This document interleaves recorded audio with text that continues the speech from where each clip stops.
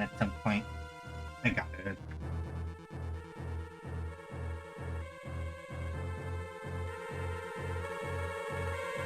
No, it's still wrong. Damn it. I was like, wait a minute. Which side is it?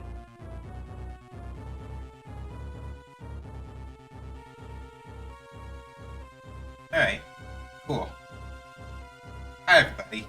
Happy Sunday. I hope the day was restful and productive for y'all. Rested for me mostly, is what I'll say. Pardon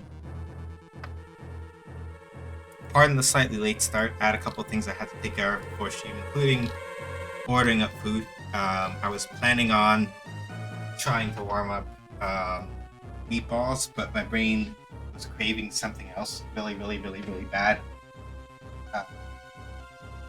So I gave up the ghost. We'll try again tomorrow. Something IDK. I forgot to update that message, but I'll have that updated for next time, I guess. But I did do some thinking about it, and I know it says to the end of 2025. I think I'm going to wind up extending the rent drive into January at least. I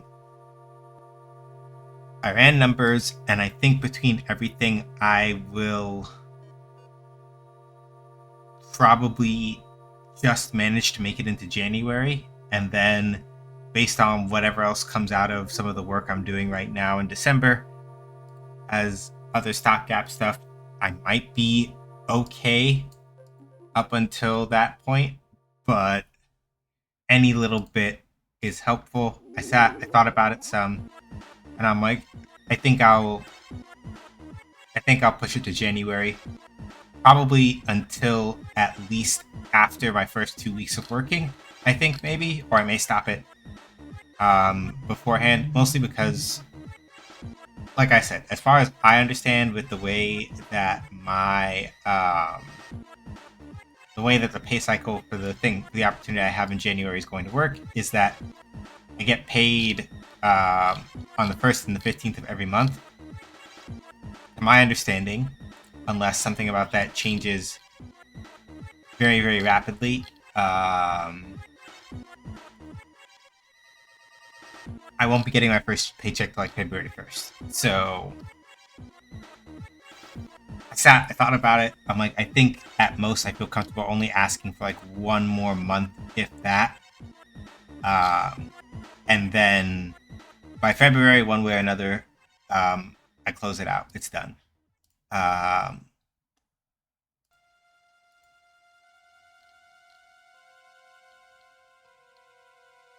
So that's the plan. That's the goal. And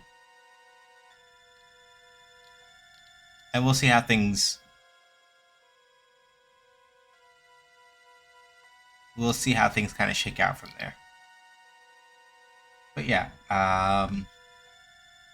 hi Cosmo, hi Stubby, hi Shiny, anybody that's lurking, hello to y'all also. As always, it is good to see you. It's a pleasure. It's a pleasure to have y'all around, as it always is. And I remember to do my go lives this time, so I don't have to stop to do those. All that said, we are at 46% for the winter rent drive. We should be like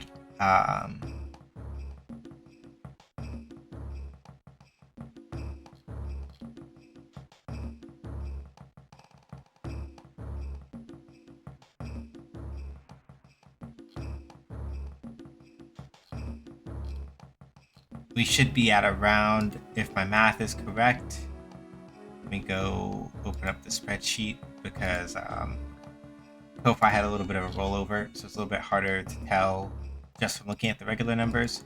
Right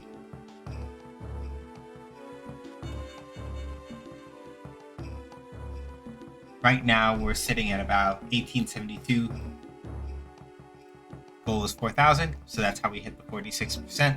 So 1872, 100 is 1972. 100 is 1972. 20 on top of that is 1992, and then another 8 finishes that off. So like another 128, we made it 50%. As a reminder, I do have incentives if you donate during stream and want those incentives put forth. Just put in your donation message what incentives you want. If you do exclamation point incentives or exclamation point milestones, you see what those are.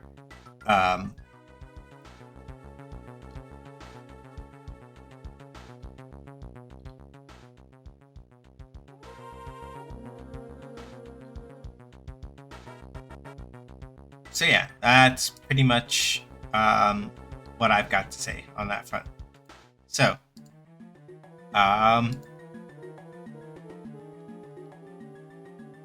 meant to switch that from needle use to impalement because that's really what it is. My bad. But yeah, that's where we're at as far as that's concerned. Let's play some Metroid. Last time on Metroid Dread, with the Varia suit, we were now able to like go around and check out places that are really flameo hotman. And the end result of that is that now, did I remember to plug in? Yes, I did. Okay, so then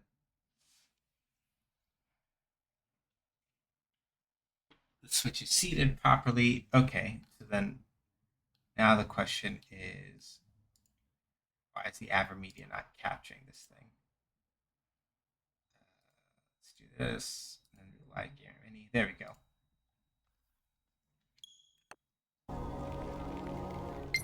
Oh. I hope that does not accidentally inflate my playtime. I was expecting that to boot everything up again and go from there, but it looks like by virtue of the fact that I may not have actually powered it off all the way, we are left off right where I left off in Right. So yeah, we went around, did some exploring there. We may have also accidentally stumbled across the part of ZDR where the X-Parasites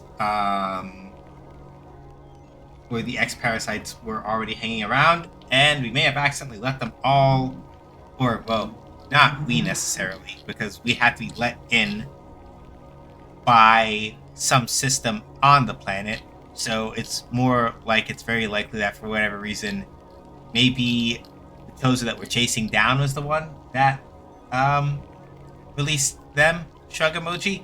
It's a little, it is a mystery.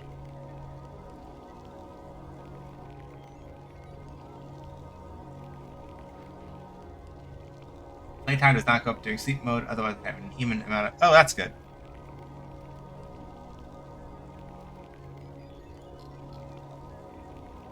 So yeah, we are now in the fun shenanigan...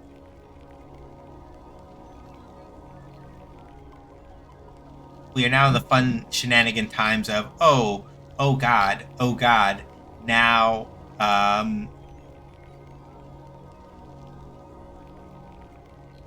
we are now in the fun times of, oh god, all of the actual life on the planet has been, taken over by Metroids. Not Metroids, sorry. It's been taken over by X-Parasites. Luckily, Samus having a vaccine from the only Metroid cell cultures that were left to exist means that she doesn't have to worry about getting infected by them. She does, however, have to worry about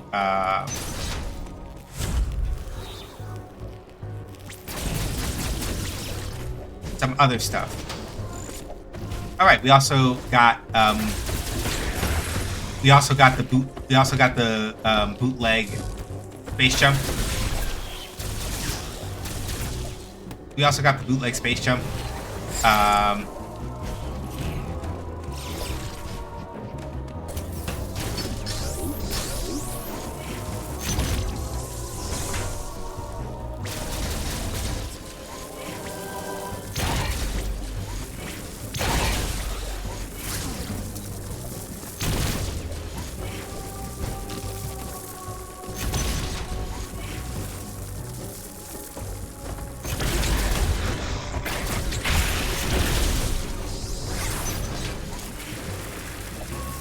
Oops, I went backwards.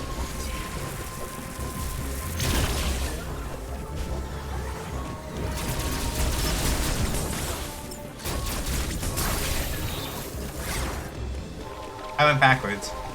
But yeah, fun fact, as a reminder, we also did this really sick speed boost trick. I just remember how to slide. We did this really cool speed boost trick. I had to look up a guide to sort of figure it out. But whoops.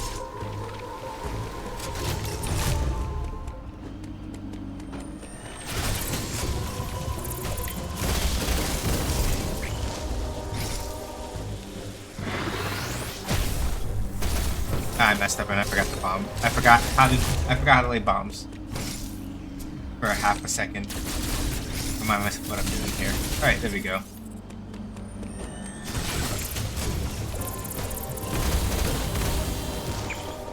I did it too early. But basically, there's this 6-speed booster trick that you can do where if you slide at the right time,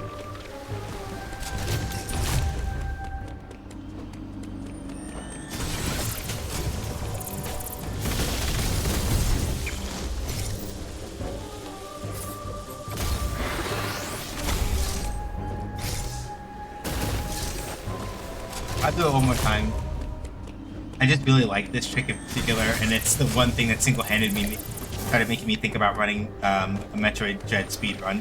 Just because I was like, oh, actually, this is really sick.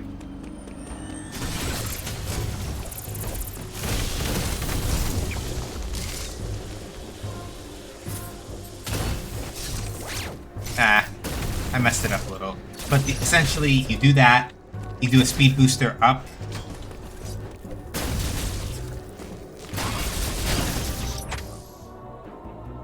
you do that, open up that passage with a bomb, and then do a speed booster upward, and you're good to go.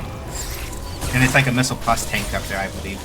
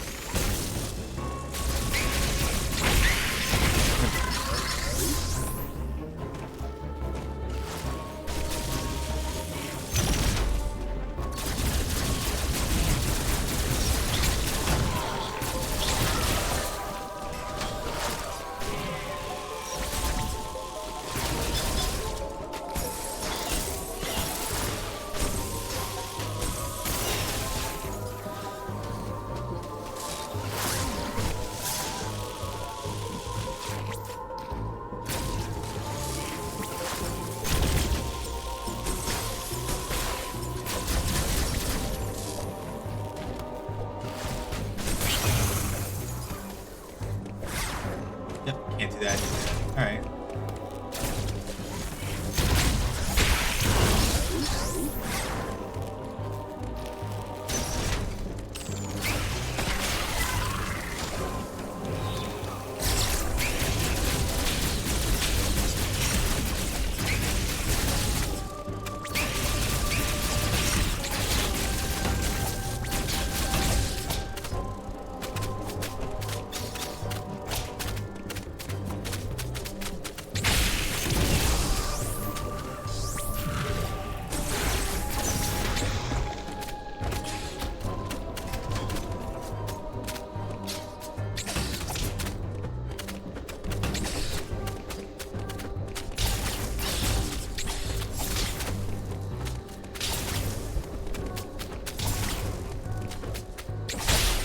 There we go.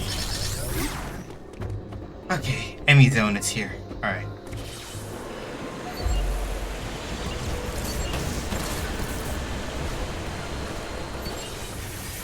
Nah, buddy, you're good.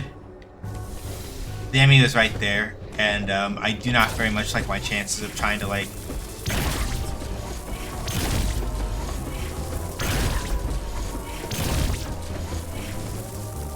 I do not like my chance of trying to work my way around anymore right there. Whoops, that's the food.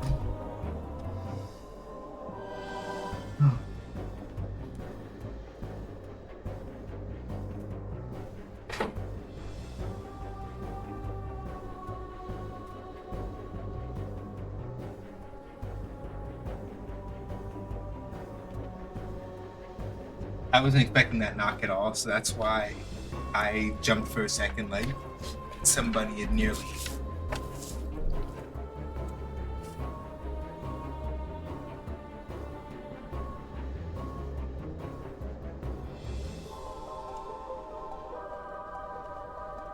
But yeah. Okay, the other important thing that happened. So, also last time during Metroid Dread, we got a fuller and better understanding of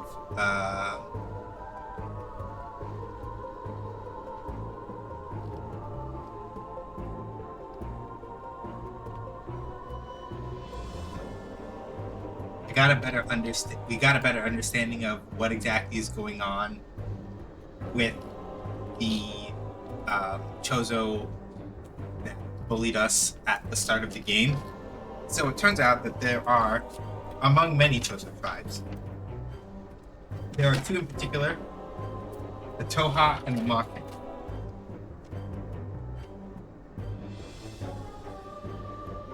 Well, guess I better learn to like grapefruit juice.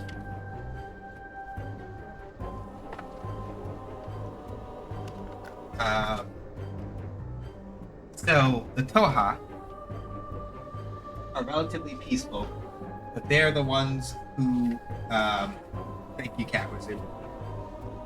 They're the ones who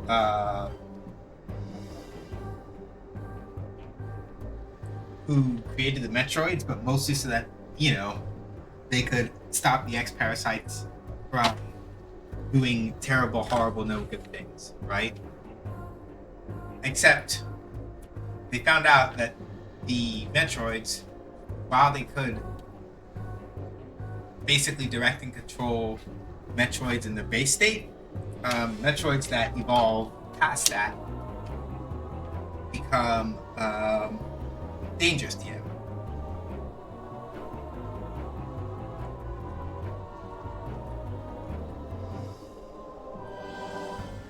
So the Toha intended to explode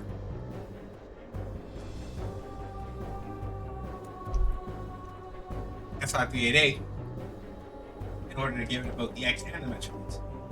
But then the Makin tribe, led by Ravenbeak, who's the Metroid who beat, not the Metroid, the Chozo who beat us up at the start of the game, was like, hey, so guess what, actually? Y'all aren't doing that. And he got rid of all of the Toha, except for one called Quiet Robe, who was kind enough to deactivate all of the Emmy, like the one that nearly attacked us a second ago. And that was all well and good. But when we let the X out of their enclosure, or when the X were let out of their enclosure, whichever one it was, the side effect of that was, fuck, Quiet Rogue got infected by an X-Parasite, who then turned back on the remaining Emmy. So now we have another good couple to deal with.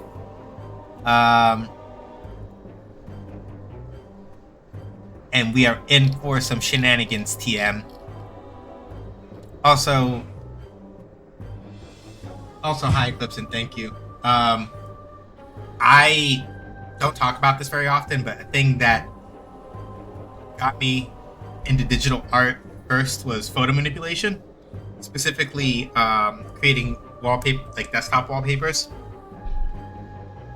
So I just got a render of the regular Rising Hopper suit from 01, and it did a little bit of magic, and voila.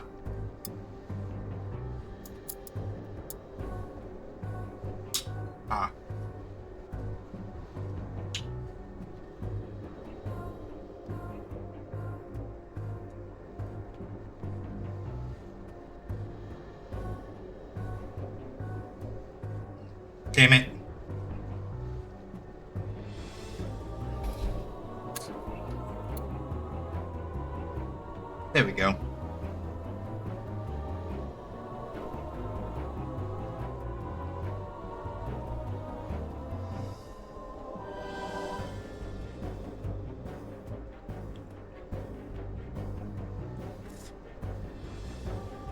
So yeah, I have thought very briefly about opening up commissions for that again.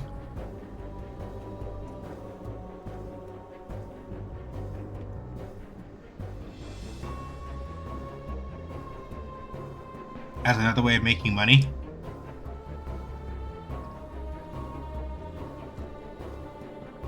But I don't know how much I charge for it.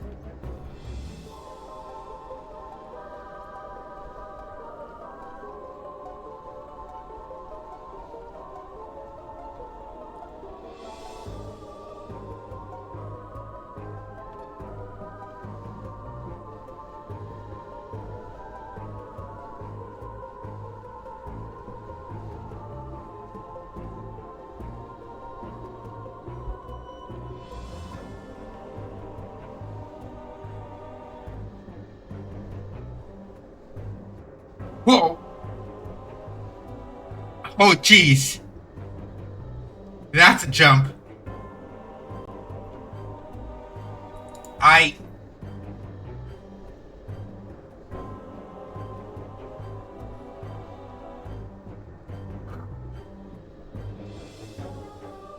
saw the name.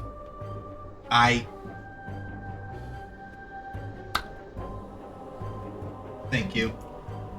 That amount, we just got another, yeah, bar jump to 59. We got a big one. $500. That puts us at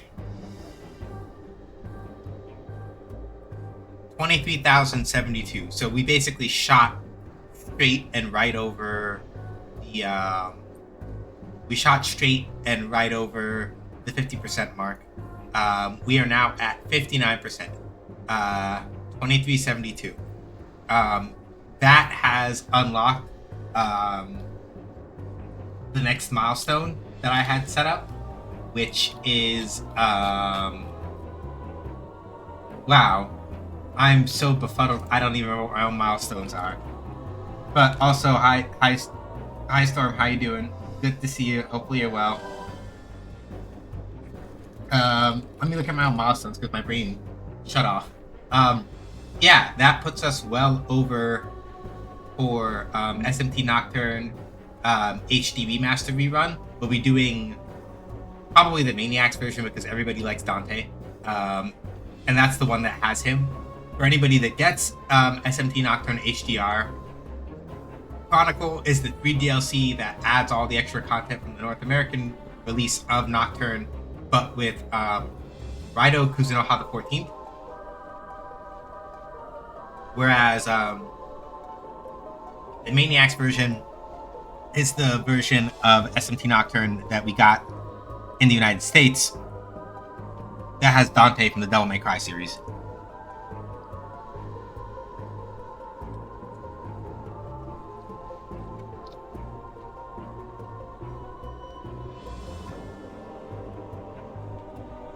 So yeah, thank you so much for that 500. I deeply appreciate it. It is extremely helpful. We have also chosen, well, I said at the start of stream that mostly to help offset things, I was going to be keeping this open until the end of January, mostly because my first paycheck from the new opportunity doesn't come in until like February or something, basically. So this is a tremendous shot in the arm for that, and I deeply appreciate whether you pass the word along or whether you give. I deeply appreciate everything they all have done so far. So yeah, the only milestone that we have left is that if we manage, so yeah. Thank you so much. I really do appreciate it. That was a tremendous amount. If we make the full goal, then that unlocks Shadow Hearts 1. It'll be my first time playing it ever.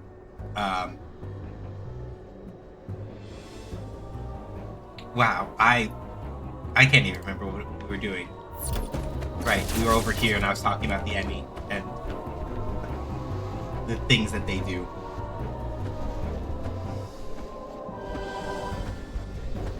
for me right now, because I had a little paycheck from some tutoring stuff I was doing come through, I put some of that. I just put a little bit of that on getting some Chipotle tonight.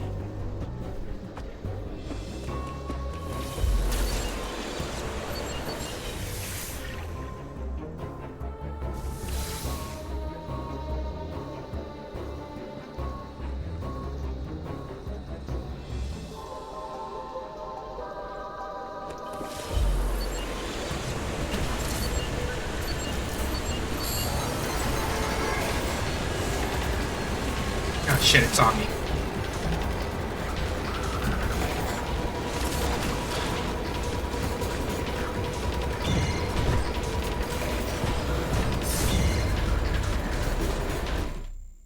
So yeah, we've also discovered that the main reason why the Emmy are doing this to us is because Ravenbeak wants our Metroid DNA.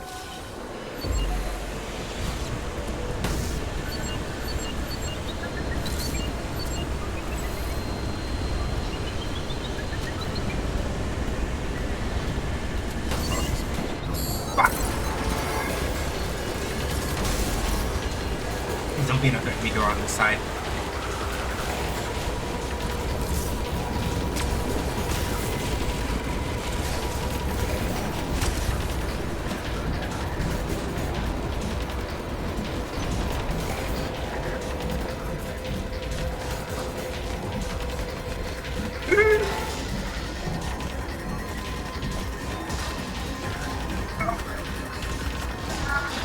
Ah! Okay.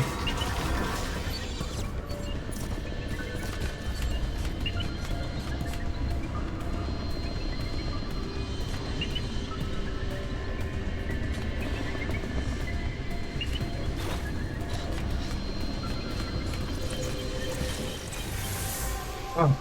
Oh. Ah. Ah.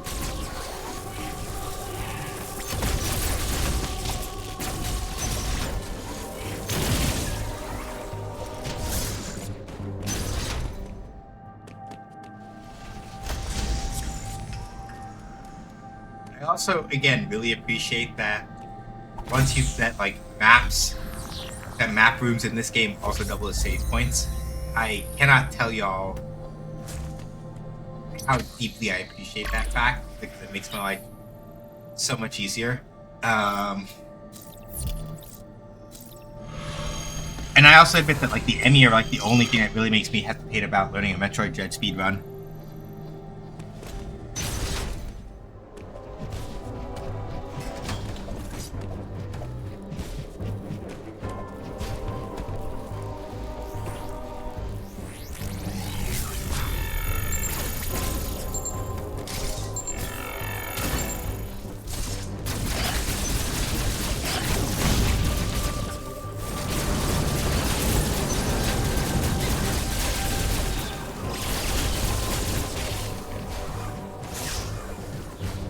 Hey, buddy. Thank you.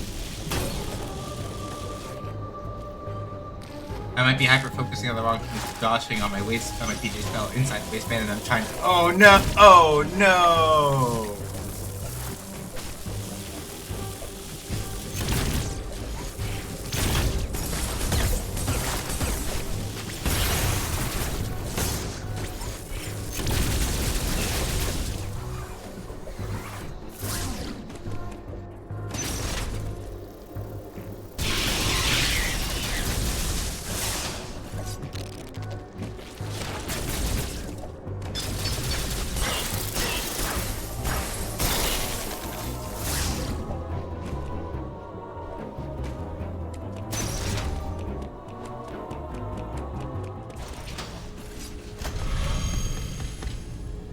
It's a regular ass save, but sure. We'll take those.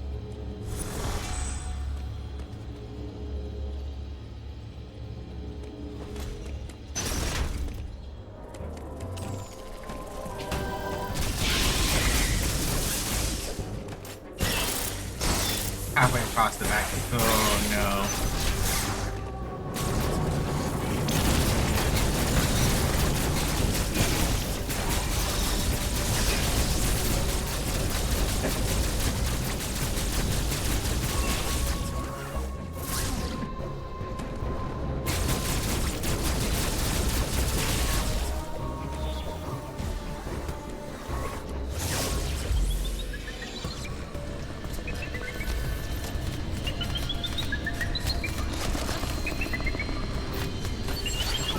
Are you kidding me? Damn it.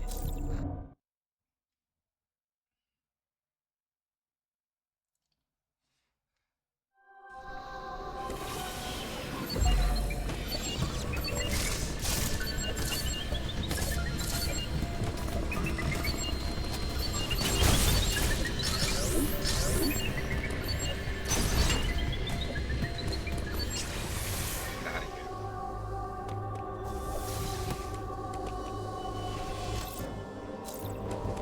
Okay. This way's still good, right?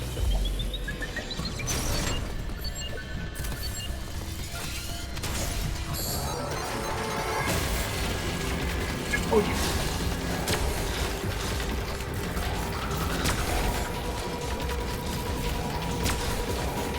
Sorry for the flashes. Sorry for the flashes. Sorry for the flashes. Sorry for the flashes.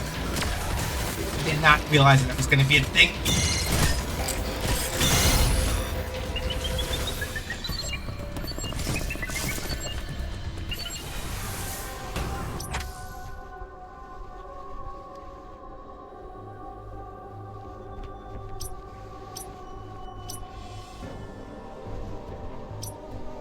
Okay, I need to get...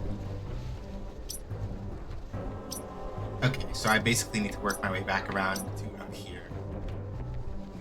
I think. It looks like this is the only way to do the rest of it. Going down this way is all, I think, other Emmy Zone stuff. Alright, let's mark this and get back up there.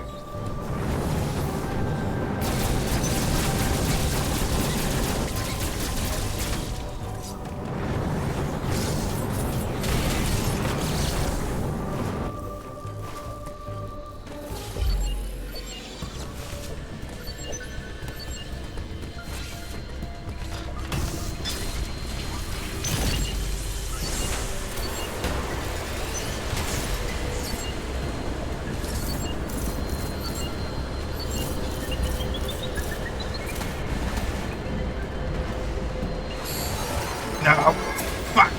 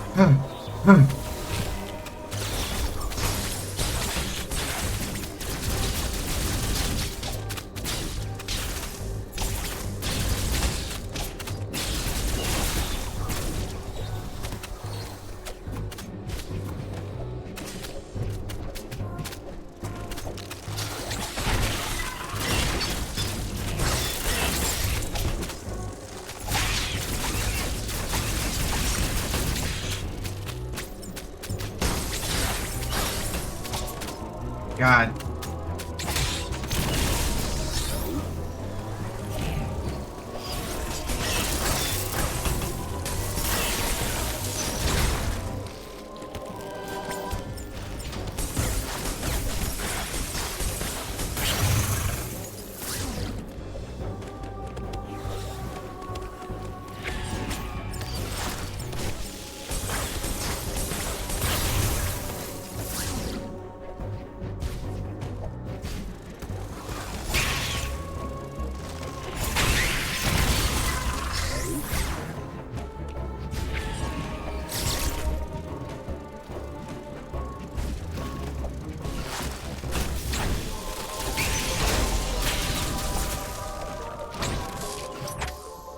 Okay, no, I had that wrong. Okay. I gotta figure something out here because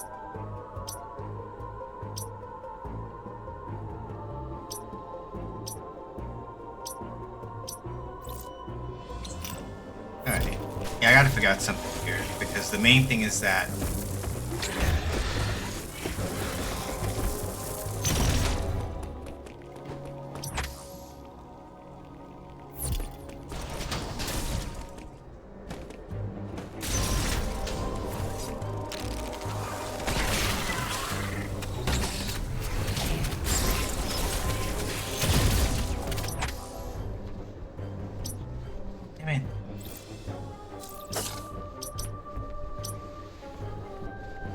both super cold rooms.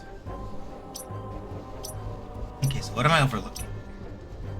Because I can't get through that way.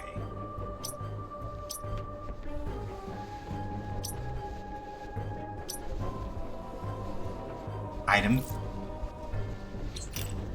Oh.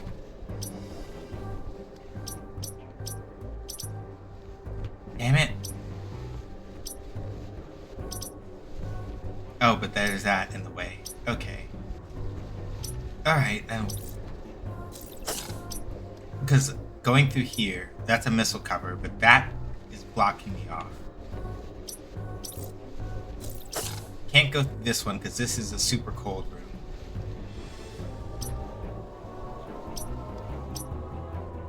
That door is locked from this side.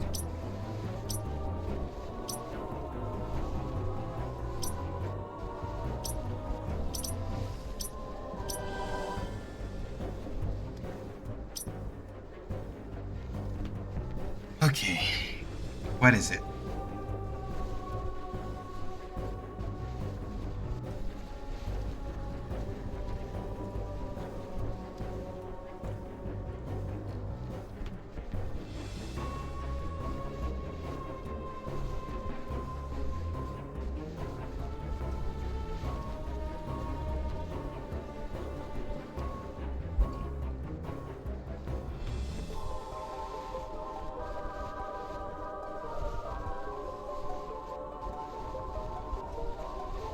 Okay. I gotta think this through. I could go look up a guide. Because I know... Because I played this game before, I know what power-up I'm missing specifically. That's stopping my progress through parts of this area. It's just that I don't remember where to get it. And a lot of what I keep running into is that...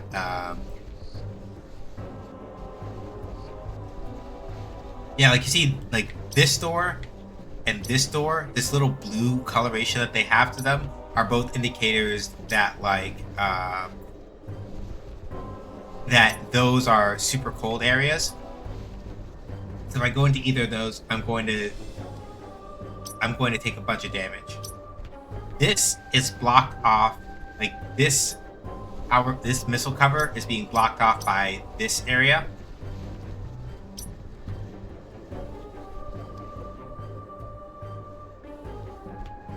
And I don't think I can get into this without coming through here. Like both of these are like these two doors are the upper and lower areas to something that looks like it's super cold. And I am pretty sure I cannot live through a super cold without dying. So that limits my options a little bit here. Another one of those there. That's sealed off. Those two are both sealed off.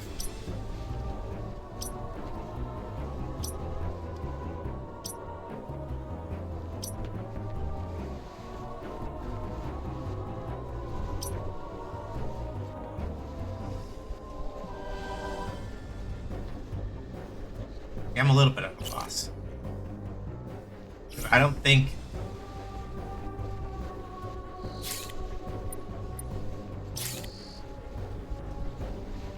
Because for Gaviran, I don't think there's anywhere else I can really go unless...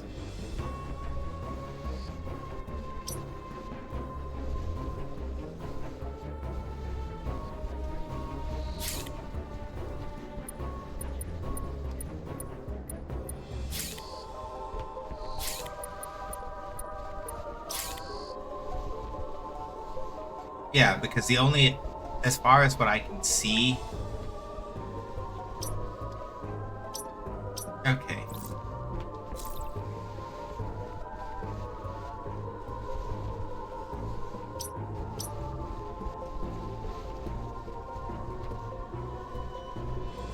The only other thing I can immediately see, but even then going back down to Dairon doesn't make much sense in this context, I think, right? So I go back down to Dairon, and I'm over here, and this is like a super cold room, and I'm... Yeah.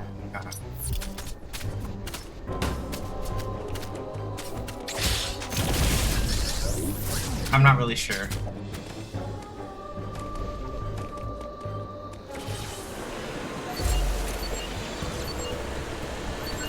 Hold on a minute. I gotta reorient myself with that. How do I set grapple beam again?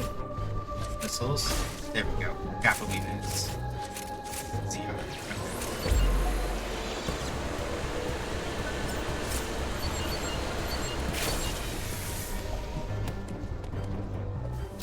Yeah, because that one was definitely screwed. And I don't really know what. Okay, this is one thing that I admit I'm not entirely certain why they did it this way in this game in particular.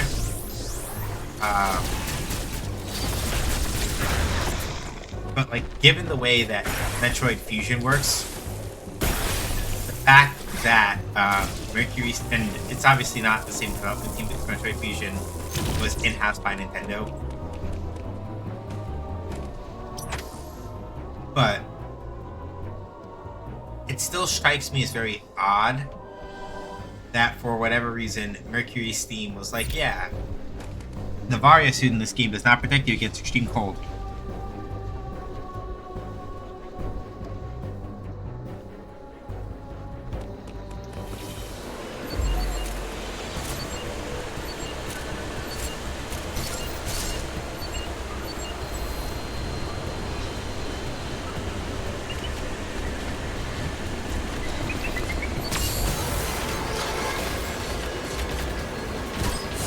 Too early.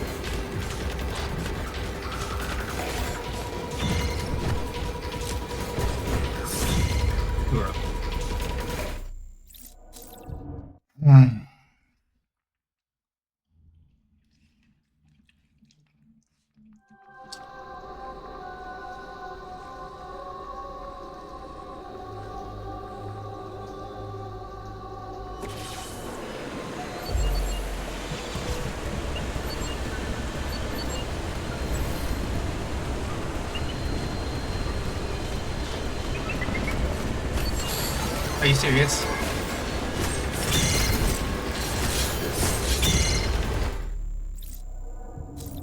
I did it too early both of those times.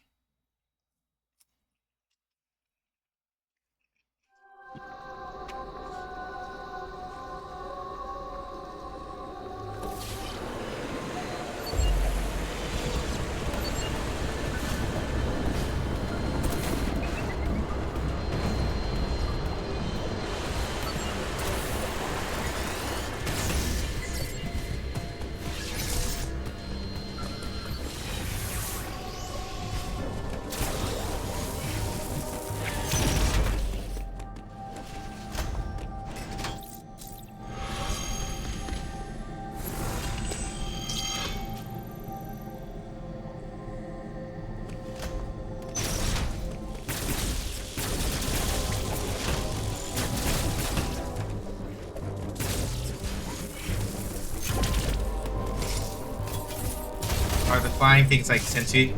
No.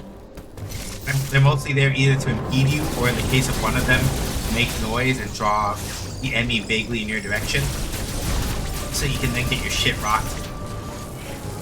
Some of them are literally just there to make their life harder getting away from them.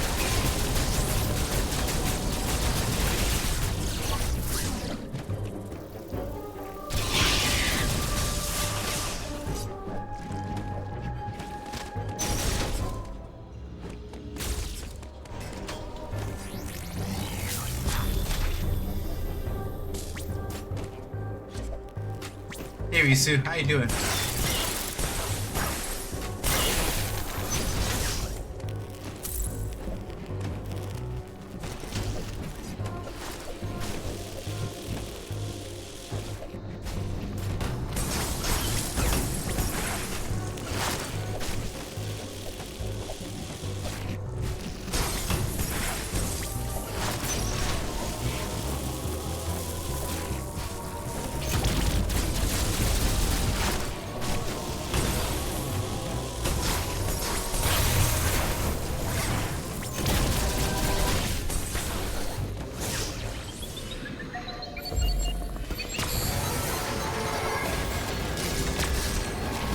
Sorry about the flags.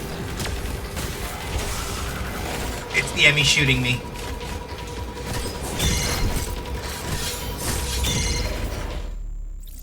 So yeah, for the record, the Emmy, no. I do not want to do that.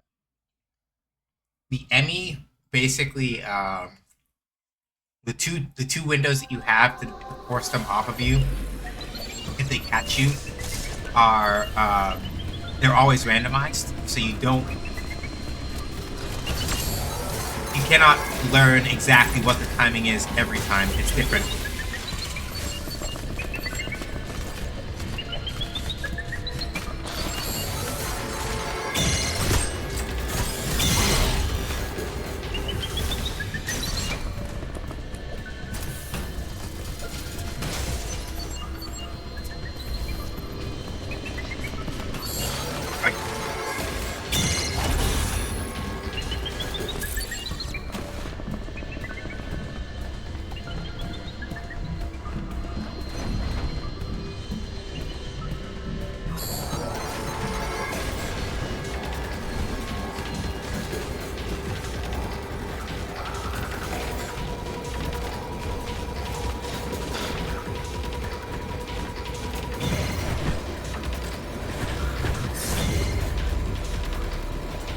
Okay.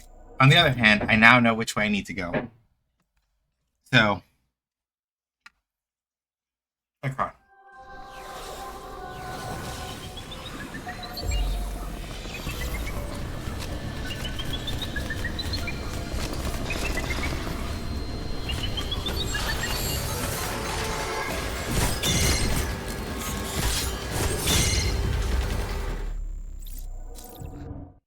I'm just having really terrible luck with the fact that this Emmy is literally right there.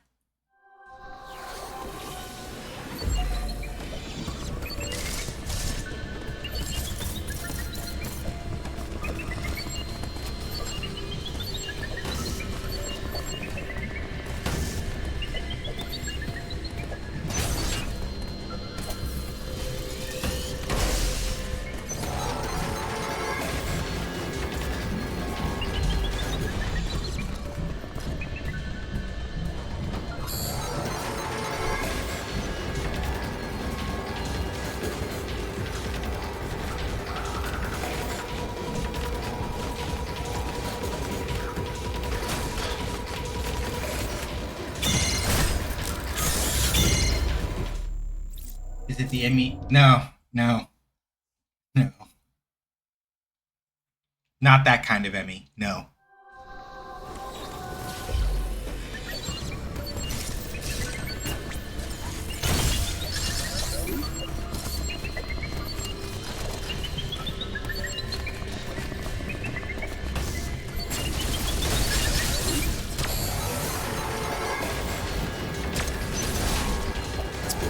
Space, come on.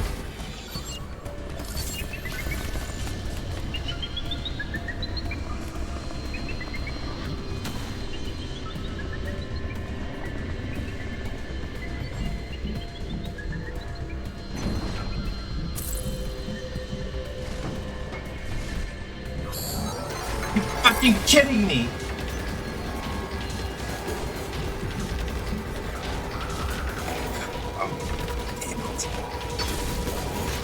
Okay, so there's another entrance.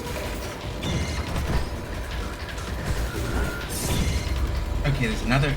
Wait, is it? It's sealed from the other end. That's fucking. Alright.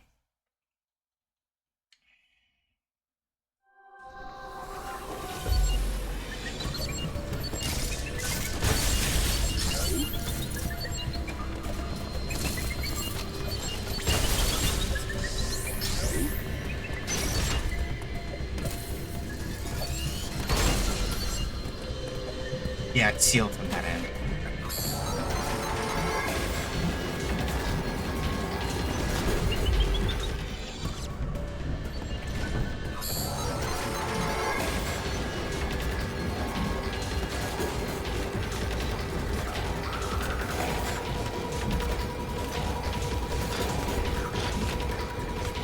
Are you practicing? No, it's not about. This is literally story prog. This is like story path stuff. I have to go this way. I am not learning how to speedrun this game yet? Question mark. I'm debating whether or not I want to. I have to get past this segment. I know what the issue is. It's just mostly that, like, so with the way that this Emmy's particular detection works, if it is close enough and it sees me through a wall, it still becomes aware of my presence.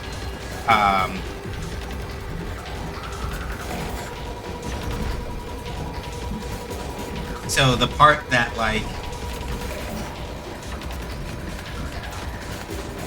the part that is making my life a lot more difficult right now is just the fact that, like, come on. Enough. Okay.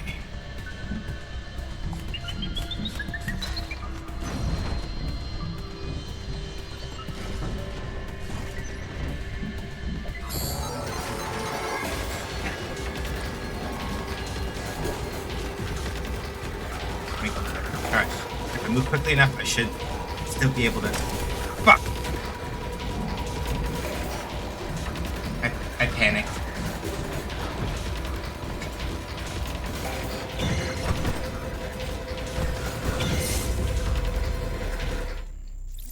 Alright, so let me see here. That all sounds like the hottest guard. You get two shots. So it's like a 50-50. The ideal situation, and they very deliberately tell you this multiple times, is don't get caught. If you do, you have 2 shots to avoid it. But essentially speaking, the window for what the counter is not always the same.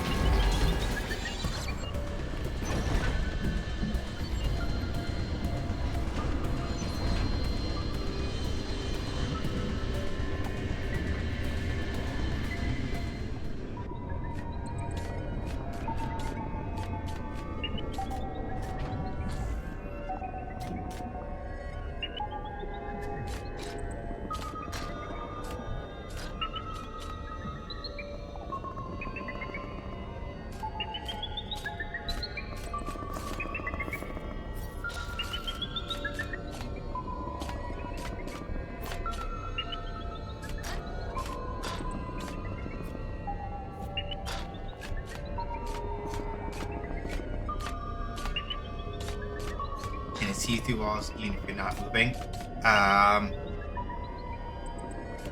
If, from what I understand about the way this specific Emmy works, is if it is close enough.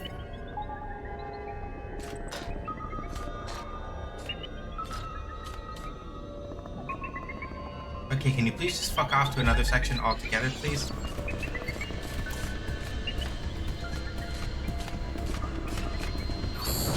Are you? God damn it.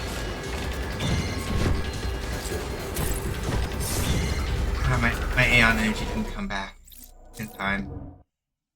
If it touches you, then it's a done deal, basically. I managed to get away. Anyway, this is why I deliberately came up this way.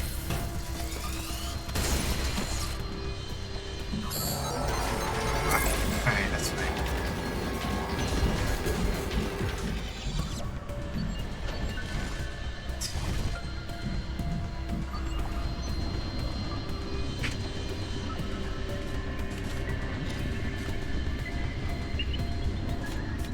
Alright, it's a blue pattern now. So, as long as we don't make any noise.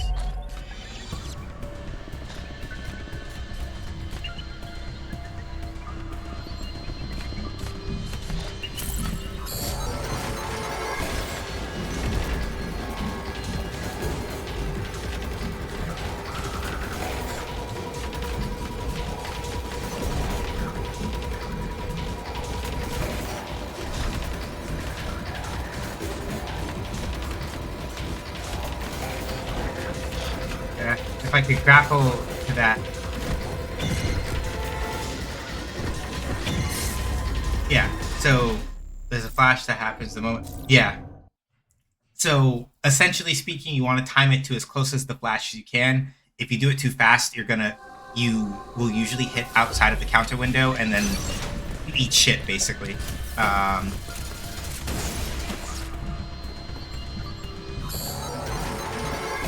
I'm far enough ahead of it that I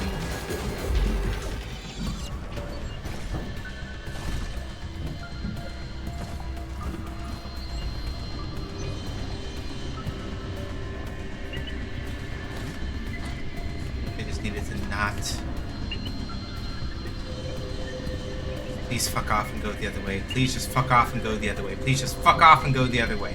Don't climb up this wall. Just do not climb up this wall. Please. Are you fucking kidding me?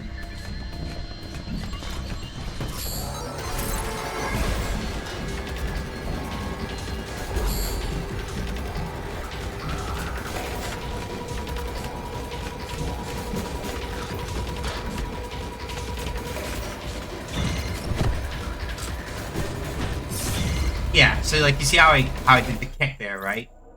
That was me pressing the button. So you need to do it as close to the flash as you can, or it just doesn't work.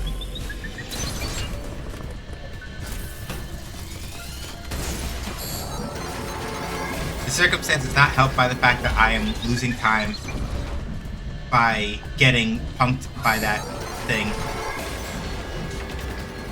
Alright.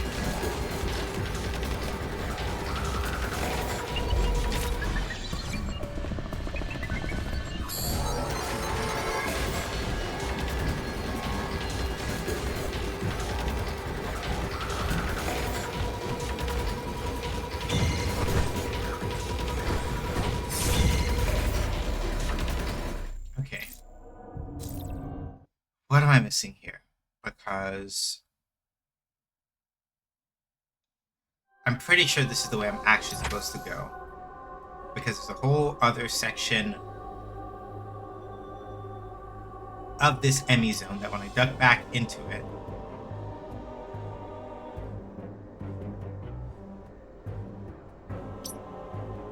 that one is locked and that one is locked.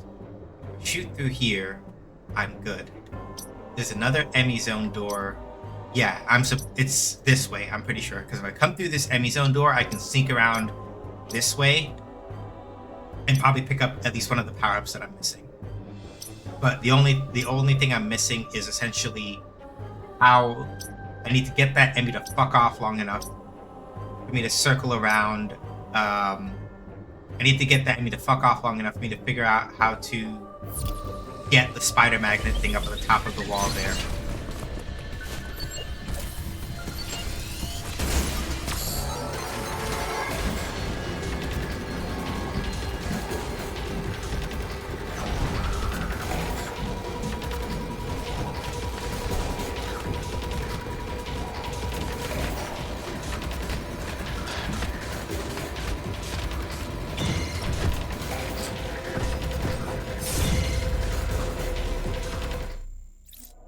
I don't remember for sure if Samus's timing is also affected by being underwater when you're trying to do Emmy counters. I want to say that it is because she literally moves slower, but you know.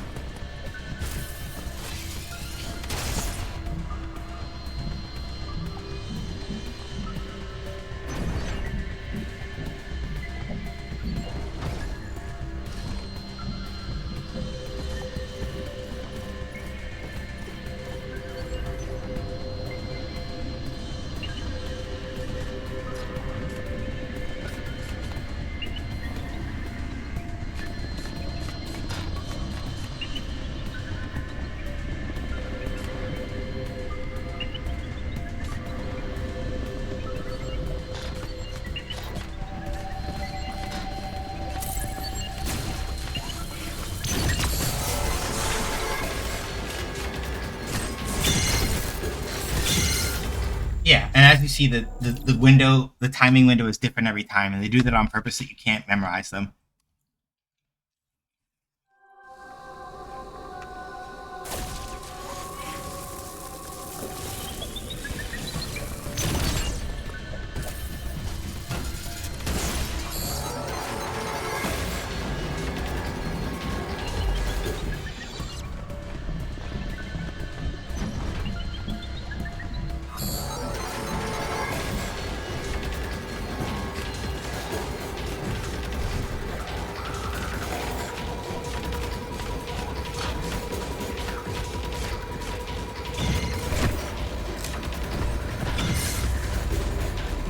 Yeah, I'm pretty sure that I could be wrong about this. I'm pretty sure that the counter window gets sent that you have to actually time it even faster when you're underwater because Samus can't move as fast.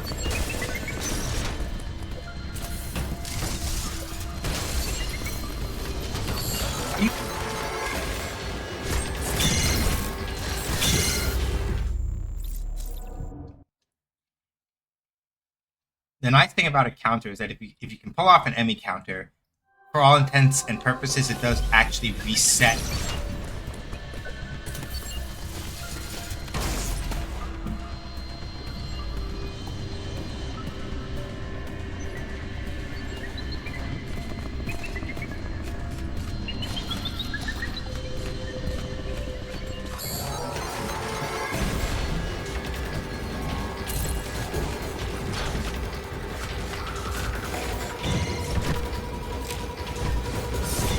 Yeah, it's slower. It's slower underwater, which doesn't help. So you have to press it earlier when you're underwater in order to avoid getting hit. And it could be very well, for the record. Because I know I saw some people in chat going, wow, this seems kind of bullshit. Yes, it could also just very well be that I am still in the wrong spot, and I just don't know.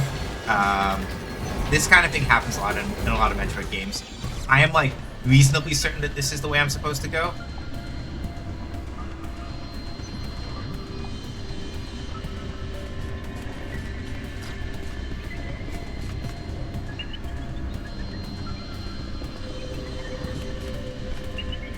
Please fuck off and stop looking this way.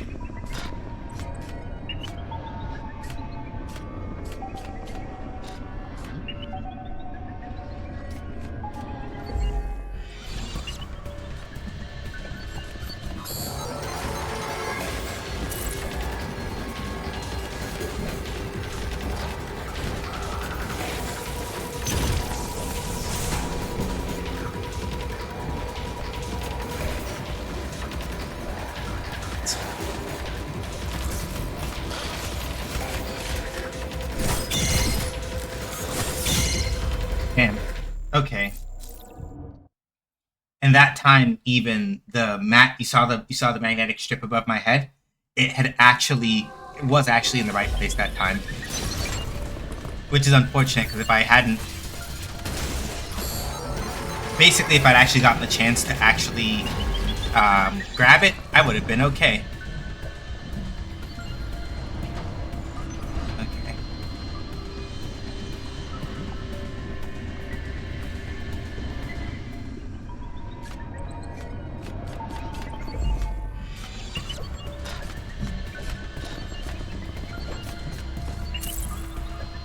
There we go. Yes, it's here. Alright, we're good. Alright, we're good. To be fair, I was supposed to come on the line. He's a little really cool thematic sense and sucks a lot at the same time. Yeah.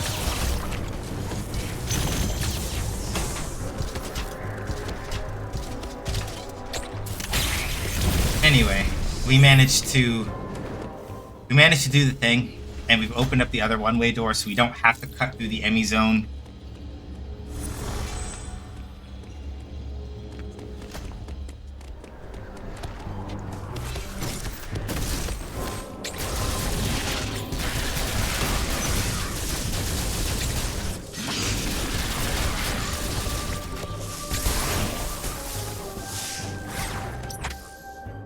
Okay, good.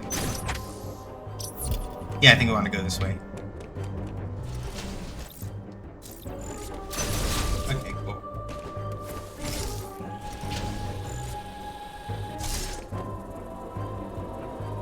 Oh, never mind. We do want to go check this out, but not yet. Can't do anything there yet.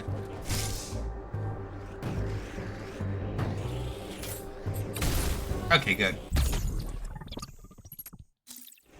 I want to put my canvas white.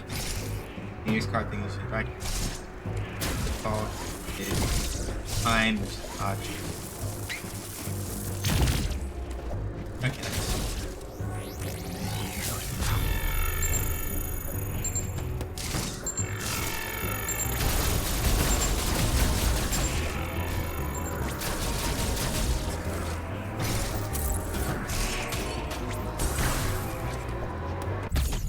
Excellent.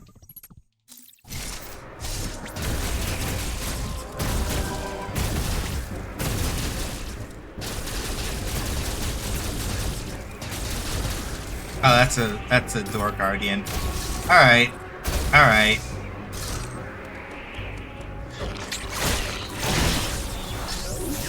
Alright.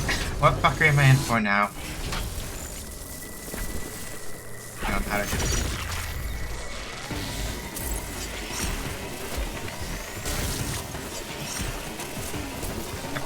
I forgot how to do the flash step thing. Hold on. How to do the flash again? I forgot. Okay, A and then no. Okay, right.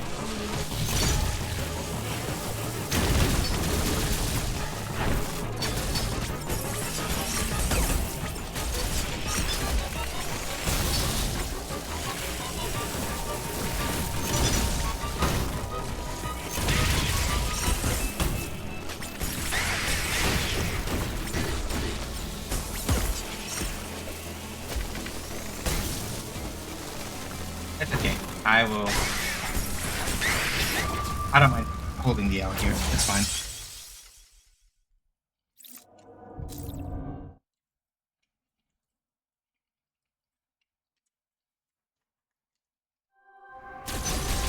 I was trying to remember how to do this and I forgot.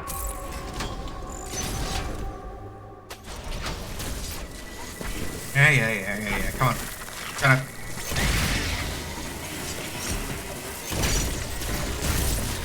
Okay.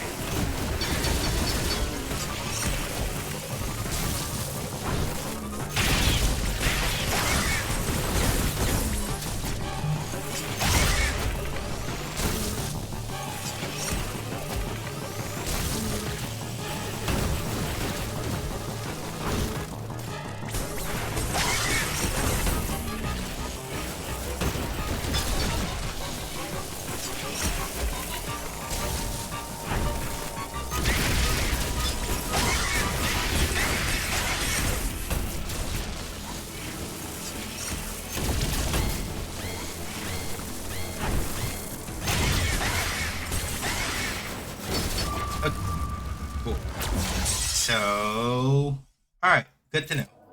The regular plasma shots do not get rid of that. Those shots track, so I think maybe trying to pull them high to low might work. But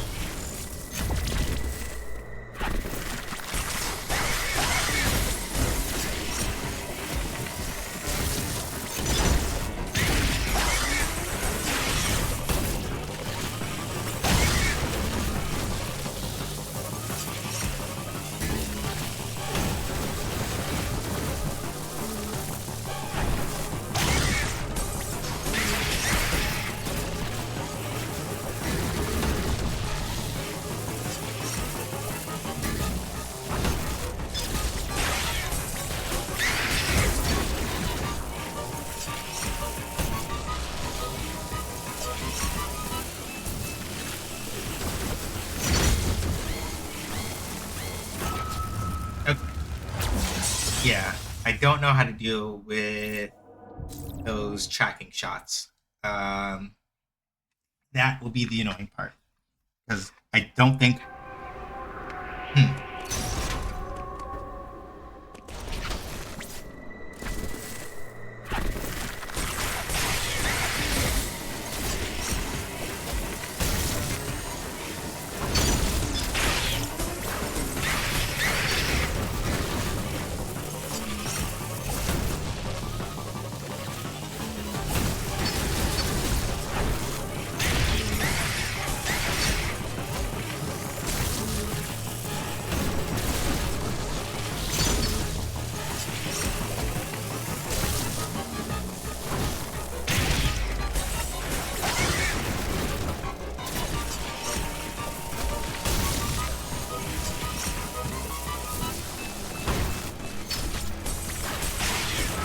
Yeah, because the part that's annoying is that it doesn't look like the.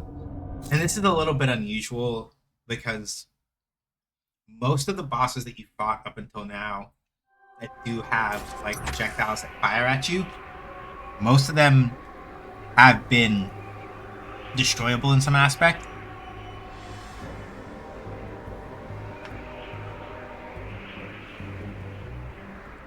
So the fact that this game kind of puts this on you where they sort of can't be.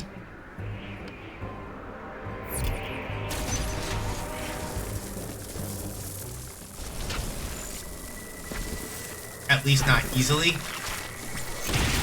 It's kind of annoying. I don't know if I like it. It's up too early. Yeah, like not even a charge shot will do it. Which is kind of annoying. Because, like I said, it mostly breaks with the established pattern that, if an enemy is firing like a lot of little shit at you, you should be able to,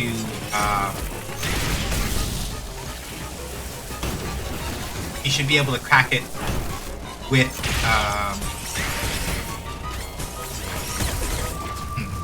you should be able to, like, stop them with regular shots, usually. So the fact that you can't with those homing attacks is a little bit...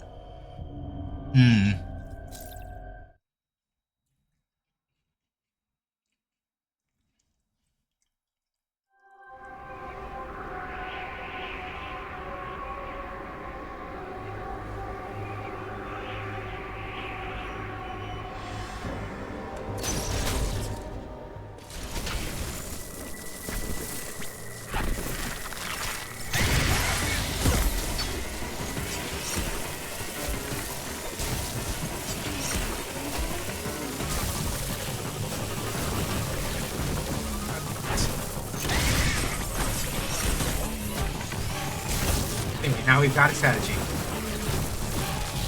Mostly just that when it does the...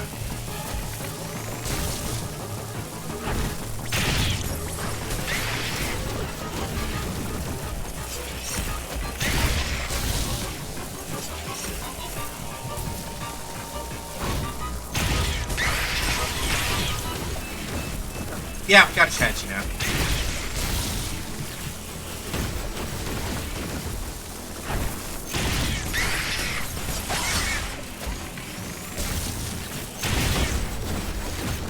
Mostly when it does the homing shots, you need to be continually moving or it goes fucking basic.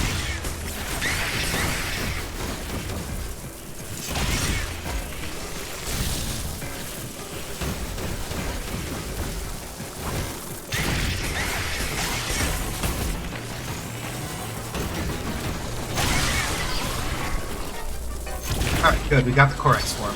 Alright. So for people who have not played Metroid Fusion before, basically, the Corex part of a boss fight is thankfully is usually the easiest part.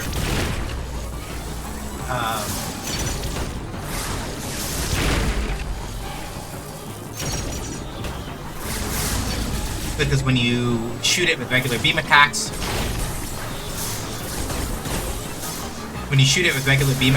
as a Corex, it starts to give off smaller X parasites, and you can use that to your advantage. So yeah, basically whenever you hit the Corex part of a boss fight, the hard part is over, usually.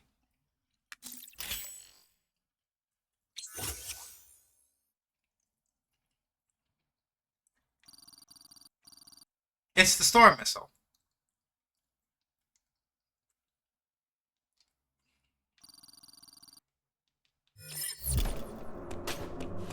So basically, this is a new power-up to Metroid Dread. Thank you for the GGs. Ironically enough, if Storm themselves were here,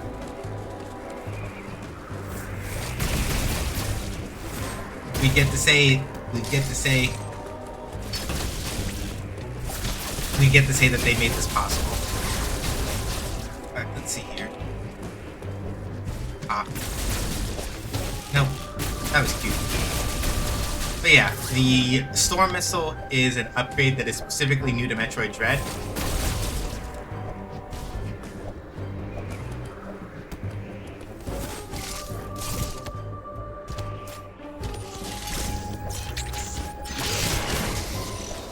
No, Risu, you are not. I know you're having a Josh, but also know you're not. Thank you for the GGs and the congratulations. So this is how this works. So you hold down R, charge it up, right?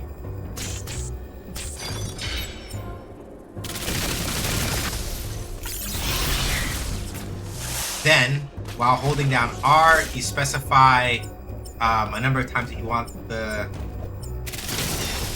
you specify the number of targets you want to hit, and then you Beyblade, let it rip. So the reason why having this is so important, well, a couple of things.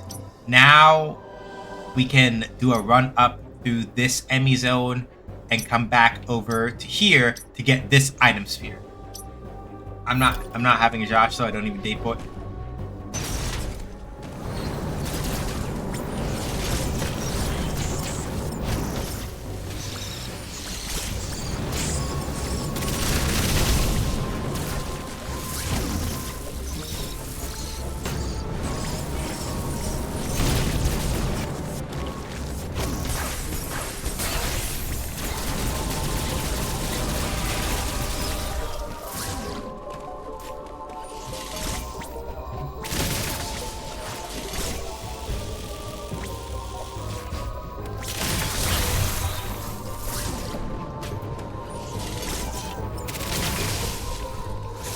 Yeah, the other nice thing about storm missiles is that they are even effective even if you're not charging up a whole bunch of them.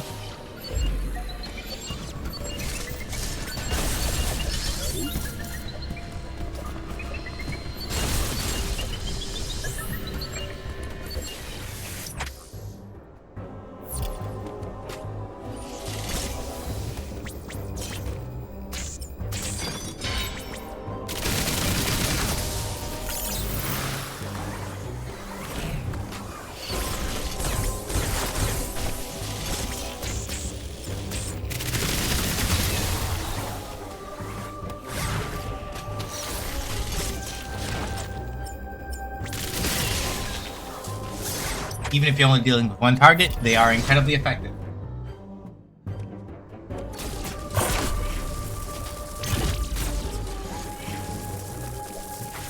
Oh, damn it! Alright.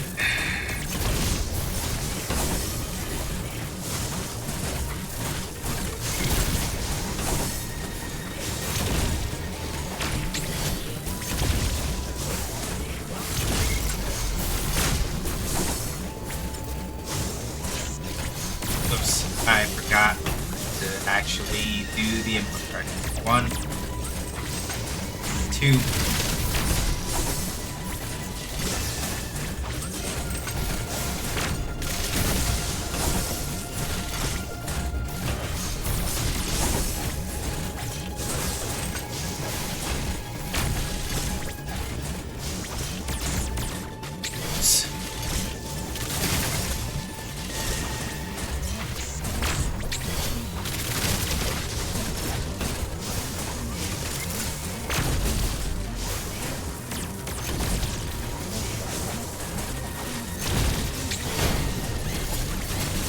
Alright, I forgot. Now that I have the plasma beam, I don't even have to charge shots to actually hurt them. I forgot that. Something that is new to Metroid Dread is that there are certain enemies who, up until you get a certain type of beam, do not take damage from regular beam shots.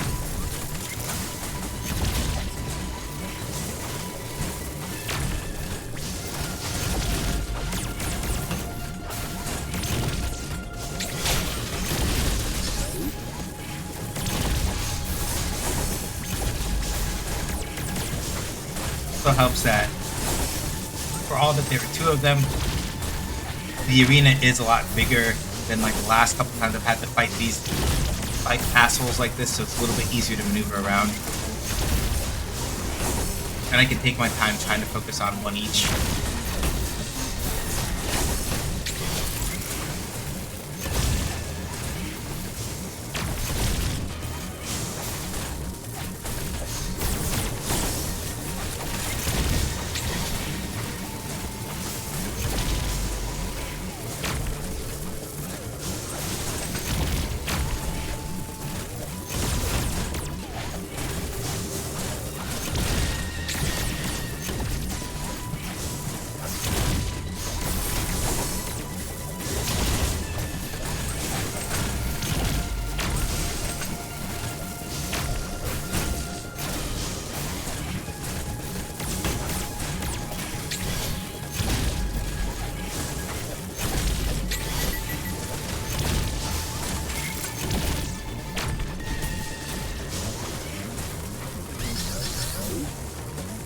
Thank goodness. When one of them died, they left a couple little friends, and then I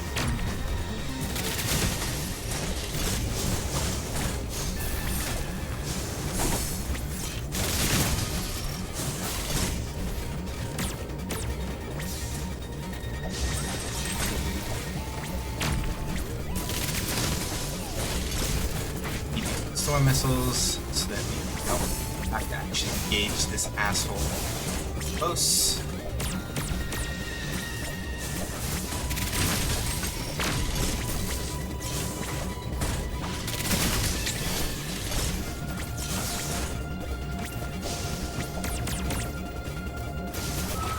Fuck me. Ah.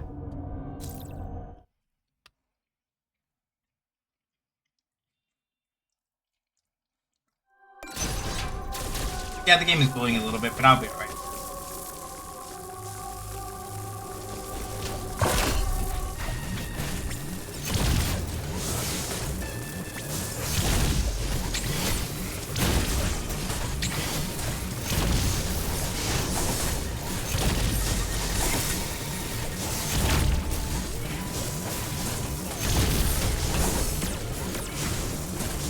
I'm playing the meta for demos, so I'm just thinking about chat.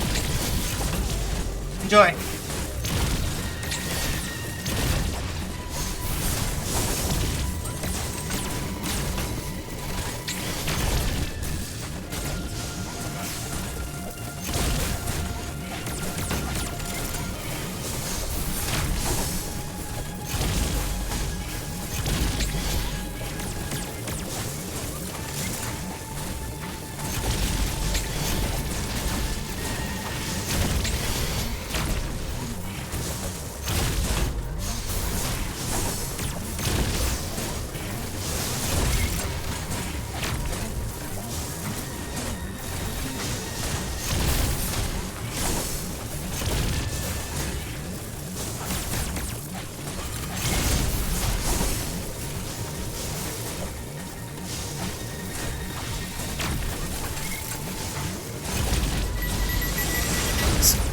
Alright. One down.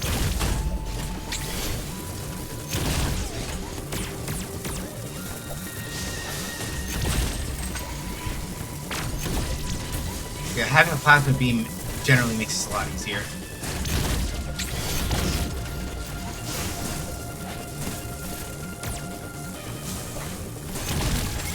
Because I don't have to I can afford to be a little bit, I can afford to move and attack at the same time.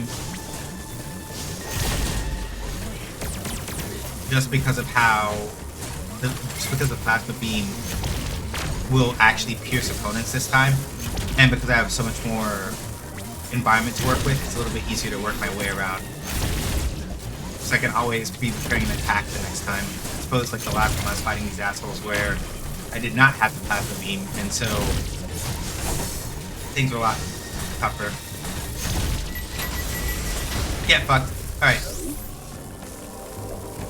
I am not arrogant enough to say easy clap, because it was not an easy clap, but...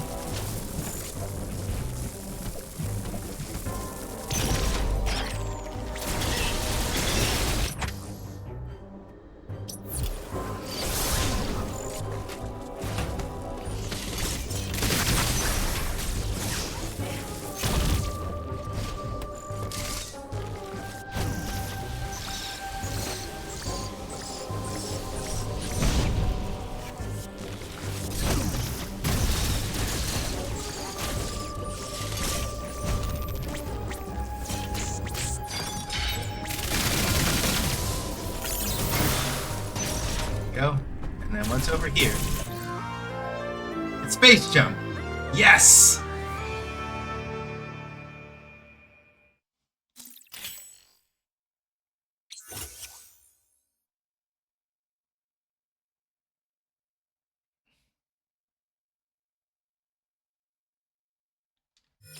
So yeah.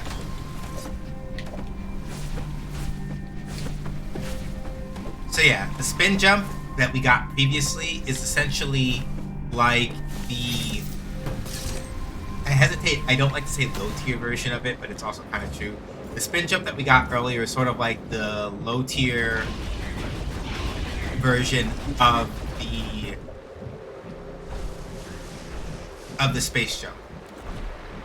But as they said earlier, right, with the way that it works in this game, you can do the space jump underwater, but you cannot get any height higher than the initial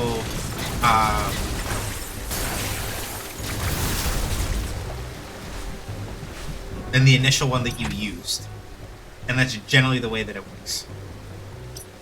I'm pretty sure this is what I said before. This was a cold door, right? Yeah, it's a cold door. Okay. So I think at this particular point, especially because the game spat us out back here near Ferenia, I think for the time being, I can't do anything further in this sector because that door is closed from that way. And that's where the central unit is. So I'm going to take the hint that the game is giving me and go back to Gabaran and go take a look around and see what I can go find out there.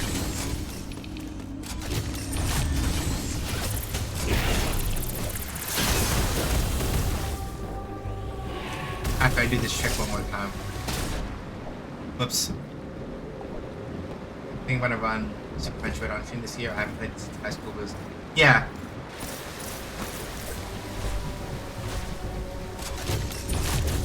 And that's always been the thing about Super Metroid, right? Like, a lot of people, one way or another, tend to measure a lot of Metroid games by Super Metroid as a metric for both good and for ill. At least the 2D ones. 3D ones all get compared to like Prime 1 or Prime 2 or something, basically. I played Super Metroid after playing both Fusion and Zero Mission.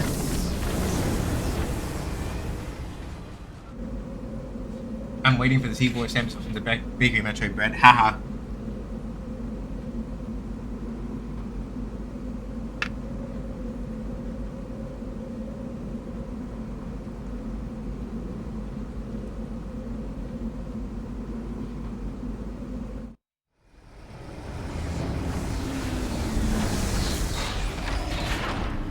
I think Super is pretty cool, and if anything, I should probably play it again.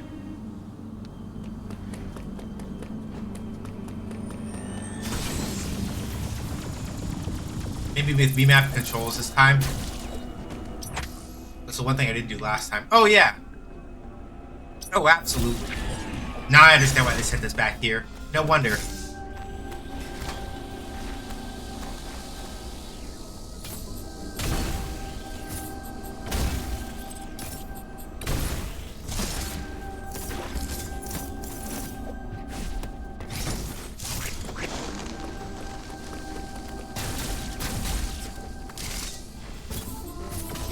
Ideally, I think I have to remember how to actually get over here now.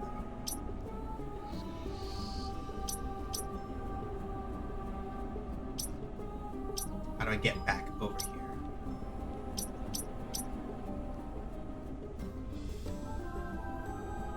here? Because basically, if we come back over here and we come up to the top, that's where we need to go next. So I need to just figure out how to do that.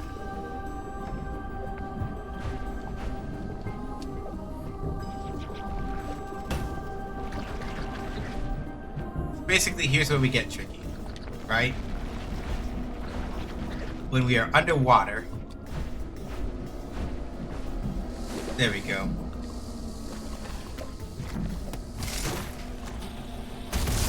Ah, damn it. Well, I guess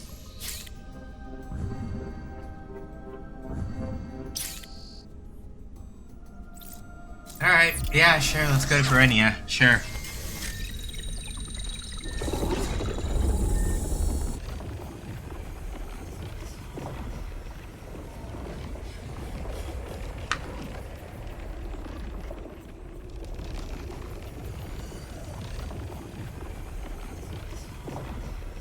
I need to start getting ready for going off. Races is finished, but I'm very cozy and do not want to. I need to touch my fatalities or get. Yeah,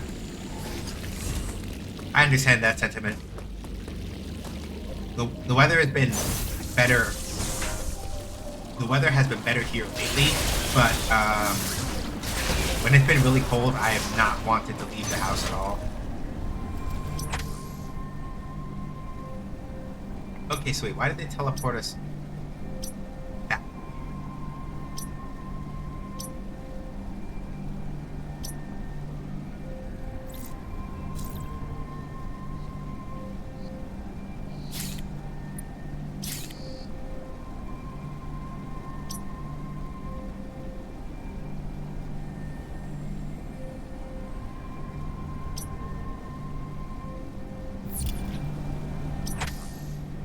Why back here? The code dive. Oh, that's why. I think so I can like roundabout to Dairon and then back over to Gaviran. I think. I think that's why. I just didn't think about it for a second. Right, last ship. I do appreciate the game making sure that you remember how to use flash shift for that part. Theoretically annoying as it is.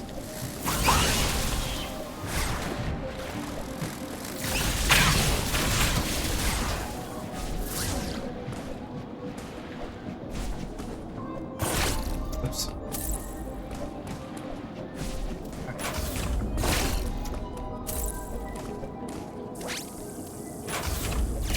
There we go.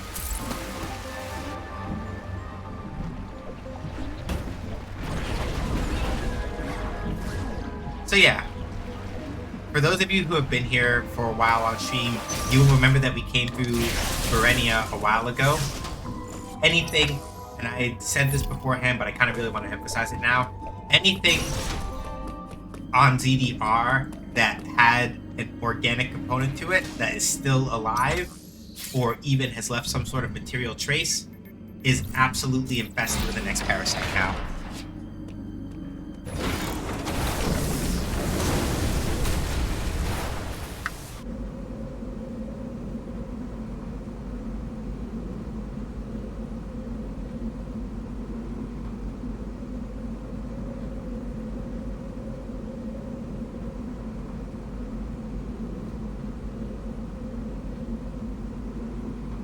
It doesn't matter if the thing is actually dead.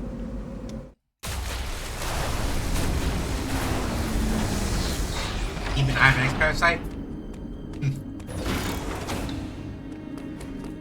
No, silly. You're the new missile upgrade we got. No, silly, you're the new missile upgrade we got. See? It says so right here.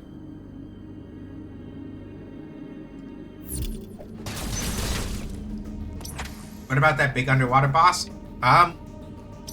Shrug. Possibly. Oh wait, hold on. Did I do this wrong? I might have done this wrong. I think we were supposed to...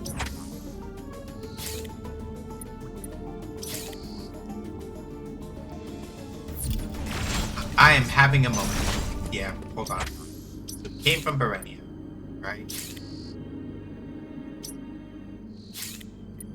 Over here in Dairon.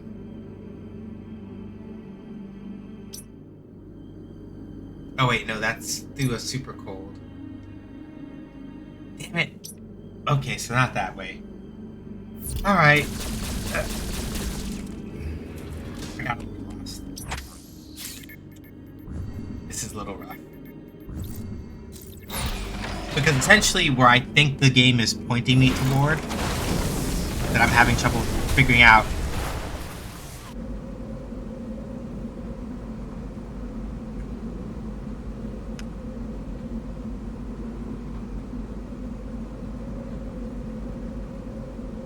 how to get back to, I'm going to show you all on the map.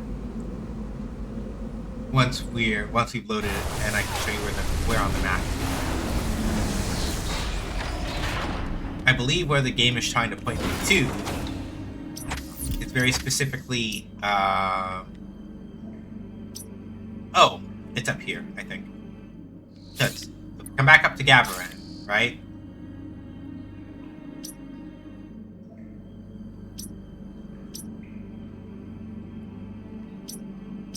Over here, this area is where I think they want us to go, right? So if I come up from Berenia, I can work my way around.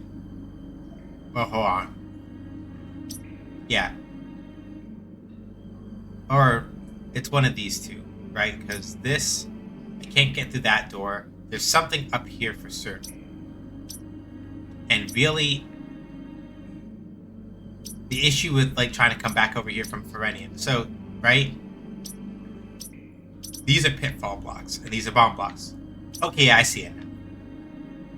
Yeah, I see it now. If I try to come back up from...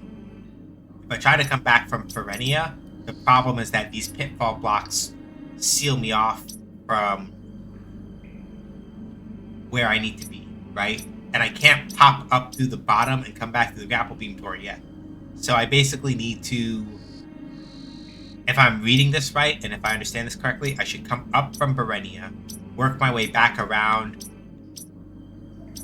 through the bomb maze here, maybe, and try to like sort it out that way. Because I've been over here before in some capacity. Because this part of my map wouldn't be filled in like this if I hadn't been over here in some capacity already. I just gotta figure out how to get back over there. Then I am pretty sure the game is pointing me this way because this is a lead over into another sector. Or I could be wrong about that. Wait, hang on. No, I'm full of shit. Because if I pop these from the bottom and then come over here and then go over here, I think that might be actually... I'm supposed to go over there, but not yet. I don't think. I think maybe the only other place the game could be pointing me, and I could be wrong about this. I think it's pointing me up here, but I don't know if this is the actual limits of the map or not. And if I'm just going over there for basically no reason. So, but I can't think of a better way to get to where I'm going, so fuck it, we're gonna try.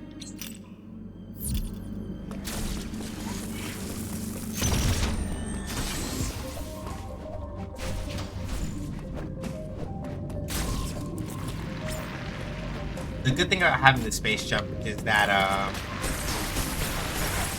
the thing about the space jump in particular is that it makes most vertical navigation in this game when you're not, at least in this particular case when you're not underwater, vertical navigation now becomes very easy. Because, if you're underwater, you just keep gaining height infinitely, basically.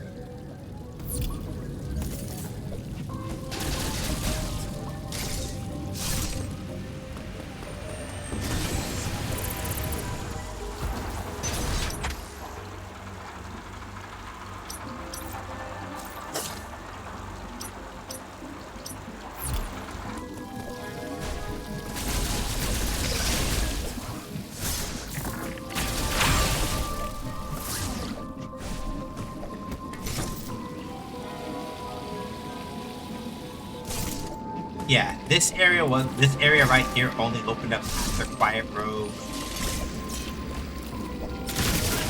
Was kind enough to open it for us. And then once they did, it just became as easy as like this stuff, basically.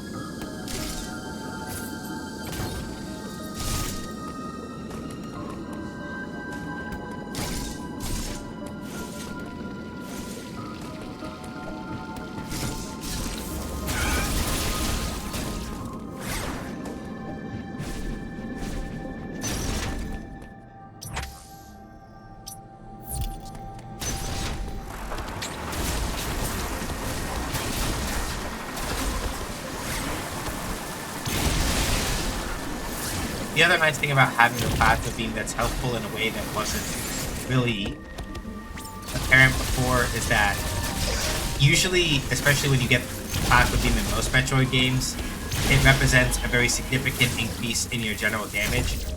Mostly because of the piercing effect, but also other stuff.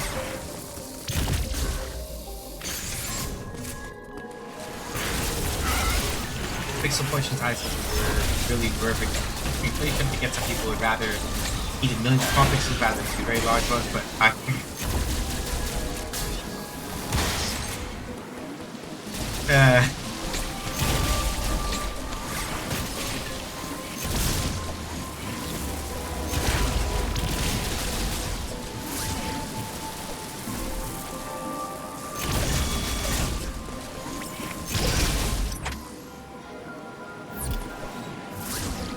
pixels that last the whole day like an ever-loving gobstopper. Y'all are so messy. Alright, I don't even have to like stop and do this part before I can just... Well, the space jump itself is by itself is not entirely complete. There is one other thing that we're missing that really brings the space jump to its true potential.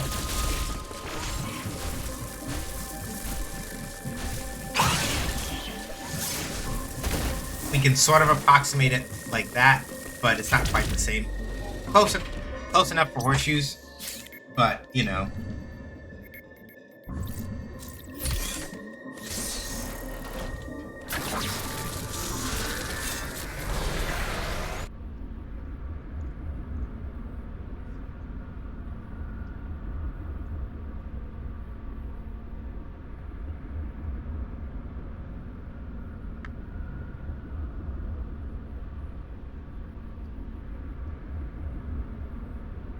Also, ever-loving gobstopper is absolutely a hero from a photograph screen.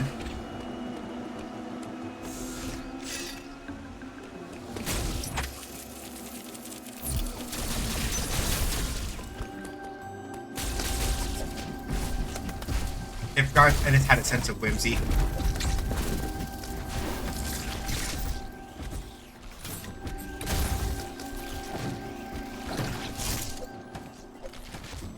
Garth Ennis had a sense of whimsy, he probably would have done it, but he doesn't.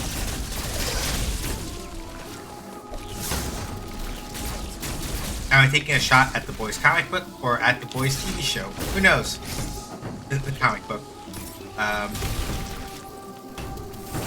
The TV show, at least, tends to be relatively more serious as a critique.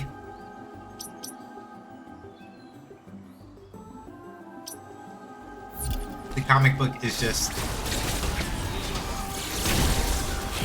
Don't eat it. This has been deeply lovely and I missed it, but I don't give it. Dude.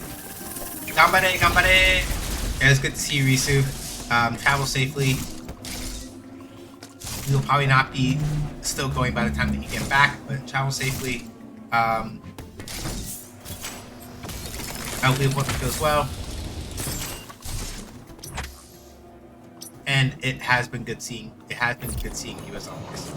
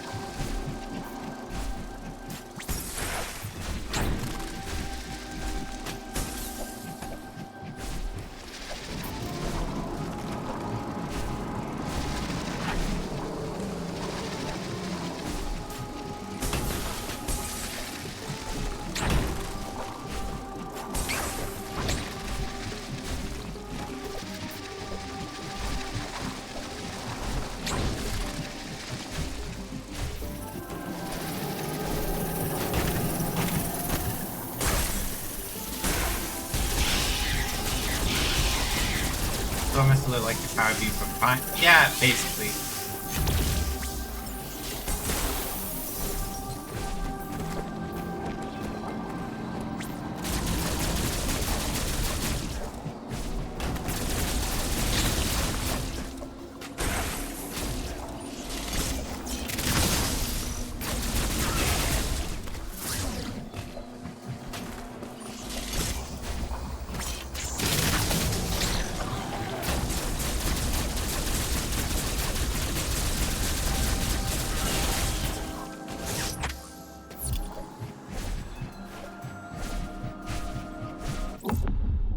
Unknown resource has been acquired. You cannot use this item yet.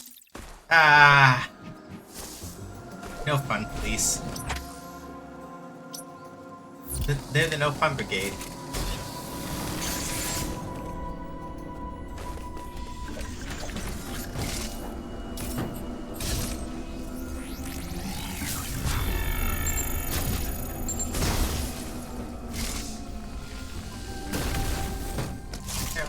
How you doing?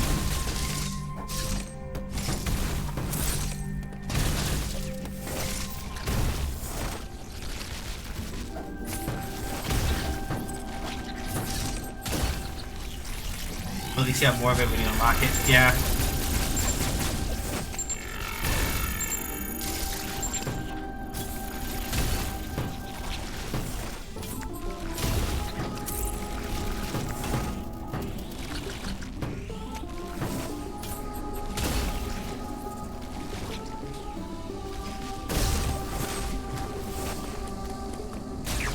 Yeah, and some older Metroids getting something out of order like that, just flat out unlock it early. Yep.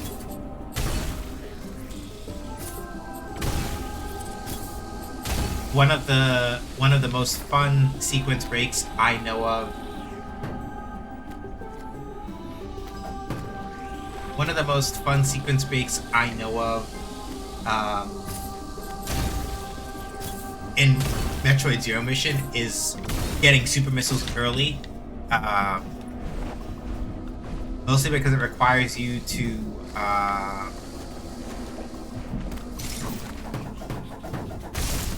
bastards.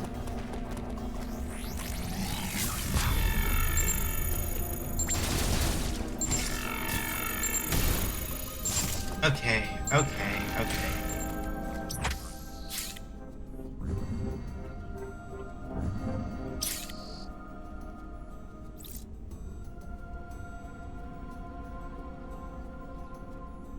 Oh. No. I think I get it. I think I know. I'm not gonna like this part, but I think I either remember or know why they sent us that way. I did something silly. But I figured it out now.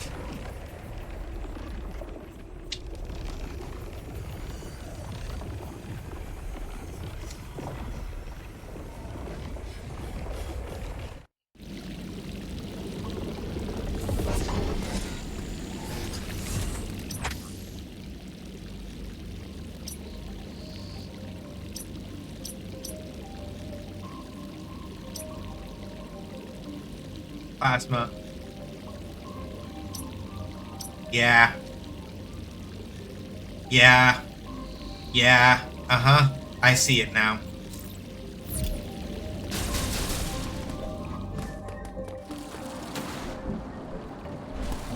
Oh, this is not going to be fun at all. But I am, like, reasonably certain this is the way I actually going for this part now. Alright. Let's fucking go.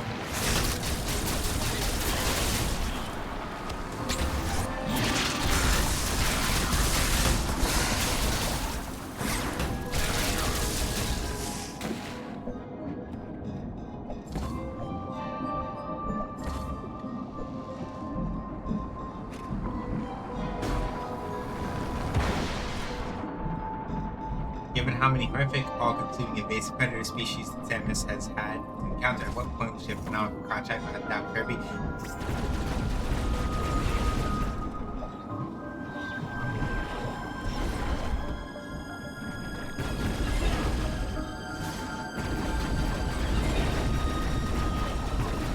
Yeah, sorry all that it took me this long to realize what the deal was. Um, it just took me a second to sort of figure it out. Ah, damn it. Okay.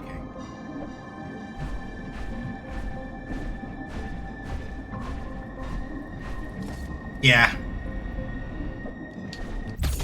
There we go. So basically, what I didn't realize from the skip is the wrong one. What I didn't realize from the teleport, what I didn't realize from the teleport initially is that, basically speaking, they were sending me down this way.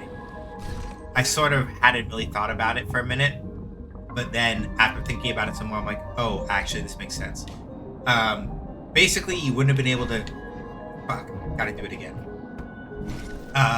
Basically speaking, the bip that I just grabbed, pull downward, and then come over, this is the way I was supposed to go. And I wasn't thinking about it. Because without the space jump, you can't do this. Which means that you can't come over here until you get the space jump, right? Because like bomb jumping and all that doesn't work.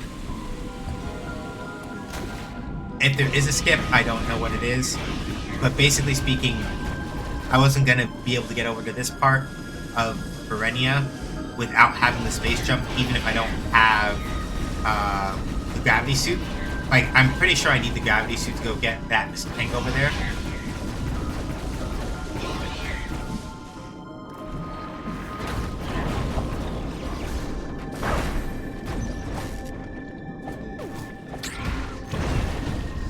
Head out, have an early morning drive. Have fun, y'all. Alright, catch you later, Eclipse. Thank you for hanging out.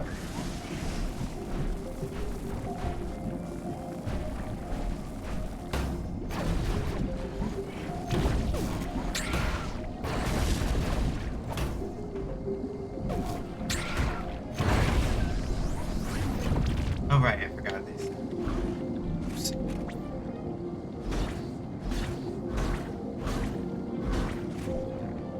Gotta be able to like grab it straight.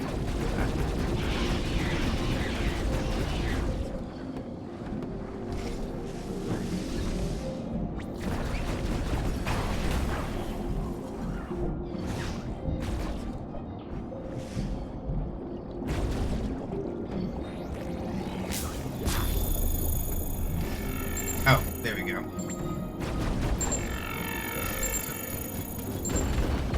Ah, damn. Alright, well, that's not the way we're supposed to go. Alright, that's cool. Welcome back, Shiny.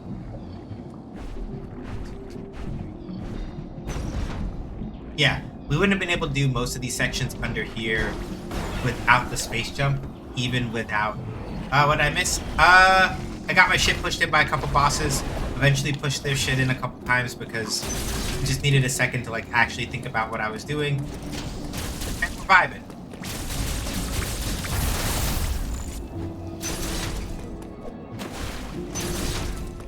I also finally figured out the way I'm supposed to go, more or less. I need to make my way down to like the lower right part of Verenia right now. I missed a cue when they teleported me back here. And I wasn't thinking about the best way to get to where I need to go. Oh, that's why they gave us this one. I'm silly.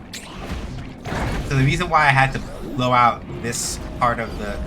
Alright, come on. Come on now, I'm just being stubborn. Soft, will you? Alright. I could do this. And now... I can slip in here, because I couldn't do that before, because I didn't have a foothold. Owl Labs was proactive in avoiding the heat. Yeah.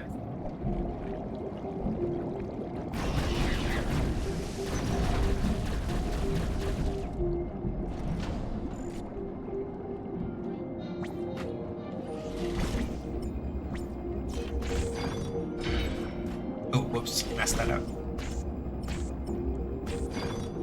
There we go.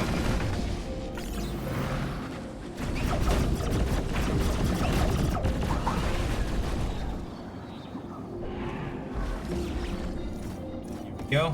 We break the water, and then... There we go. My energy tank.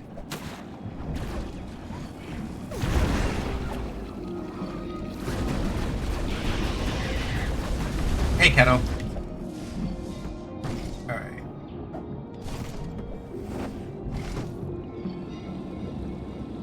Yeah.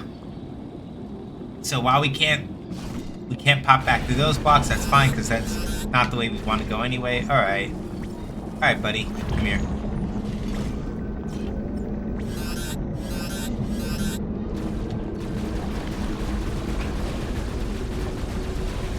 Yeah, y'all can chill out for a little.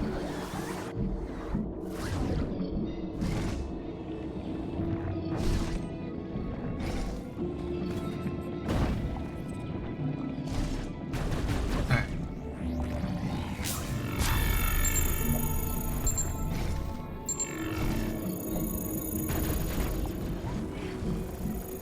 Okay.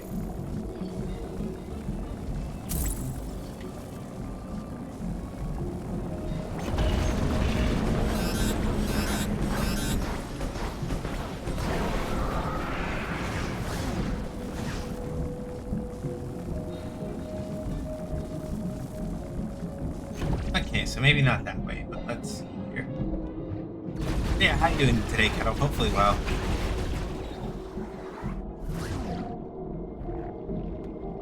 Metroid is definitely on my list of games. Maybe play a little bit of Zero Mission stuff and get back to that.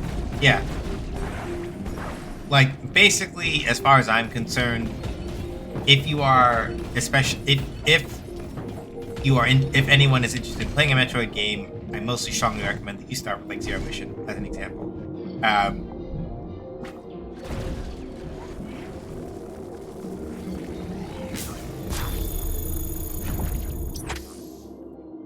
Okay. That's a power bomb block. Sorry, that's a spoiler, but if you play enough Metroid, you know. Alright. I need to get over there. And I am reasonably certain that they would not have dead-ended me here. So there's something here that I'm not thinking about in terms of...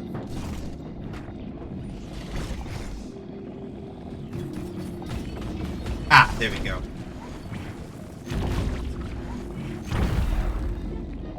There we go, that's better. Okay, so I did that. Alright, what else am I not? What else am I missing?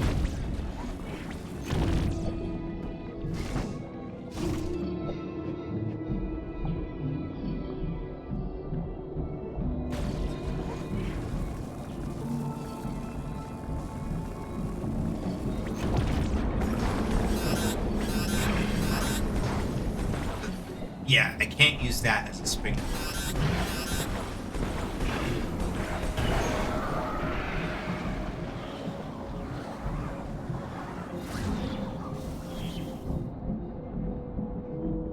Yeah. I know I can. That's true. I'm mostly just trying to figure out how I get up there. Oh, wait. I see what you mean now. Yeah. Alright.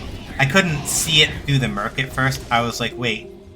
Yeah, I saw it, but I don't know how to get up there. Followed by, oh, it had two openings and I couldn't see the top one. So I just played the Eternal Sands demo in Digimon Survive. Honestly, sometimes it just be like that.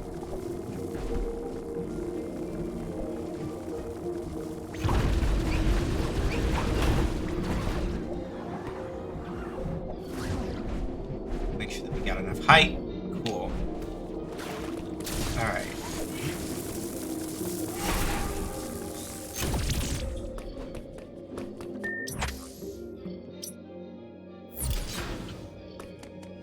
Alright, I forgot about those doors. The doors like that one, I can still go back through that door. I just have to turn on the Aeon Cloak. Phantom Cloak first before I do.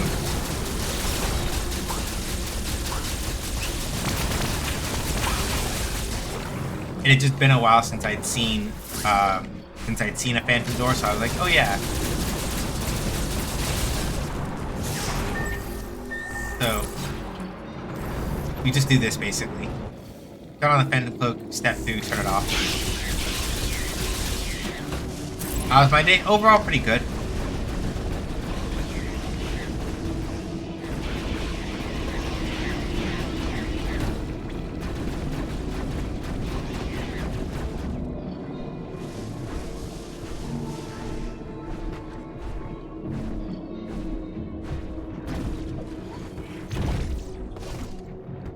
Yeah, so like basically this entire part of Berenia we wouldn't have been able to get through with the space jump, and if I'd been slightly more attentive insofar as like what the game was trying to signal to me, I probably would have noticed this earlier.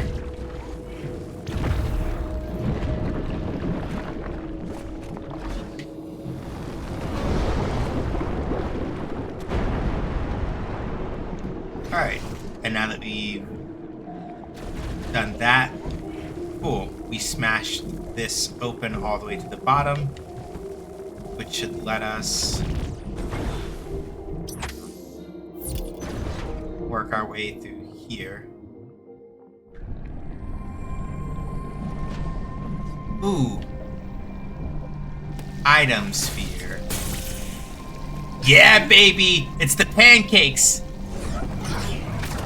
If you played Super Metroid, you know what the pancakes are.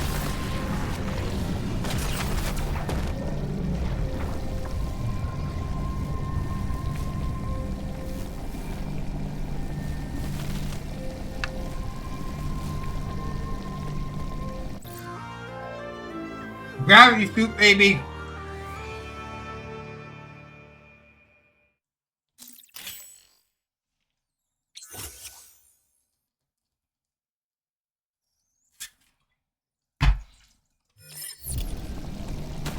So now with the gravity suit,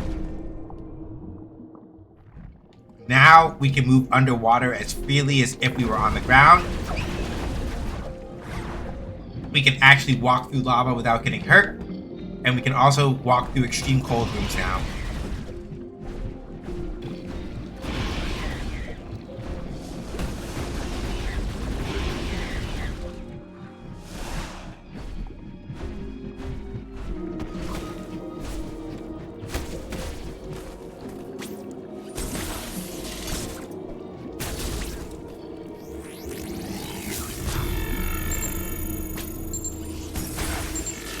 Okay, yeah, we can't. We're not getting that one for a while yet, though.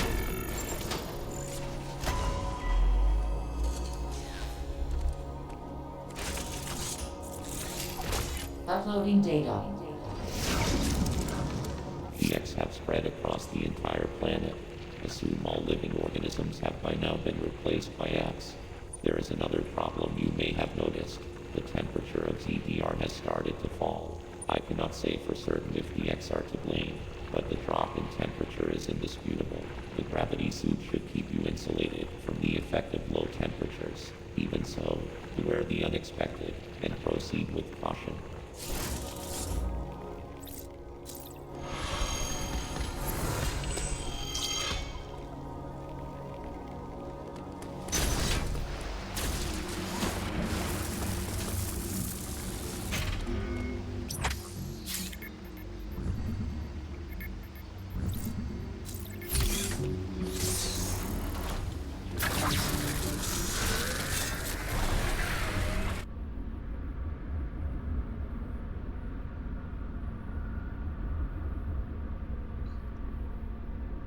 Yeah, not even humans, Kettle. Living organisms. Because, like, DDR itself has been largely deserted for a while.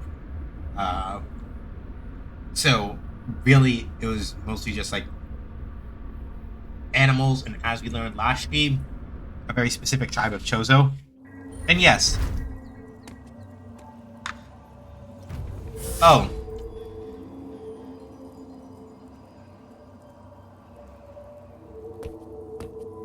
Damn. Adam wasn't kidding.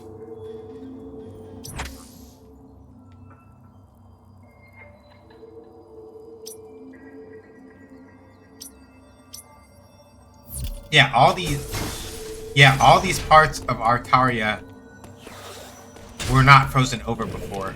This is new.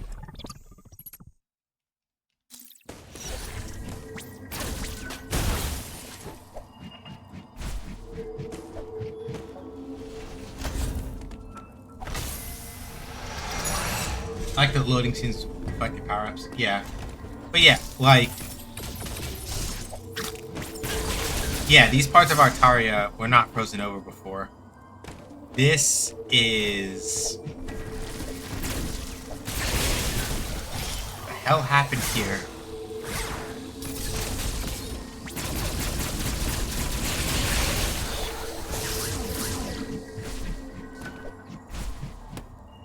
Oh. That's an item sphere. I want that. But now... Yeah. They timed it really well on purpose. But yeah.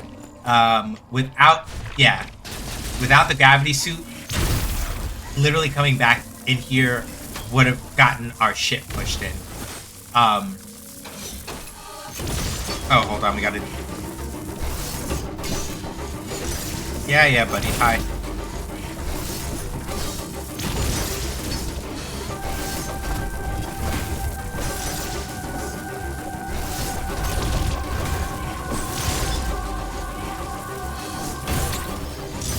Okay.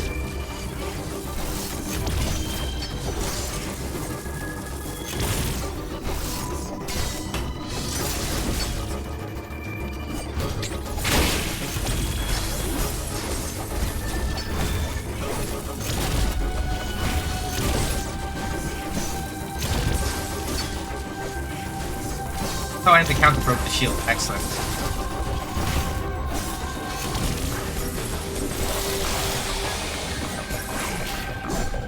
Yeah, buddy. Okay.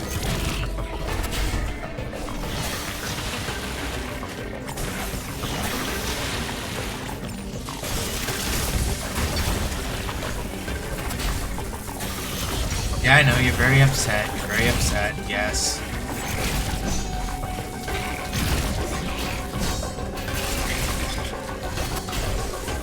Oh. Yeah. You're very, very upset. It's fine. I'll hold the L this one time.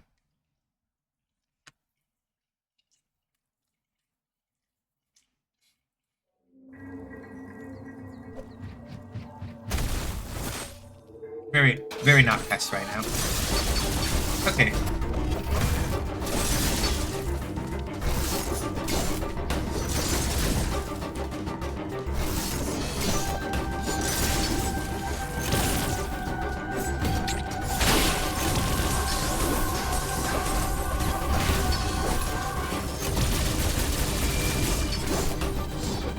I wanted that to be a spin jump, so I could...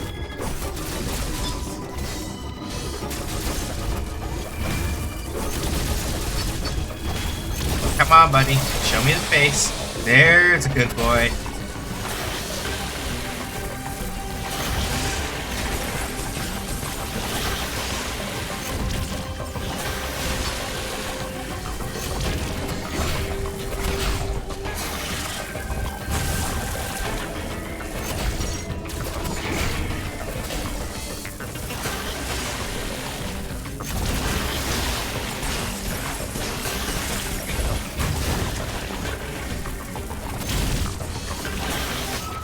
Yeah. On a scale of 1 to 10, how badly will this game kill my thumbs? This game has a couple more... If you play the older Metroid games and then play this one, you'll notice that the feel of the certain sort of like lol lamau gotcha moments are a little bit different in this game. They have added more They have added actual difficulty modes to this game since its release, which makes it a lot easier to sort of get into if, like, I'm playing on the standard difficulty.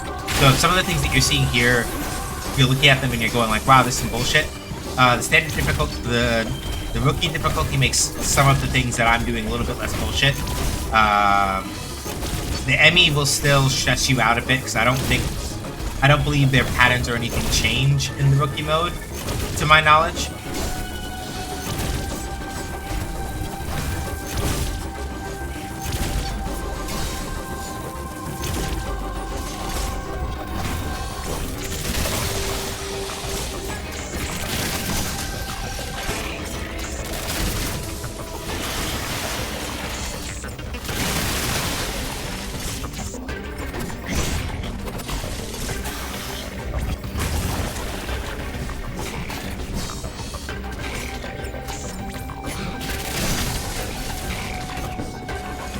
Yeah, they might be more generous in counter timing with the enemy on rookie mode.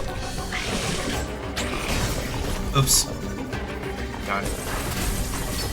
And then, at least for this kind of enemy, there is that part that is a little bit annoying, where you do have to like actually make sure you don't miss the melee counter, or you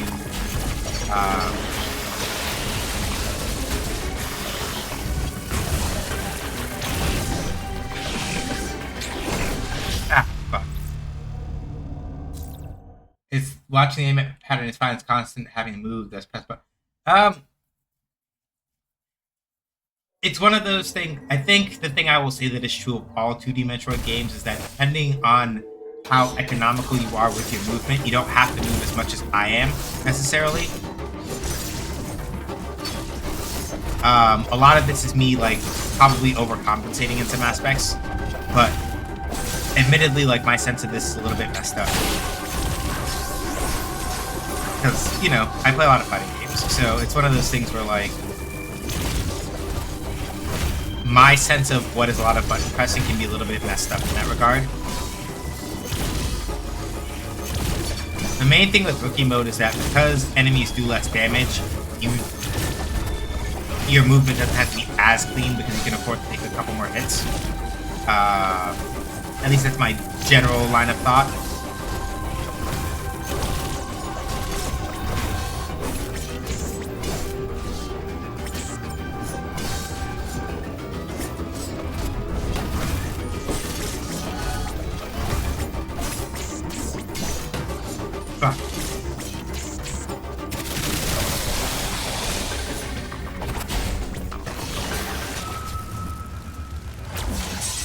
Some of it is also that I'm like, I sort of have an idea of what the enemy's patterns are, and I'm missing some of the best ways to deal with them.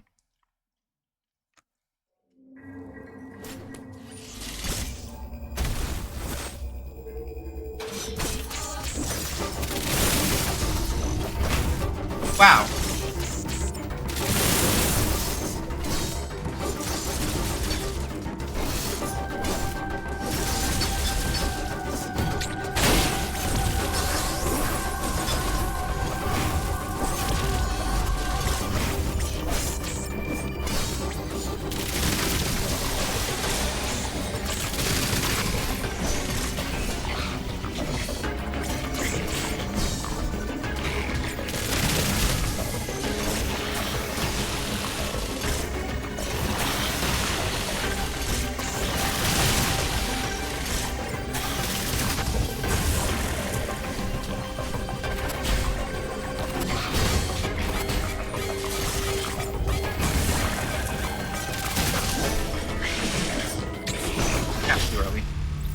Freedom Planet is also a game that my thumbs hate, which is a while. So yeah, Freedom Planet 2 is a little bit less ouch-inducing in that regard, but the first one I can see it.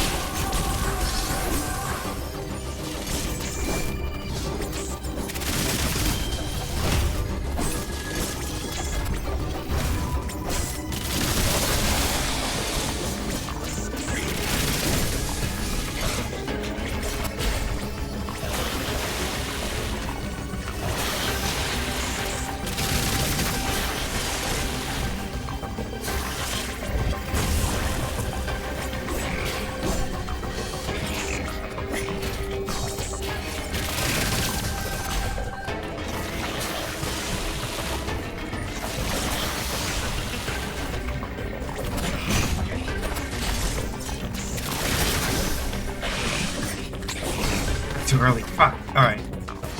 Yeah. With this enemy type in particular, that's the only annoying part, is that once you got it, and this is the criticism I think that Mercury Steam has gotten for its other games too, where it's like too reliant on QTEs for certain things. This is a spot where I can agree.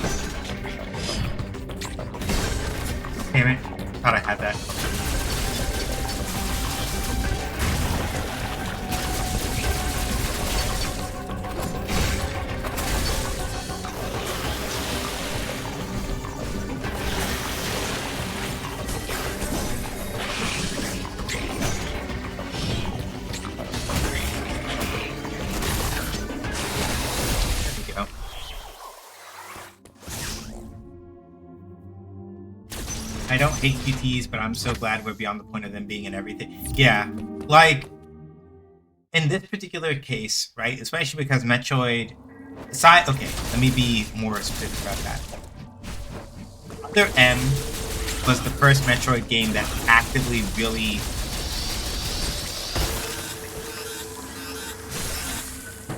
Other M was like the first Metroid game that really put any real emphasis on anything close to QTE related, with the way that, like, the sense move system in that game works, and a lot of how that works. A lot of how stuff with the sense move system and other things from Metroid Other M definitely does sort of like inform a lot of the systems that exist in this game around like QTEs and stuff like that. I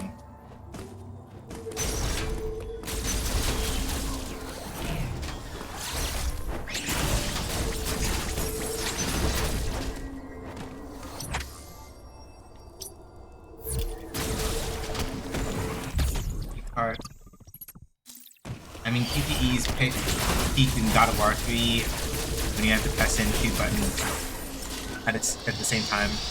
And every implementation since then has gone down. Hold.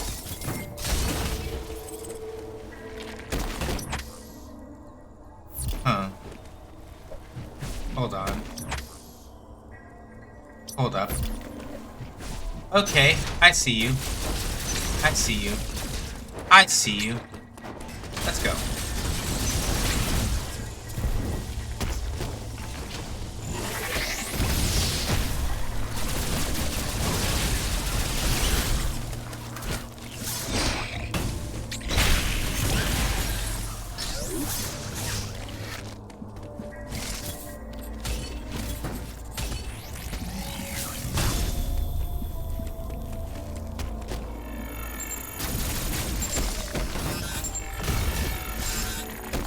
Also a speed booster block. What's this?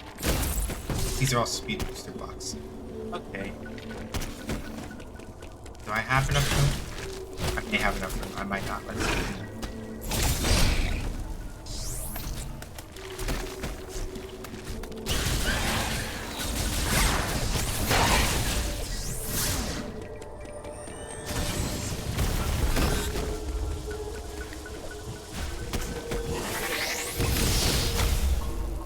Yeah! Hold on. Oh. Oh, okay. This is still not so bad though, because we can just do this.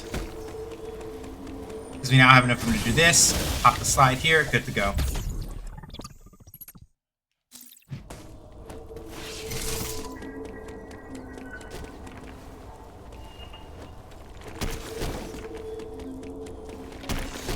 And then that's probably not the speed booster block down there. So let's do this.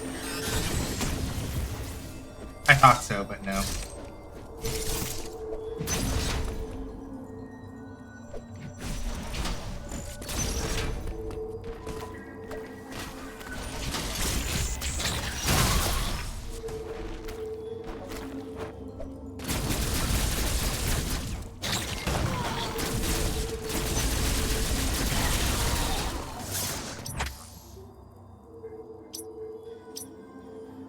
Okay. Oh yeah, we got the charge beam from there forever ago.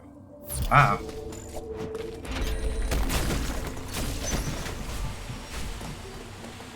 Oh yeah, I remember these.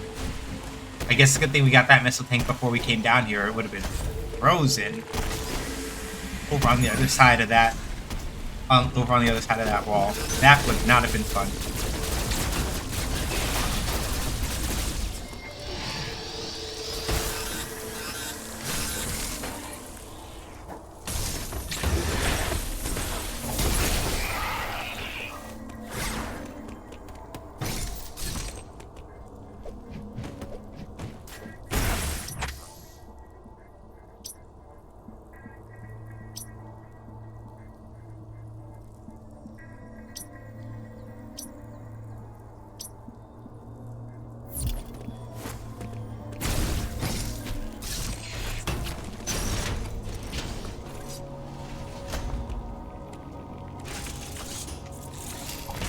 Uploading data. I have determined the reason for the planet's rapid cooling. Thermal energy is no longer being routed from Cataris. This area, Arteria, is located in the depths of the planet. Much of it will be frozen. Find a way to thaw any frozen doors and pools you encounter. The central control system you activated in Cataris is still operational. Some force must be physically blocking the routing of thermal energy. I suspect a powerful X is involved. You must annihilate it. Return here after solving the problem. The cooling has prevented you from exploring this area. There must be a vital ability hidden somewhere here. Bet. Say no more. Unfortunately, these games I'm not into sadism. Yeah.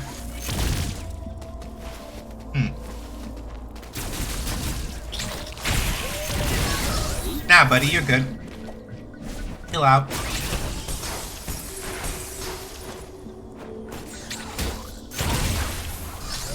Okay, so that's how you deal with them without getting them to explode in ice. Okay. I understand.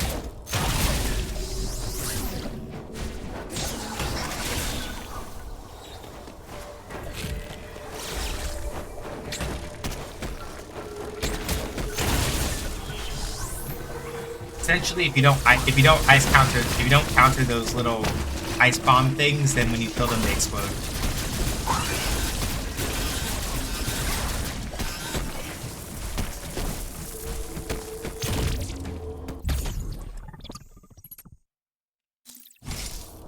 Okay. Let's see.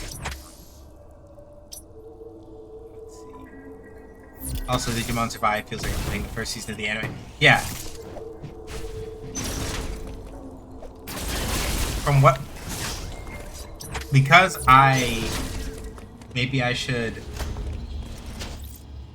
One day I should play the manually blinking Alone in the Dark. Who developed that game? Who developed that series again?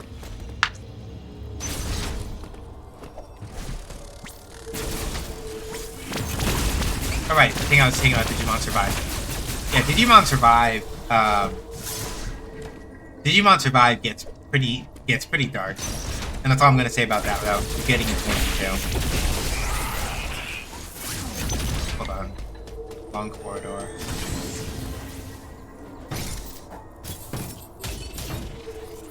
Okay, I was gonna do something cute and try to like speed boost for the memes, but alright, looks like those sensor doors are also frozen. Okay.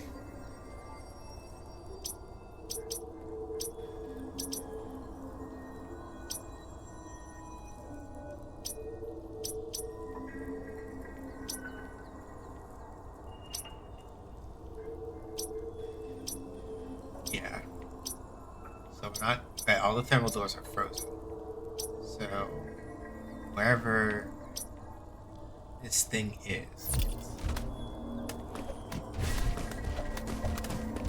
Oh, really? I might get so far, but yeah.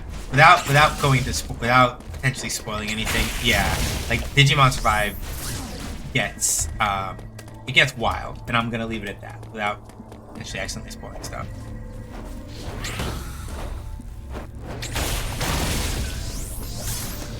Atari did that Alone in the Dark game. Somehow not surprising in some aspect. Yeah, okay. Yeah, so we can see that the lava is still flowing, but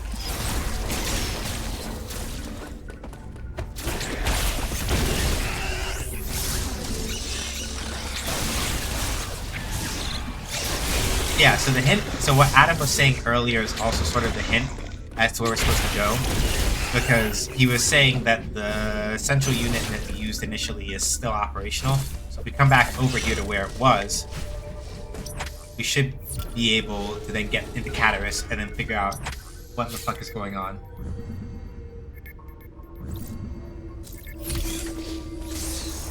I think the reason why Storm brought up manually blinking in an Alone in the Dark game is because they did it on purpose.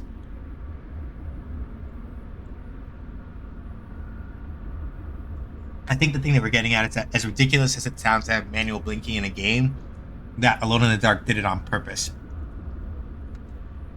Unless I got that joke horribly wrong.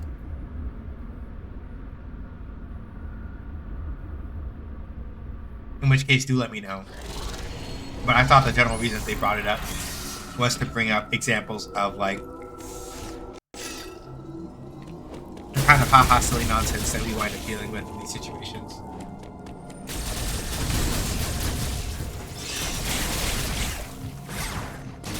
Yep, an example of a QTE done horribly wrong on purpose. Yeah, I figured as much.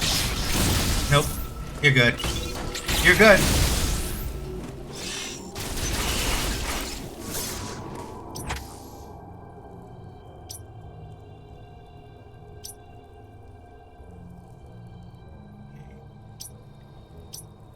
Welcome back, Cat Wizard. Okay, nope. Can't go that way.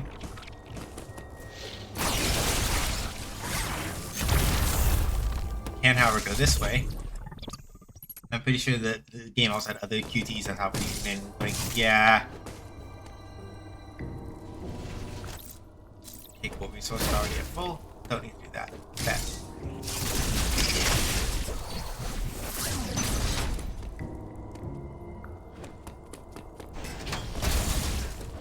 Okay. Let's see.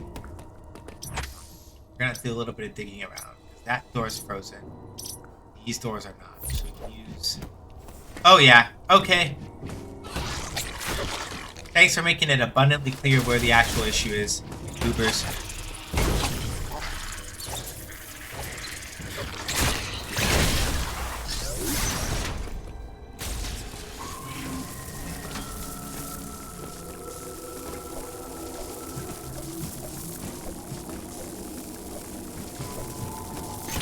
Got a tentacle eyeball? Yes. A lot of Metroid games will have things that are these sort of like door guardian-like entities, which will usually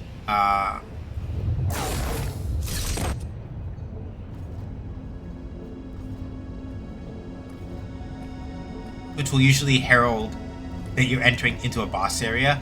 Oh yeah, there's a bunch of gunk on the thermo reactor thing that induce it. No wonder.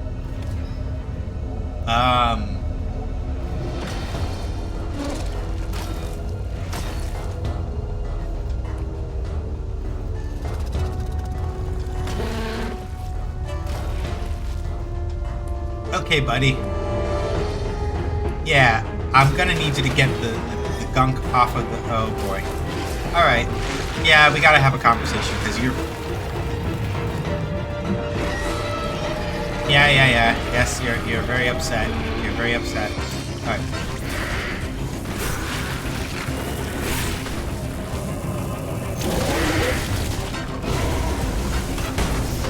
All right.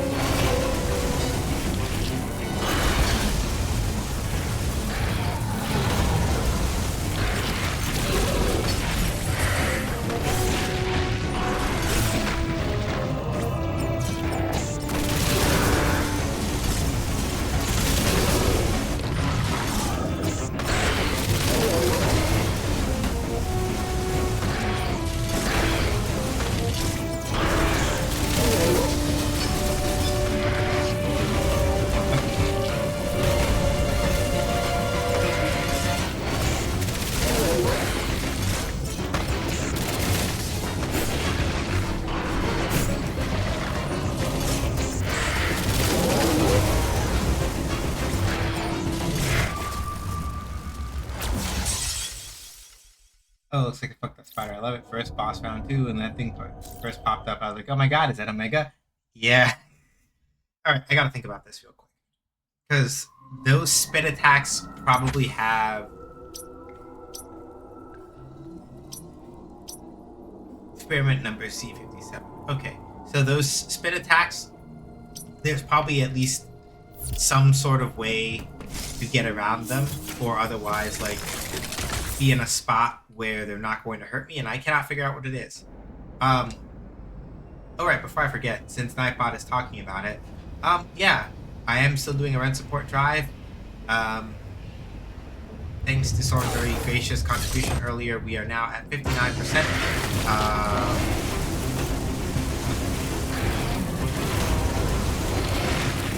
Where is the gap?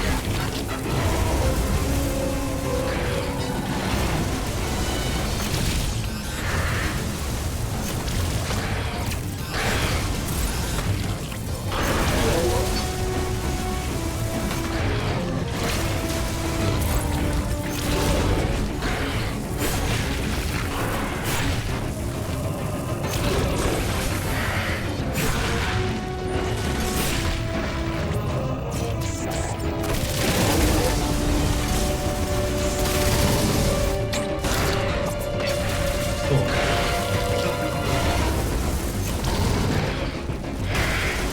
That's how to do that.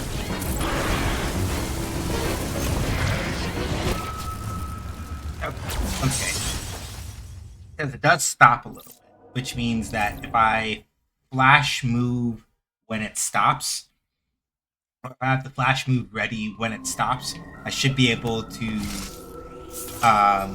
flash move onto the part of the floor that's not covered and avoid damage. I'm pretty sure that that's how I get around that.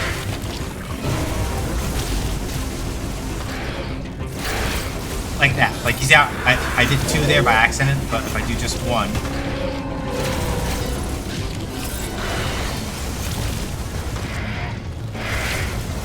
Like that.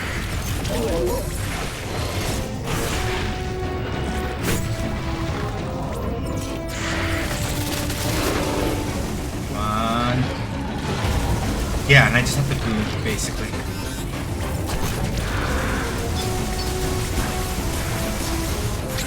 Ah, fuck.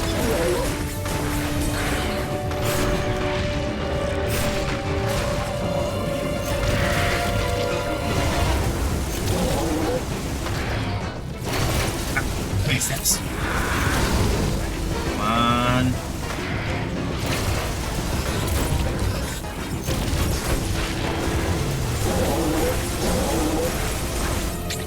Ah, fuck.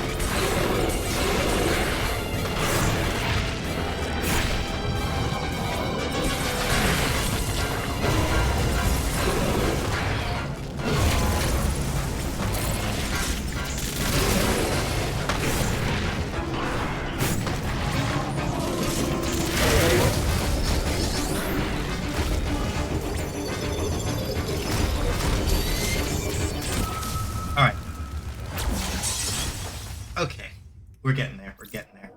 I missed 2 of the melee counters.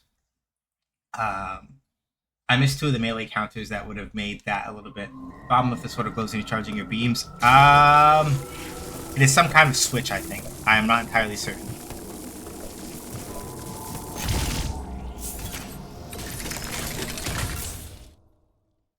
Okay. Yep.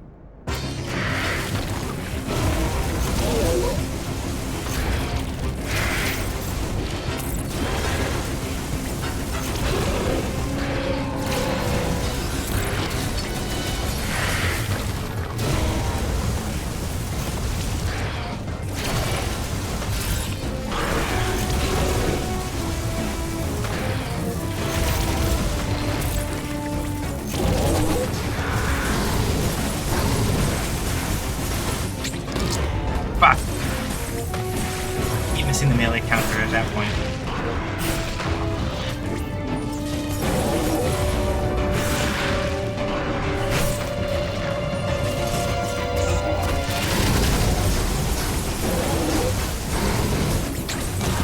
Damn it. Come on. Yep. Ah, balls. Couldn't make it in time.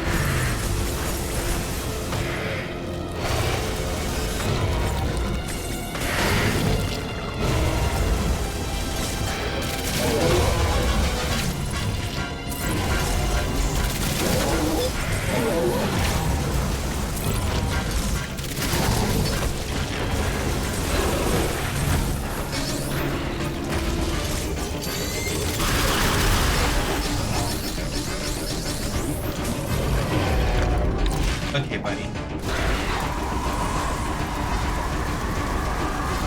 Alright. Okay, I get it now. Oh.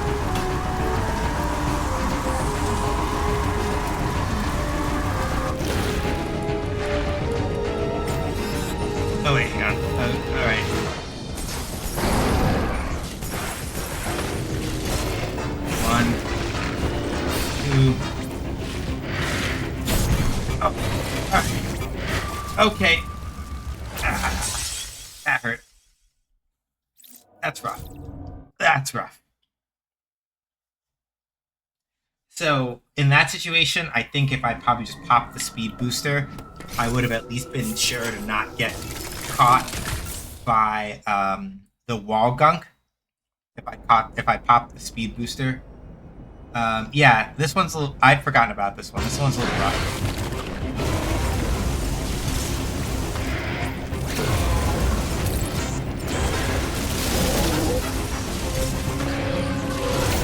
Oops. We need flash steps.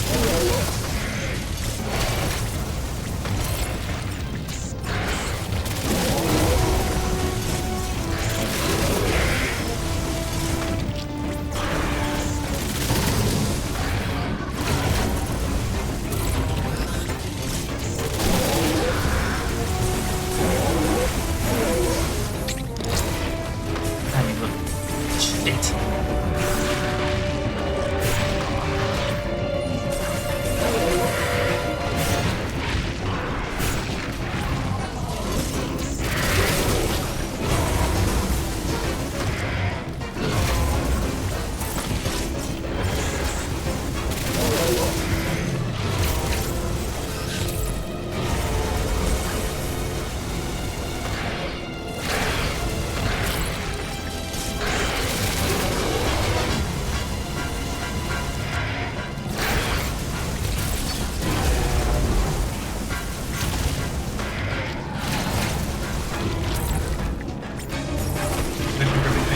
Okay.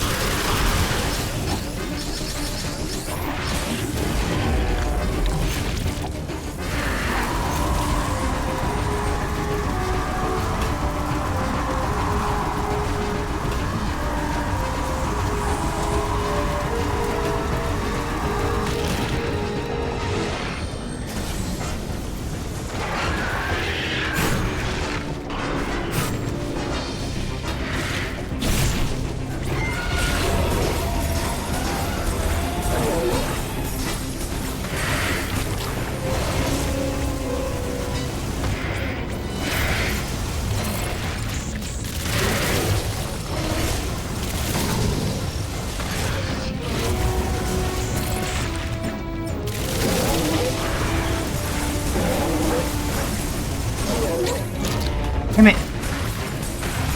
I keep missing that goddamn melee counter.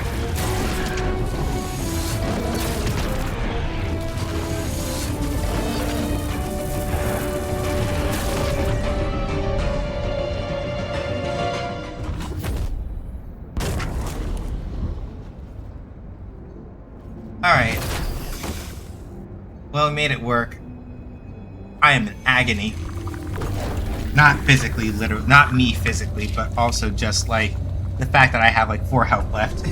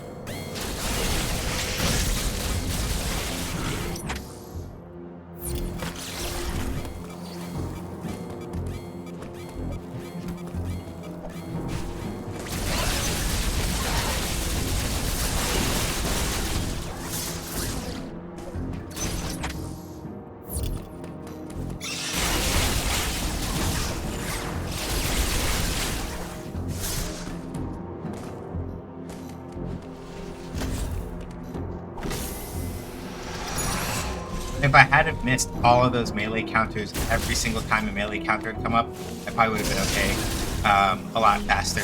But that made it a lot harder because I kept missing them. Okay, so I don't think we can redirect the flows anymore.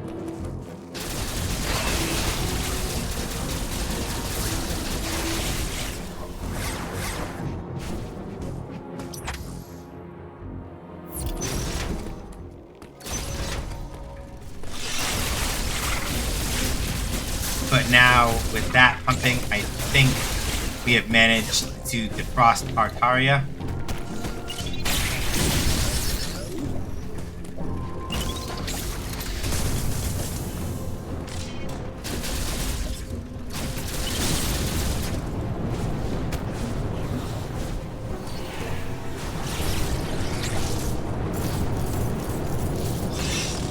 Oh.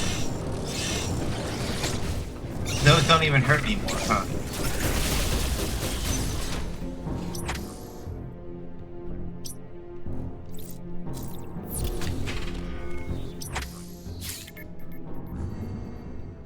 Now we can go get the... Yep, exactly. This is one of those times where I feel like they didn't have to tell you that explicitly. Because Adam was like, yeah, make sure that you go back and go get that, because there's something important here. Oh yeah, I forgot. So yeah, now that we have the gravity suit, like, we can literally go fuck around in lava and it doesn't matter. It doesn't hurt.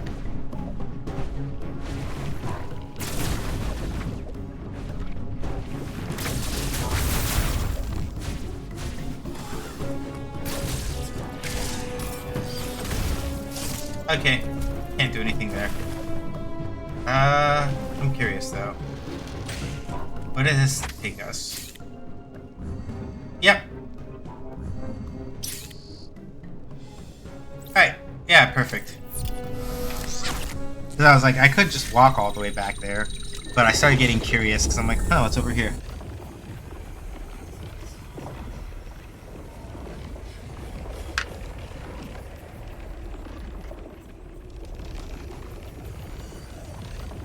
So for me in particular, I'm not sure if Adam needed to mention that there was an item sphere to go back and pick up, because you would have seen it on your way over before getting the briefing from him anyway. So I feel like he didn't have to point it out, but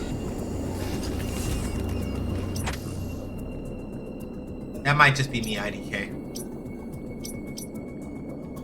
So yeah, some parts of Artaria are supposed to be super frozen, are supposed to be super cold, but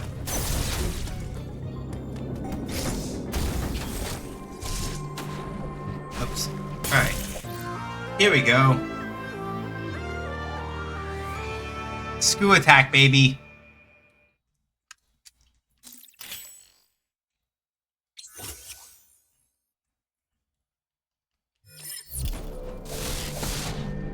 This is the last sort of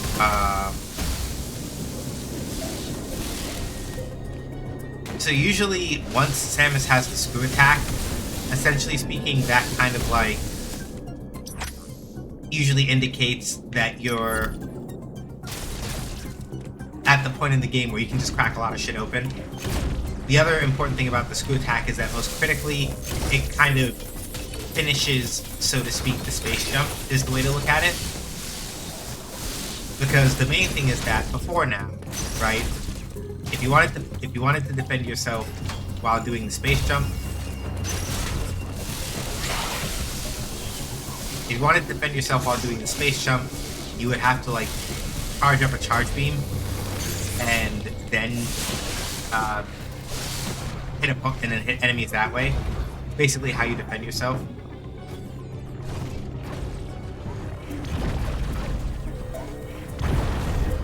In that particular situation, right?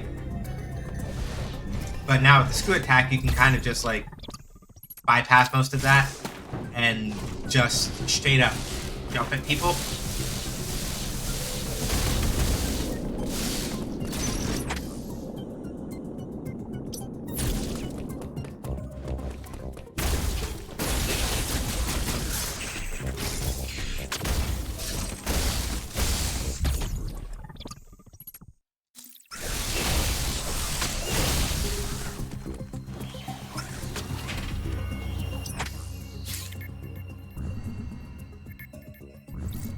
And usually when you get the screw attack, that is usually, not always, but in most cases, getting the screw attack is kind of the signal that you're approaching the end of the game.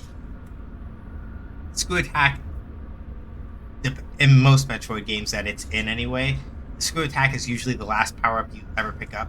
usually. And it's because, by virtue of the fact that you can attack.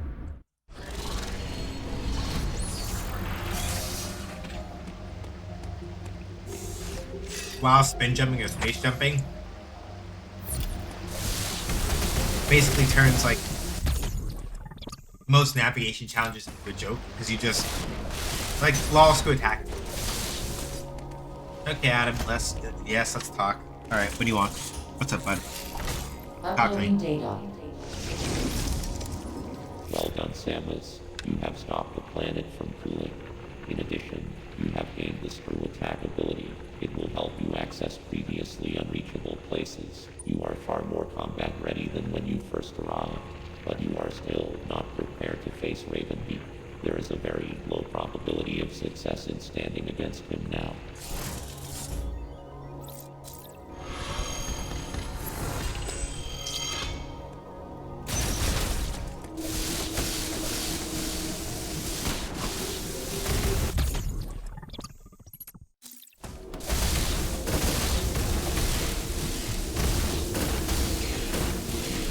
Yeah, at this point, basically, so with this way that the screw attack works,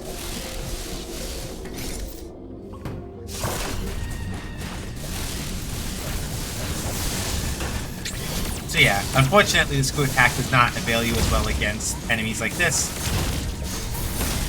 Like I said, it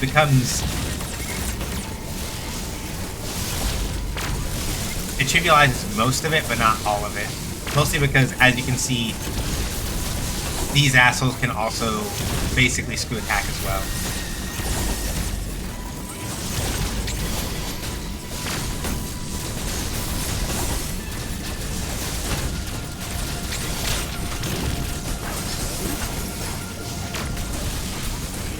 But the important thing is that while you are screw attacking, in most scenarios, you are completely invincible to damage.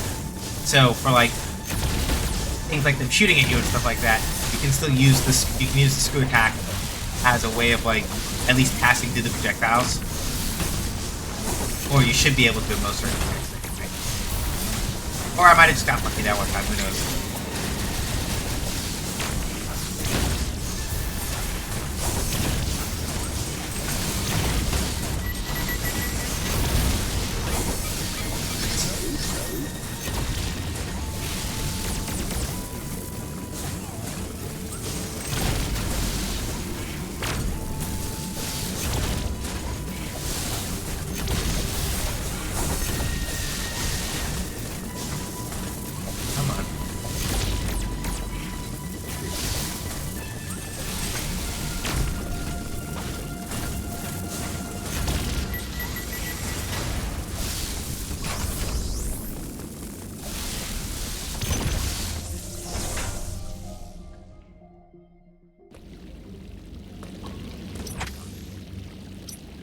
Oh yeah, that's true. Now we can use this teleportal.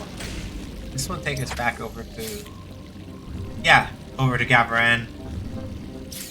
Yeah. I was thinking too far ahead before.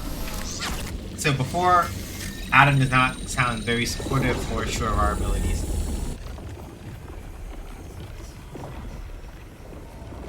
He doesn't really, which is a shame.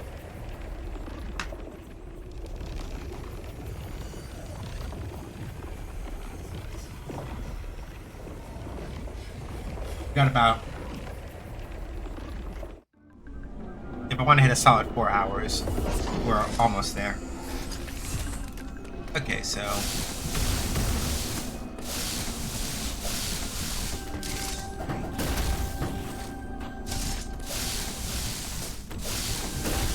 Probably another way to get that, but...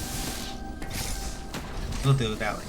Anyway, now that we can screw attack, come up to here.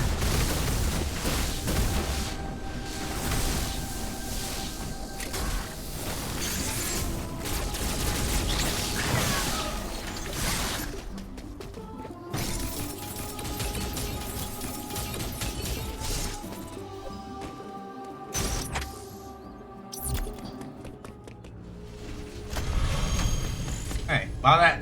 So, ad break is going. While ad break is going, I'm going to use the restroom this time. I've been going for a few hours anyway. I'm gonna use the restroom and finish up the rest of what I'm eating here. Maybe make some tea. I'll see y'all in a second. BRB. 5, 4, 3, 2, 1. And action.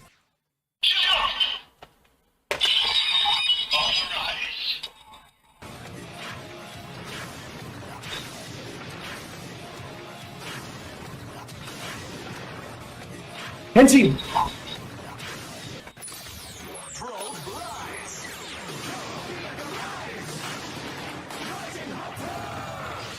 jump to the sky turns to a rider kick. There's only one person who can stop, and that's me. Hey everybody, my name is Sean. They call me either that or SJ. As I say on my own channel, make games, I play games. Games make you basically. Did you really think that I was going to let you hit me with that? No. Guess what? I'm still alive, motherfucker. Going too fast is no good. Shut the fuck up. What else you got?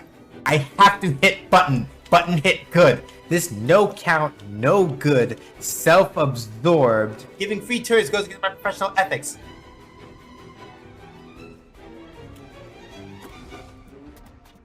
I saved your ass! Yo, the nerve of this motherfucker. The absolute gall. The complete stinkiness. Do you see these motherfuckers? They stole all my shit!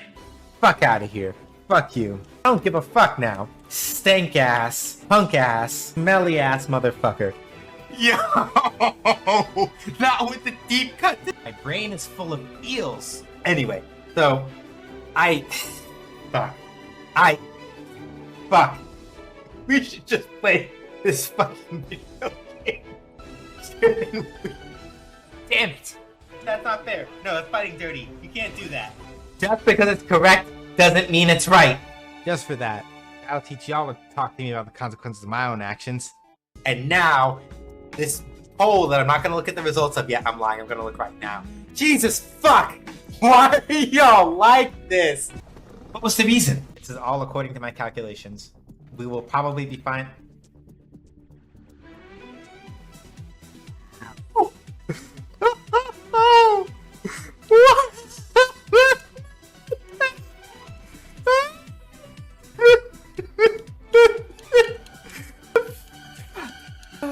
God damn it.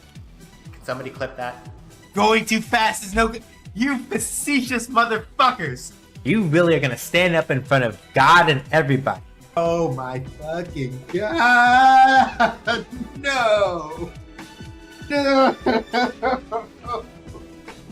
I can't fucking stand you! How dare you! How very dare you! You right, but shut up! Give me a church. I told y'all I was gonna get a church, and I got a church. Apis above be praised! Amen! Amen, hallelujah, and peanut butter. Praise be to Lord R.N. Jesus. For in our time of need, he has provided. Can I get a blessings to R.N. Jesus in the chat? I have to behave. I have to behave. I have to behave. I have to behave. You know what? I'm just gonna do this. What kind of just nonsense did you just... What in the hell do you mean? You put me on your whole motherfucking screen?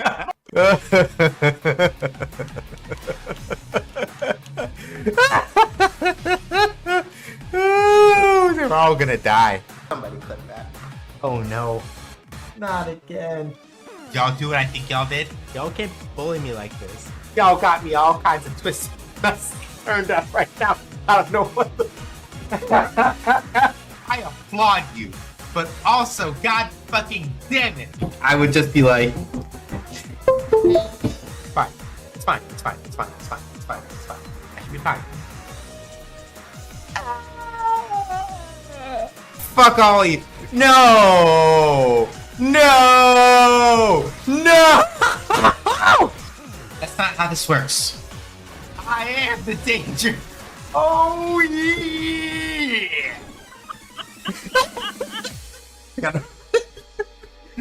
I'll respond to that, but fuck! That's shit! Fuck! That's all I have to say in response, you know? If you are into... Alright, y'all. We're back.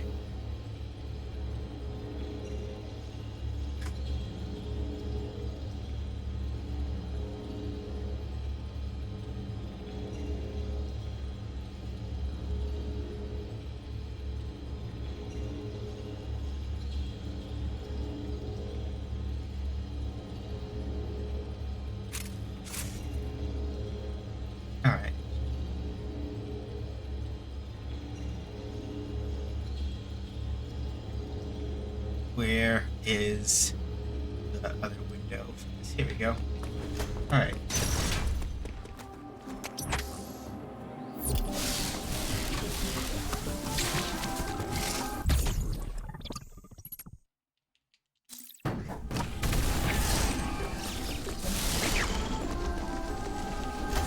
That's where I might as well. Juice back up. Alright. Roll through here.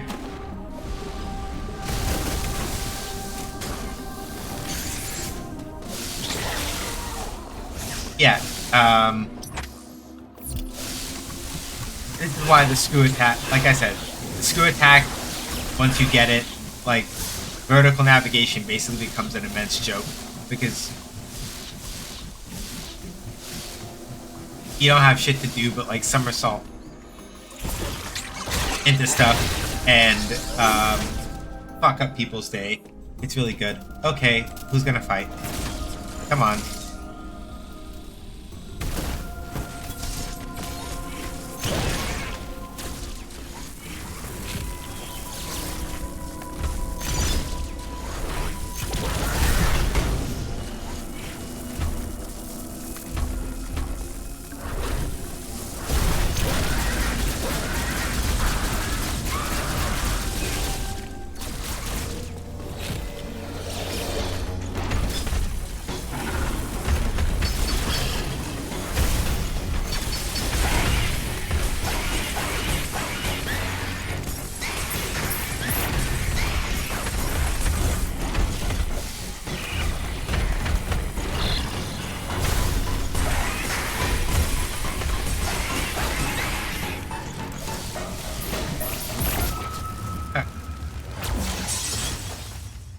Forgot this was here. Alright, this is cool. Alright. I was like, okay, whatever it is that we have to fight is probably not so bad. It's like, ha, you thought.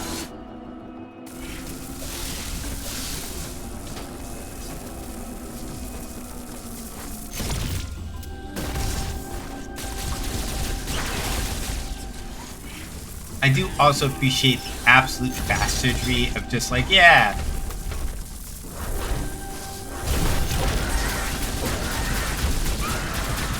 It's just like, it's just a normal version of this enemy you fought before, a slightly bigger version of this enemy you fought before, lol them out, actually.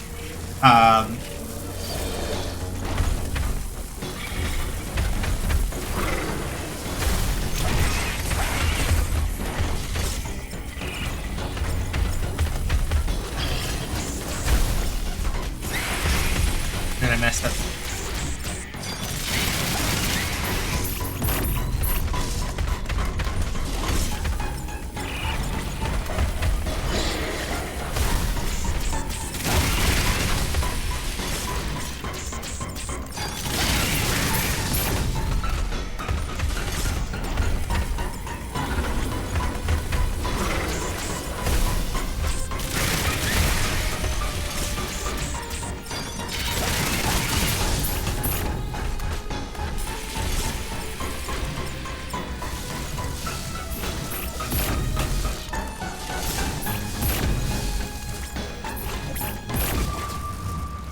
Wow, that's really rude.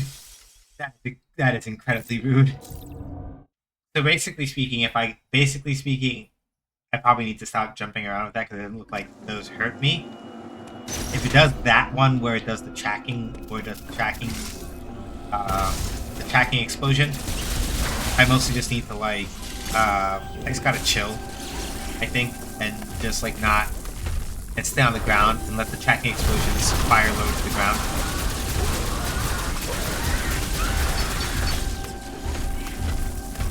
Alright, come on, dude. Let's go. Yep. Then you get upsetty, and you do.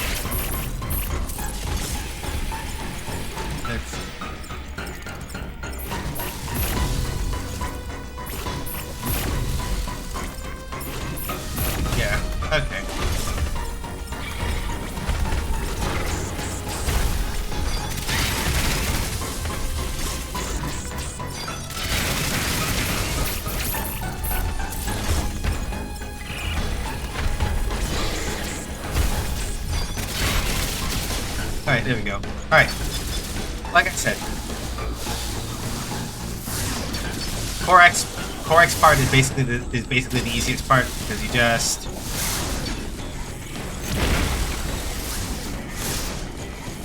can just chill out, and especially once you have the charge shots like actually just kind of like do this, you can just chill out and use charge shots to farm your health and stuff back.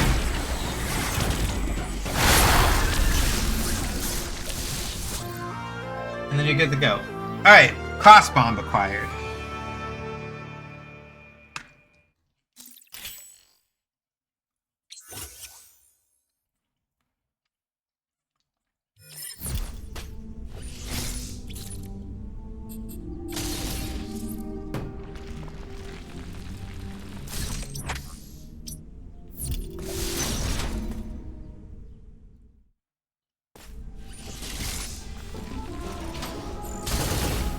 So yeah, that's how cross bombs are useful.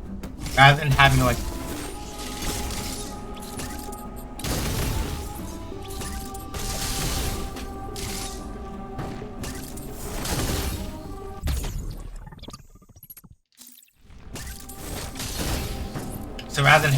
lay a line of bombs down line by line, you can use a cross bomb and kind of get around it like that.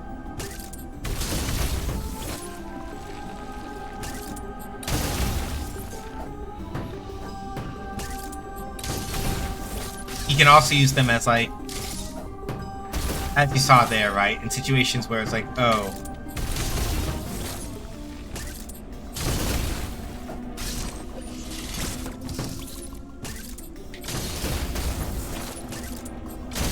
the trick mostly for this part is that once you've laid a cross bomb, you want to roll with it as you want to roll forward as it detonates, basically, and that's how you get around. And that's how you work your way out of these situations.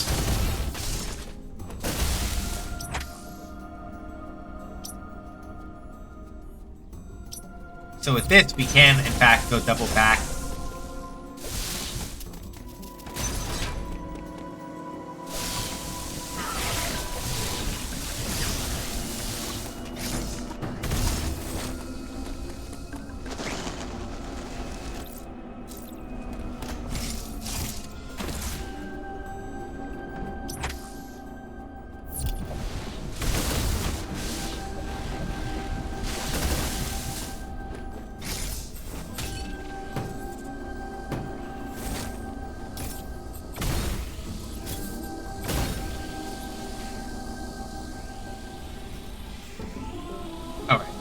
I made a mistake.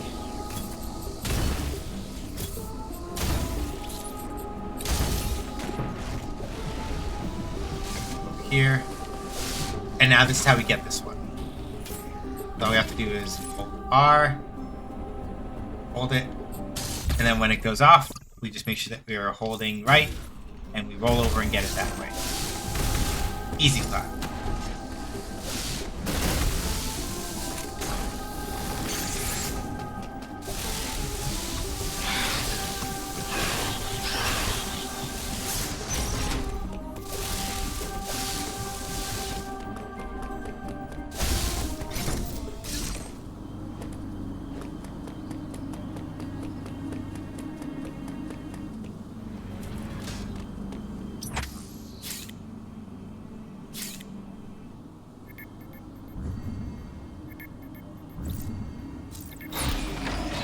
So yeah, as indicated by that little marker there at the top of the map, Anubia is the section where Samus's ship is.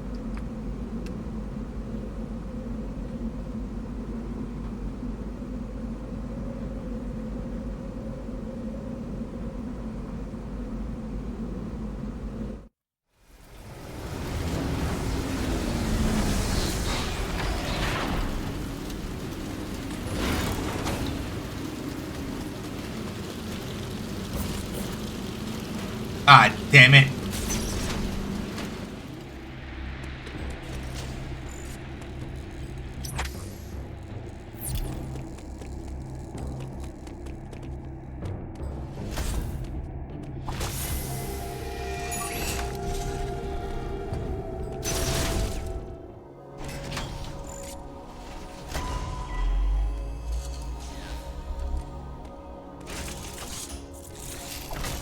Uploading data. This area, Anubia, is on the planet's surface. You finally made it, Samus. There is still a problem. Destroying the planet will eliminate the X-parasites. But Ravenbeak is unlikely to sit idly by as this happens. You will try to escape once Ravenbeak's search for metroid DNA poses a threat to the galaxy. You will never give up. The odds are still not in your favor, but you must end things here. I am searching for his location. Return here later for an update.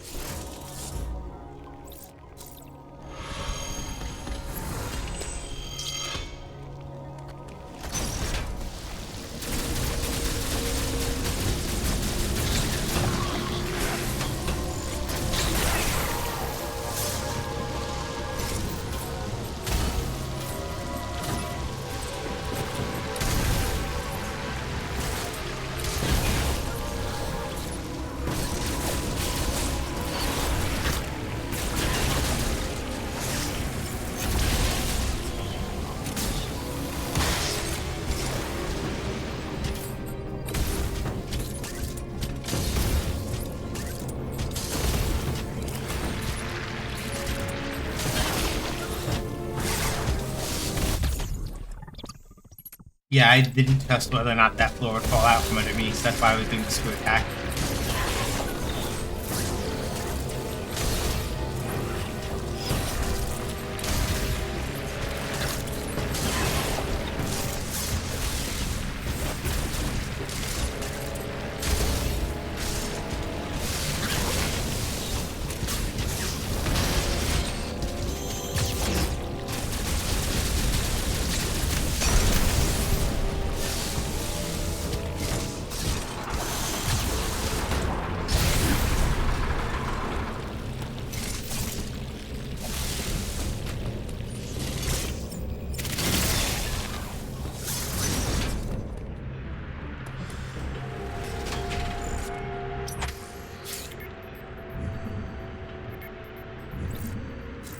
Alright, we're back down into Perenia. Partially because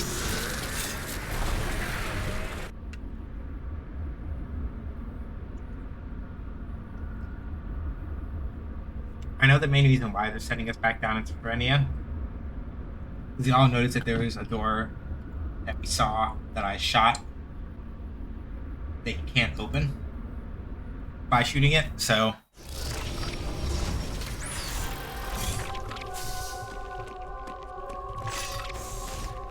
also, most critically, now that we can actually go through cold rooms, right? Well, this gives us access to other parts, but now you notice we come up at a part of Perenia that we couldn't reach before.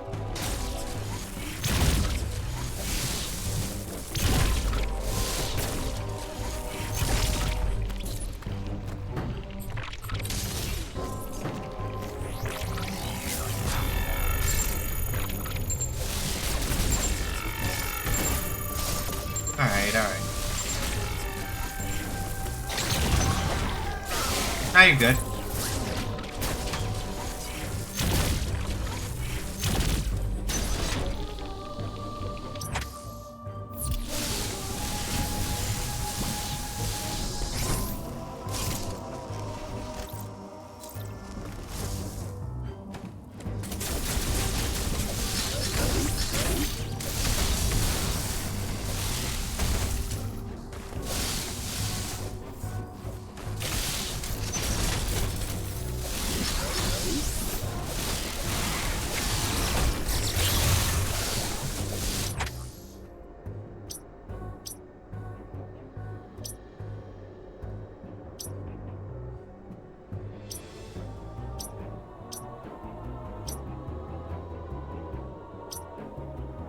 Yeah, we should be able to come over down here to the blue teleportal now and go check out this room.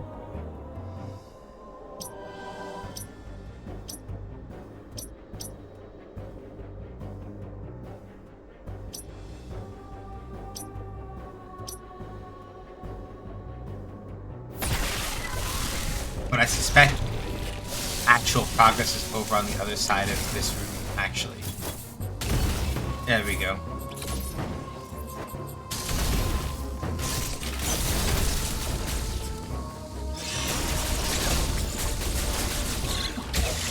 know.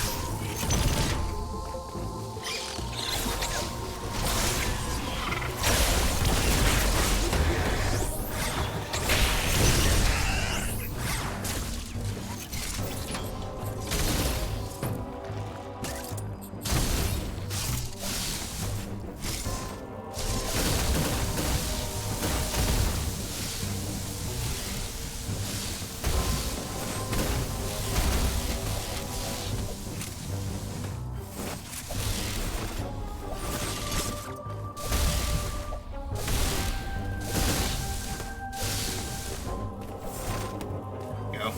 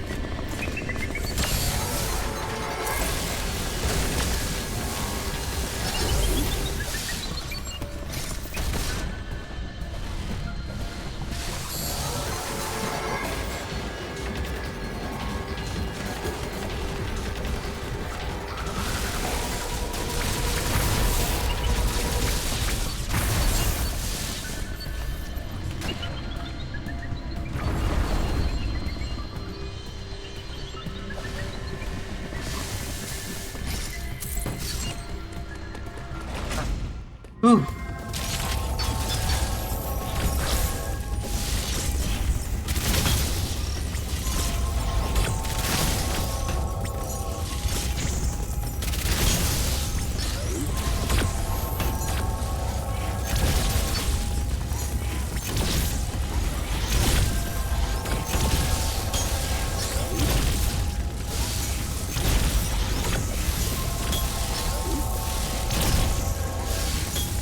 That's a nice thing. Now that we have screw attack, we can basically just screw attack into the Rinkas, and it's not a problem anymore. We cannot screw attack into the brain itself, unfortunately, but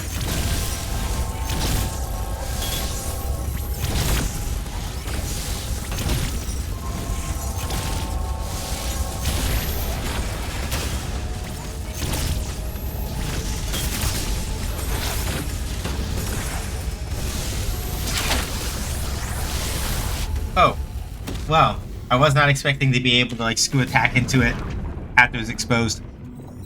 Alright.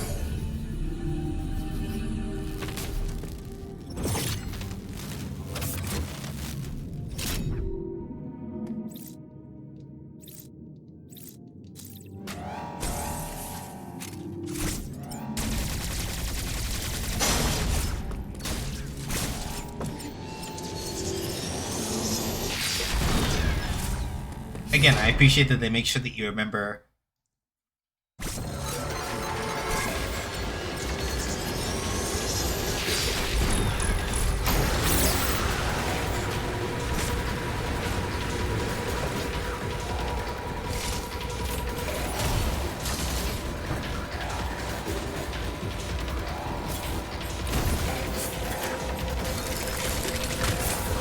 Alright.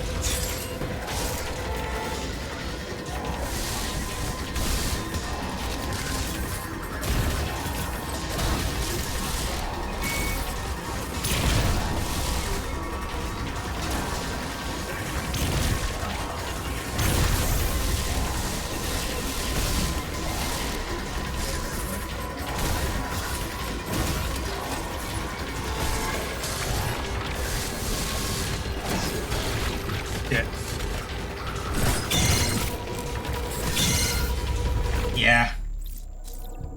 So basically, I'm just gonna have to. I gotta basically pop through most of the rest of that quickly, and then go from there.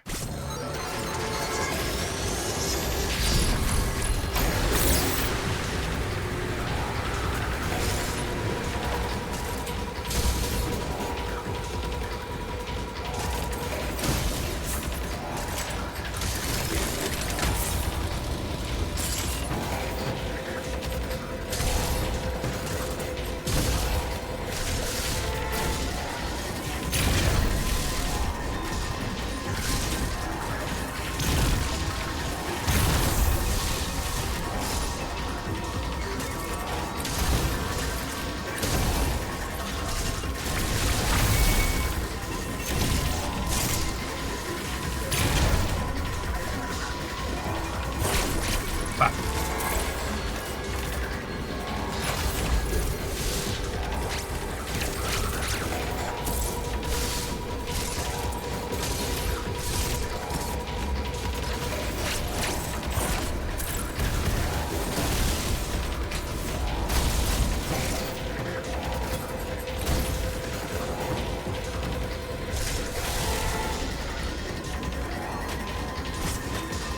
Where's it? Where?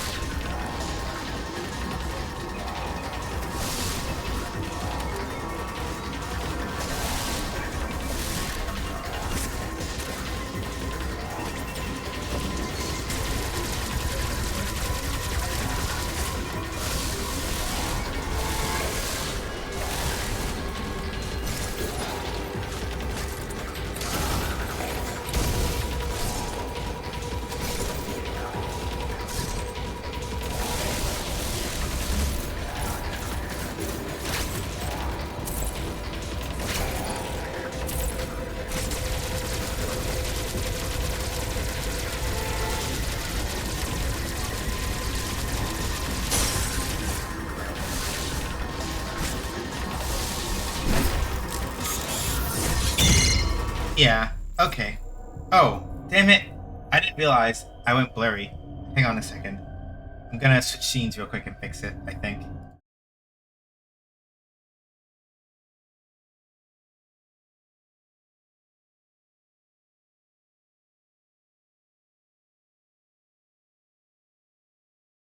And then it fixed itself when I went to go fix it. That's weird. Alright. So basically speaking, in order for me to like actually make sure that the Emmy, that long stretch there between the flash gates is basically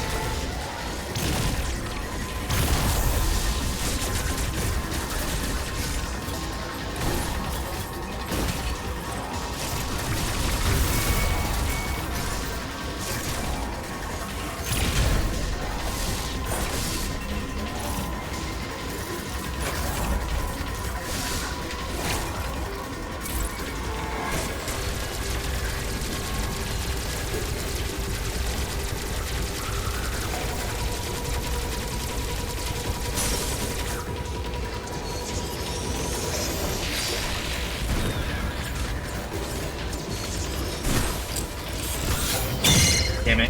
Okay, so I've got it. Essentially, that long stretch is my one shot. I just have to make sure that I don't fuck up and miss the second shot this time. But I got it now, basically. It's just a matter of like, just have to not fuck up the second shot.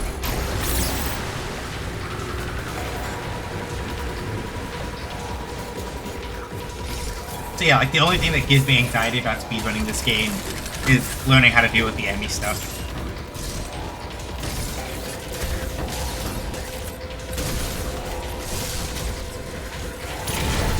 Like, I feel confident about my ability to learn Metroid Zero Mission, but,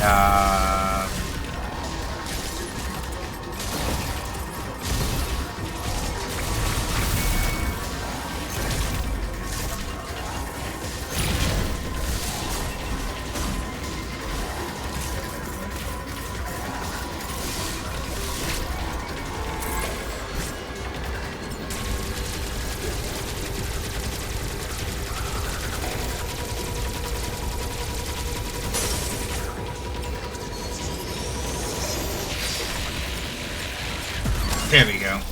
I need to wait for it to stand up. Because basically when it's standing up, it is easier to aim upward and catch its head with a little bit of a wiggle if I mess up, rather than trying to do it the other way around. Alright, we got the wave beam. Wave beam is also usually like a late game Metroid power-up for one very specific reason. The plasma beam gives you the ability to pierce through enemies, but the wave beam lets you just straight up shoot through walls. So, like, once you get the wave beam, that is the point at which, like, most conventional ability for enemies to, like, hide from you in a Metroid game, in most Metroid games, goes to shit once you've got the wave beam. Because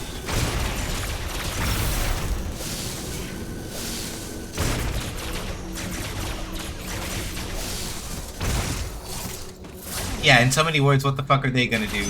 You can just shoot them with the wave beam.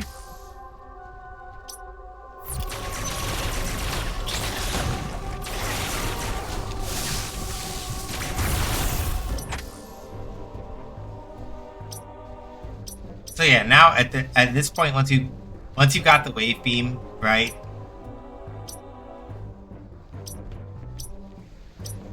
You can't get everything yet, mind you, because like there's still,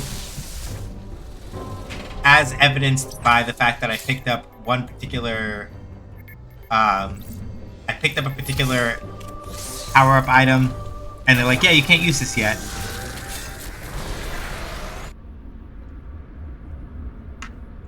We obviously don't have all the power-ups, but we have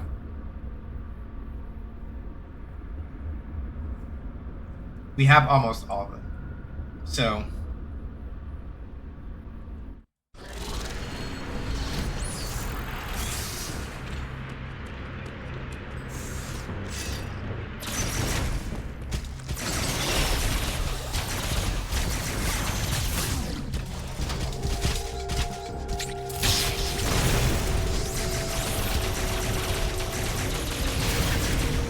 yeah, at this point,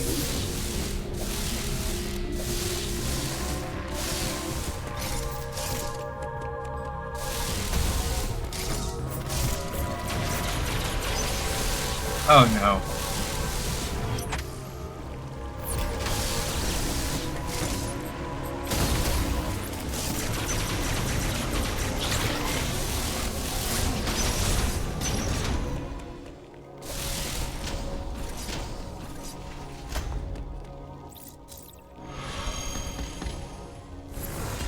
Oh, that's funny. Hold on.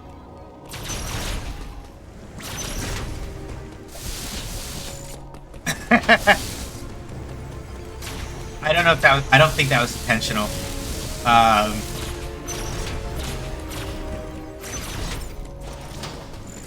Be able to shoot one door fast enough to then be able to go through the other one, but that door's sealed from the other side, so it wouldn't really matter.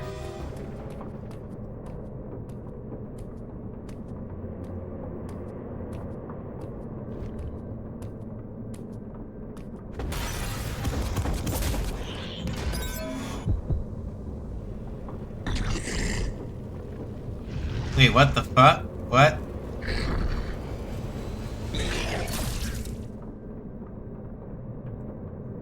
Samus, you alright?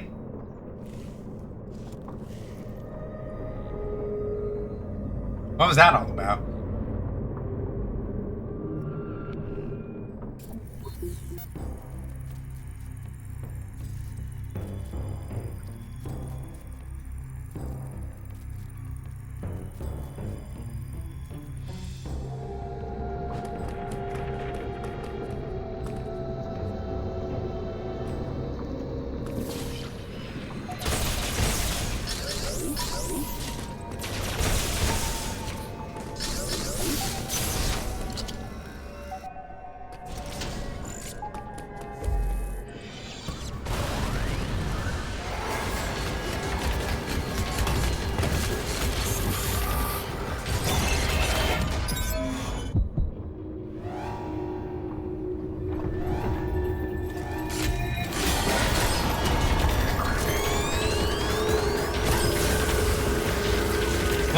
What?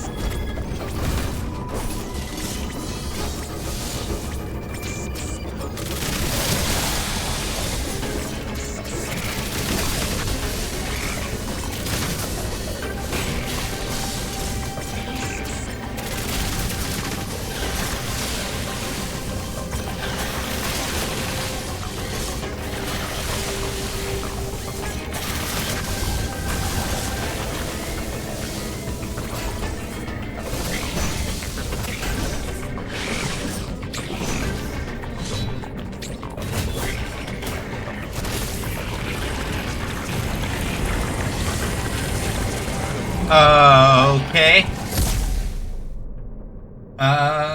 Yeah, I would say so. That's what it looks like.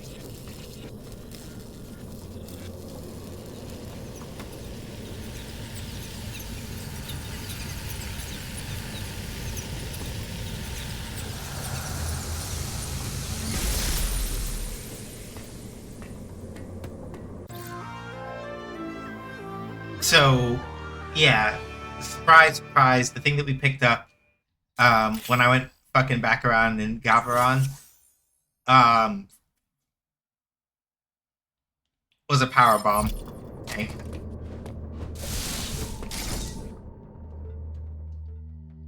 So yeah, the power bomb, like the screw attack and the power bomb are usually like the very last items that you get. And now we've cleared that Emmy. Now we've cleared that Emmy zone entirely because we didn't need to go find. We didn't need to go find the central unit. We just ate that man. Completely.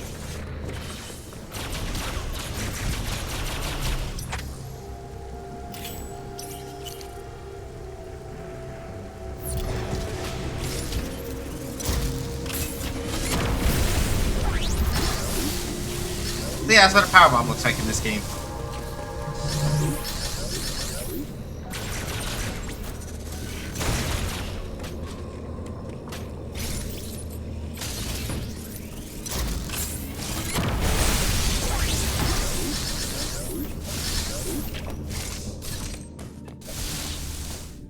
Yeah, so up here would have been where the central unit was. We would have had, but as y'all can see, by virtue of the fact that we kind of just we ate him, we didn't even have to come to the central unit to do any of that.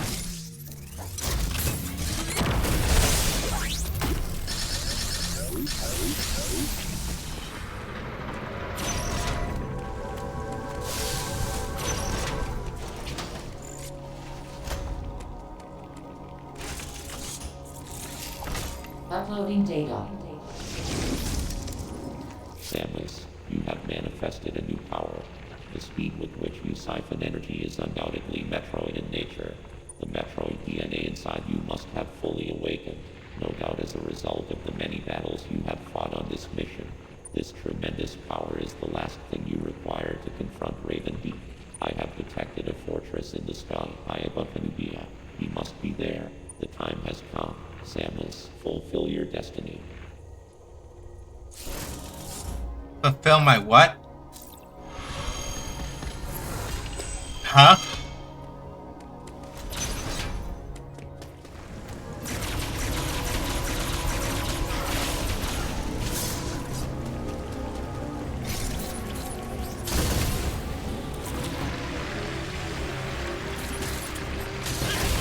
Yeah, you want to run that by me again, bud? Fulfill my what now?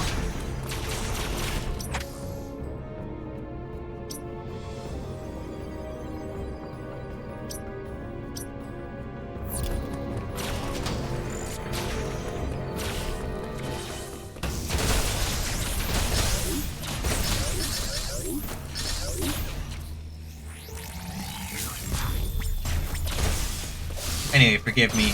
I went the wrong way, and now I have to go loop around. I'm more of a Warframe fan anyway.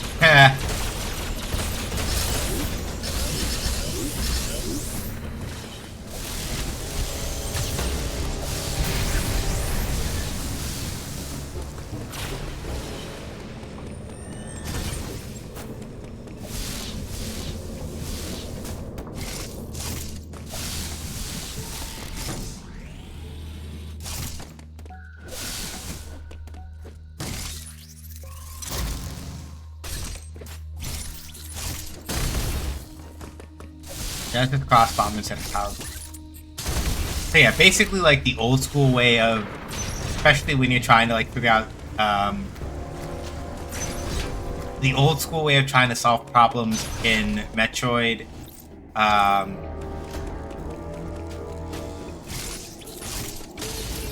The old school ways of trying to solve like where the fuck am I supposed to go in Metroid, once you get in games that have the power bomb, once you get the power bomb, the answer is just like power bomb shit and see what happens, usually.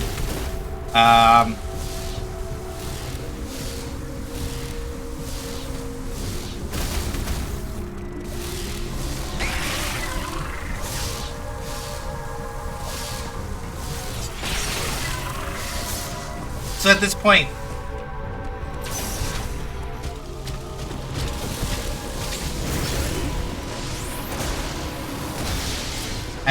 with the power bomb, you basically have every single power up that you need in terms of like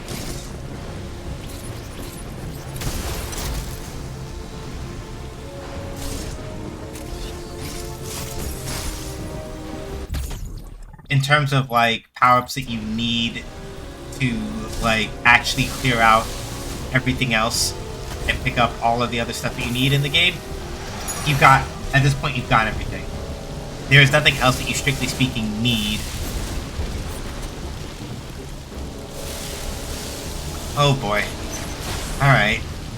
In order to, like, actually pick up to go clear more power-ups. Okay, buddy. Alright.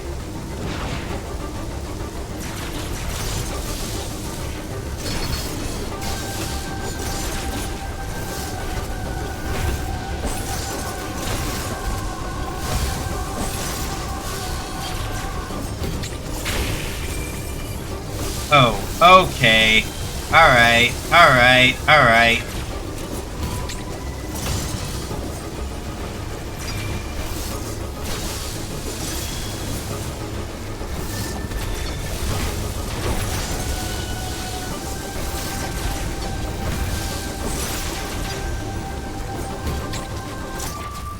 So, basically what I have to do in this scenario is if I want to get rid of the shield, I've got to counter it and then pull it off with the grapple beam. Again, something that would not be nearly as much of a pain in the ass if doing the aim thing like this lets you automatically grappleable things, but they don't do that in this game. So now you have to remember a bunch of extra button presses to make it work.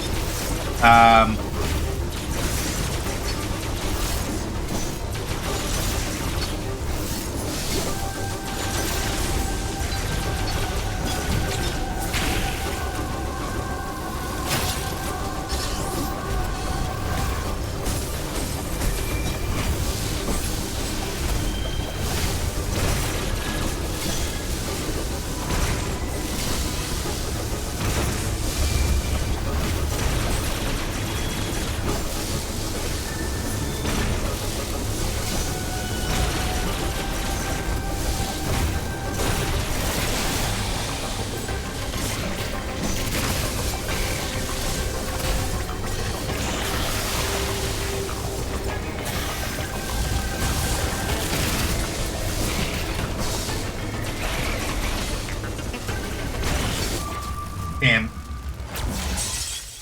Yeah, this is rough. And we got about 7 minutes left. So this is one of those things where, you know, we can chill.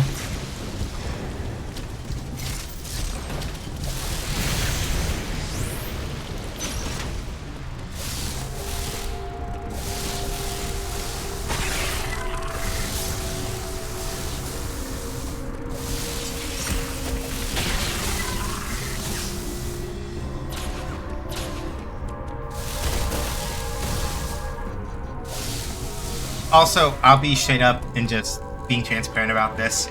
As you can guess, Ravenbeak's ship is not that far away from where we're at right now.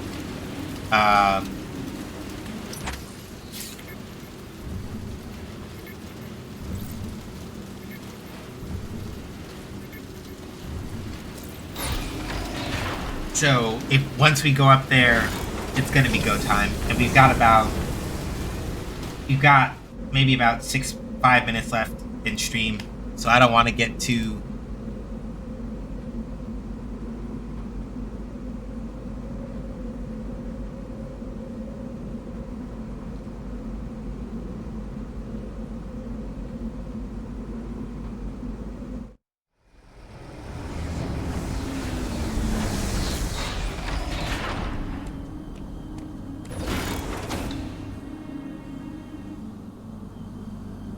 Yeah, I don't want to get too deep into that.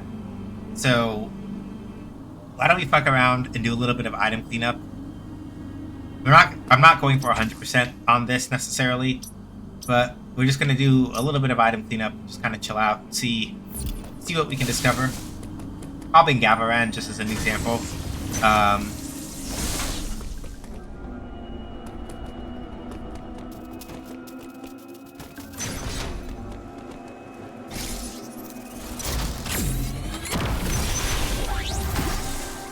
Okay, cool.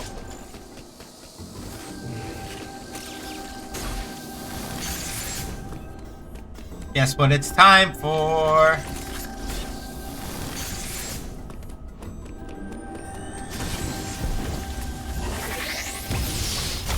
Okay, so where's the spot? The spot is... I gotta use... Ooh. So if I turn to the right and stand right under that, I should be able to do it. Alright, which means I need to be very deliberate about this other thing.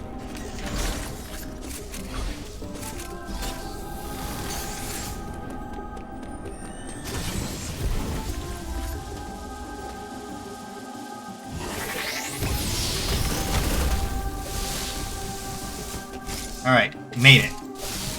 Baller. Just at the edge of the root on the floor. Yep.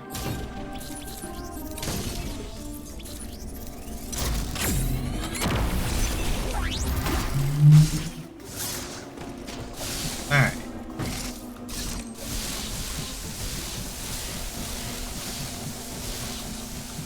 So, now the real question.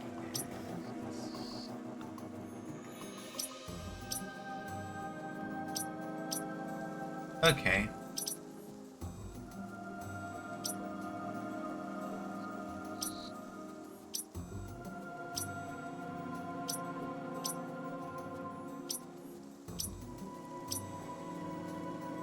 Yeah, now we can cross bottom and go around. Yeah, we'll do item cleanup mostly in Gavaran, I think.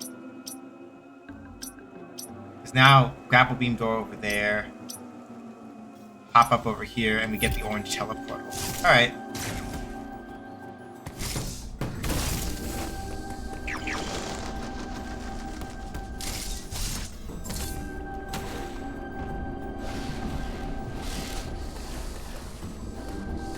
That's the green one.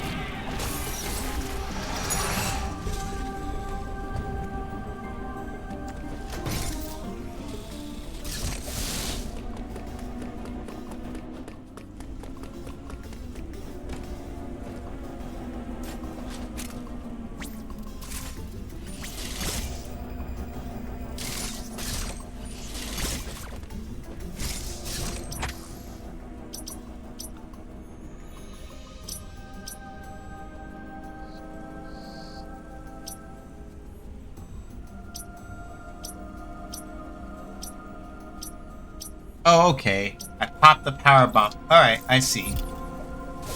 Now I understand. So I do need to go back over to where the green teleportal is.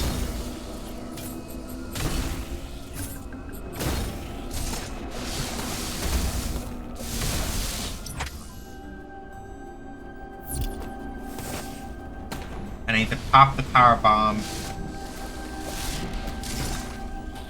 I come over to where the green teleportal is. I do pop the power bomb down here.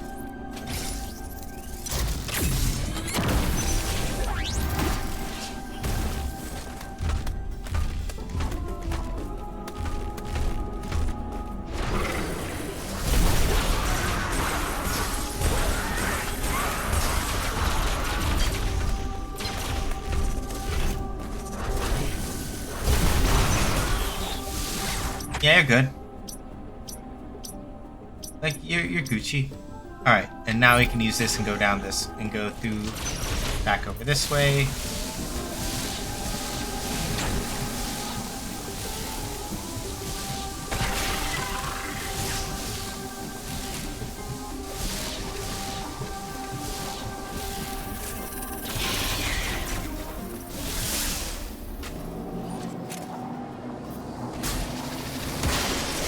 There we go.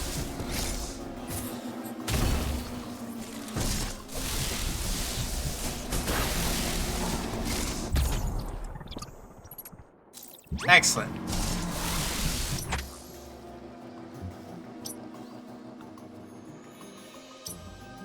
Alright, there are another couple down here.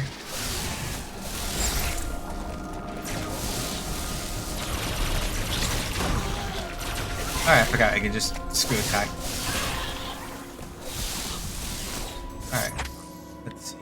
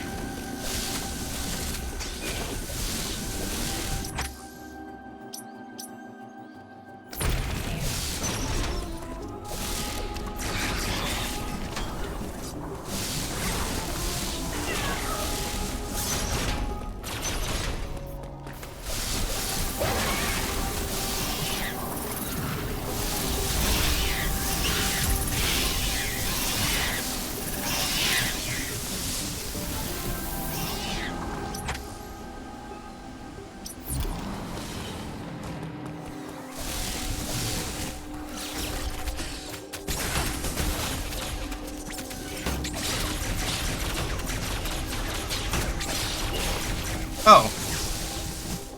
Ah, dip. Look at that. We're over 60. We're over 60%. I just saw that come in. Thank you so much. We are now over 61% on my rent drive. I believe I'll run the math real quick because I just saw the support come in. I just don't know by how much it jumped. So let's take a look and let's see.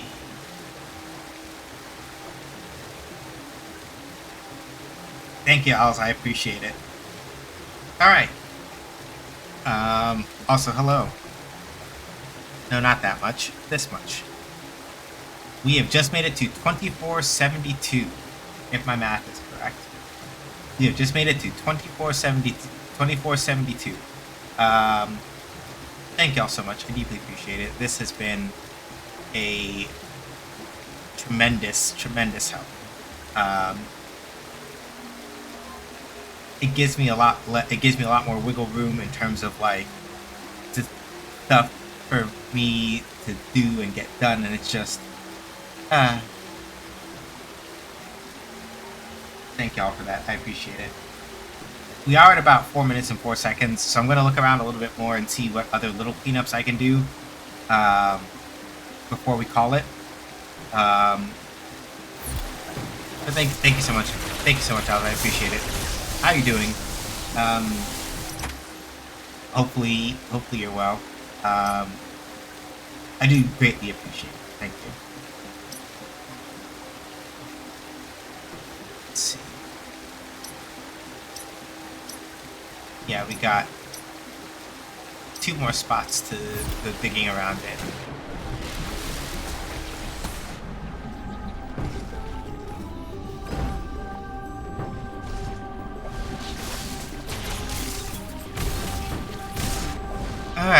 Alright, we'll cross bomb.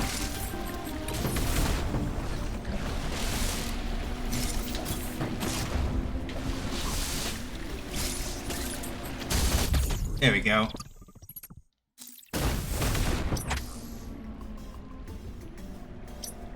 66%. Alright.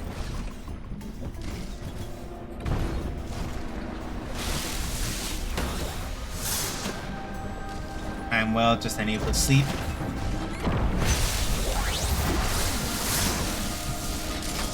Yeah, that's always a tough one. Alright. Upsy daisy, upsy over. Alright, let's see here.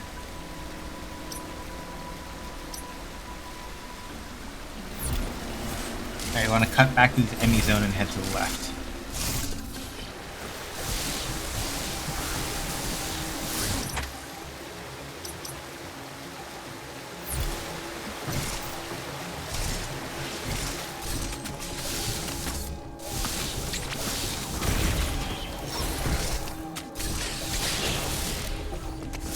Yeah, it was cute that you tried to do that. The answer is I've got the screw attack. You're not doing that actually. So yeah, like once you've got the screw attack, essentially speaking, like I said this earlier, but I kind of just want to reiterate it, especially now that I have like power bombs and stuff. There are very few things in most Metroid games that will actually be able to do jack shit to you once you've got the screw attack and power bombs and stuff like that. It's very difficult.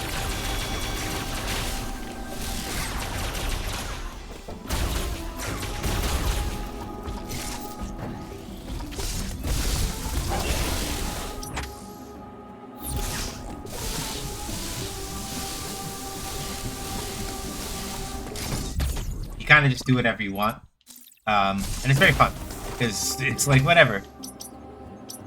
All right. We're gonna come over here.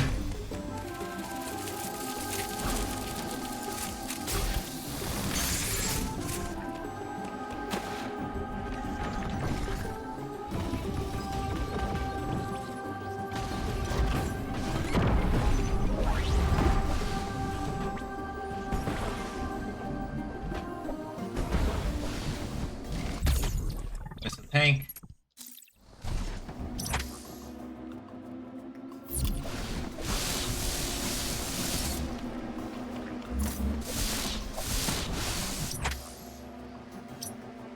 Okay, cool. So now we just need to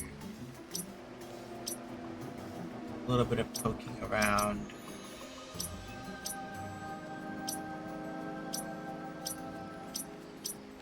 We just need to do a little bit of poking around. Oh, there's a missile plus tank up in that corner. Okay.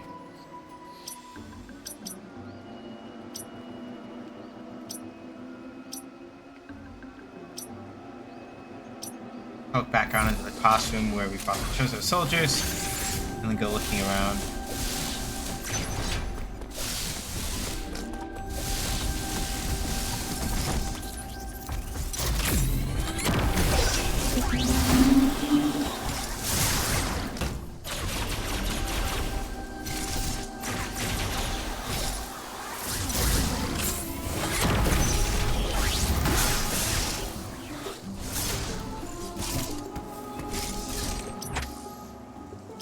Yeah, as you can see, power bombs become extremely useful for navigating through really tight corridors.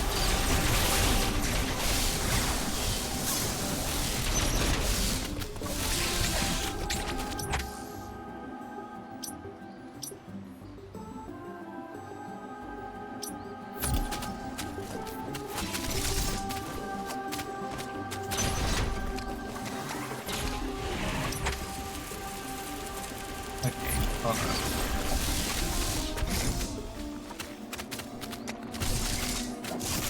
How did I not get that one? Oh, because I couldn't.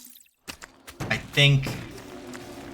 Yeah, the spin jump, I would have been able to get that one a while ago. That's my fault. Yeah, with the spin jump, I would have been able to pick up that particular. I would have been able to pick up that one a while ago if I'd come back when I had it, but I didn't. Did not need the space jump for that one.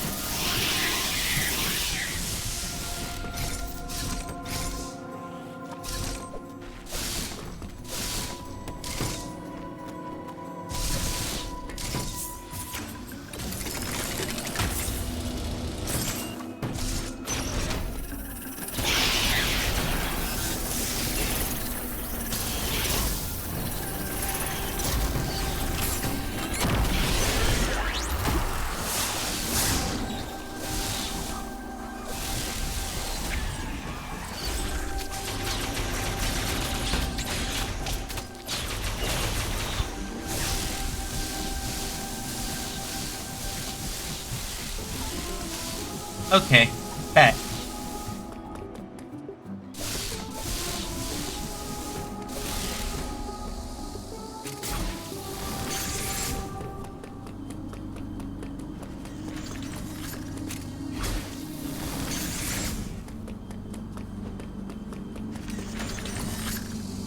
Okay, hold on, how far away can I? This should be far enough, I think.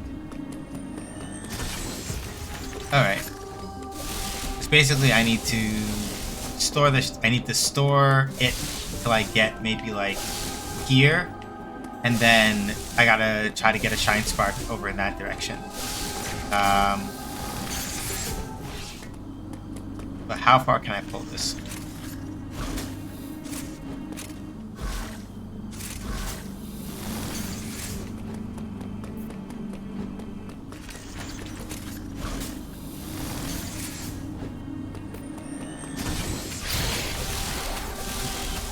Yeah. I gotta see if I can do like... I gotta see if I can like basically catch a jump, I think.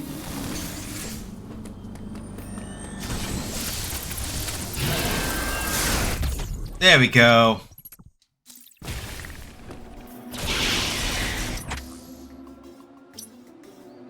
I rule. I'm so cool.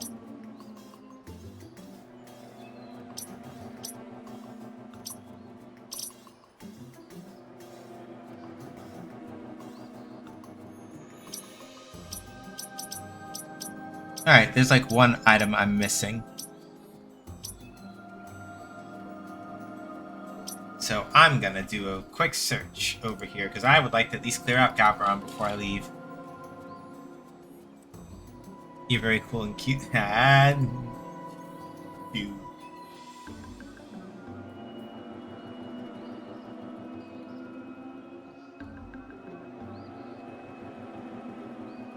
Alright, let's see here.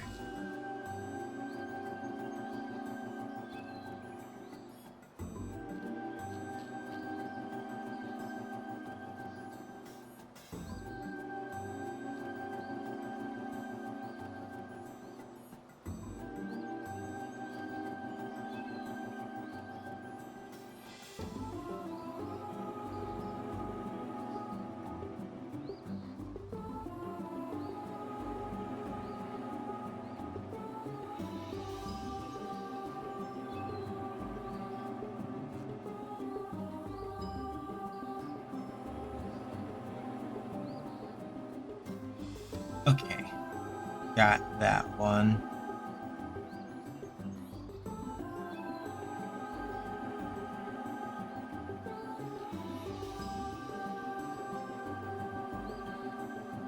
Alright, let me see here.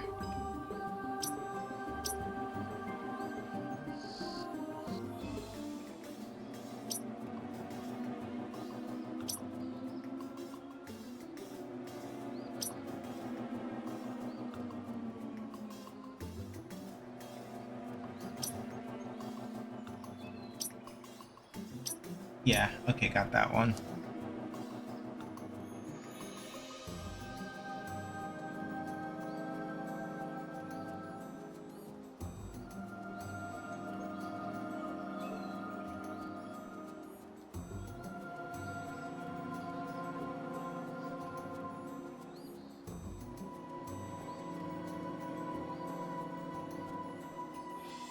Oh, I did that I did one of those the hard way.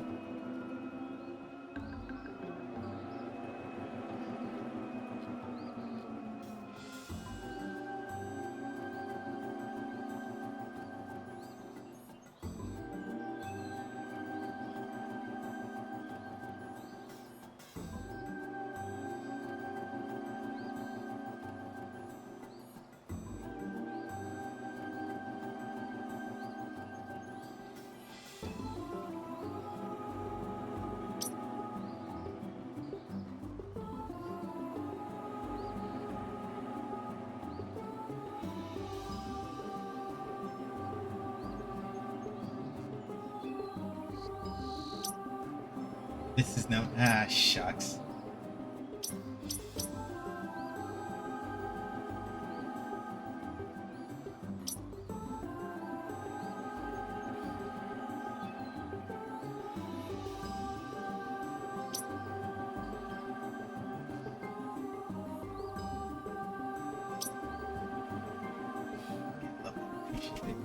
Shoot. Okay, it's over here. Alright.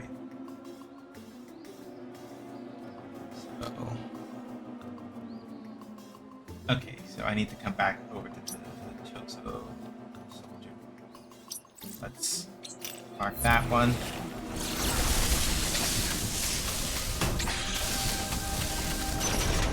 Alright, I need to go back to the Chozo soldier room for that one. So let me do that.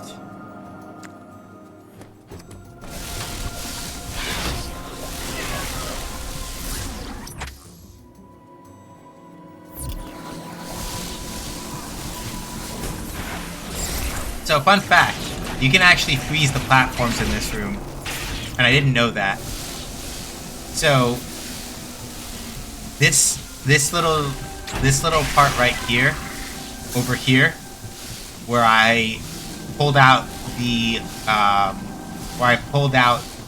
grapple thing and all that, you just freeze that here, pull it there, and then shoot a missile there, and that's how you get through it without doing the thing I did, where I just was like, whatever, I'll screw attack into it and then do it with perfect timing every time. Just freeze it. Don't do that. I was looking for what I was missing in a guide, and it was like, well, like, yeah, you just freeze that part. And it's like, oh, haha, I went too high up. And I still managed to impress it. Yeah. I did it the hard way, but you know. Yeah, we're not fighting you, buddy. Just hush. You're good. You're fine. We don't need to do all that. Alright, now I just need to...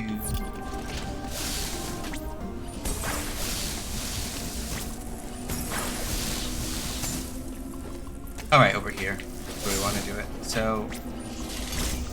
This...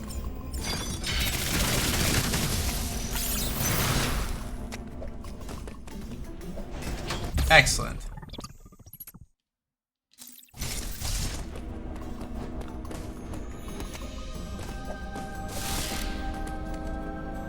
Now that door is one way and it doesn't open another way, so... Okay, and we've got all the items in Gavaran now. That was the last one that we needed. Baller.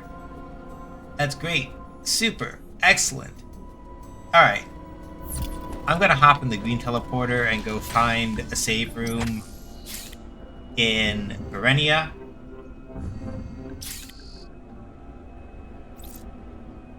And then I think we're good pretty much. Alright.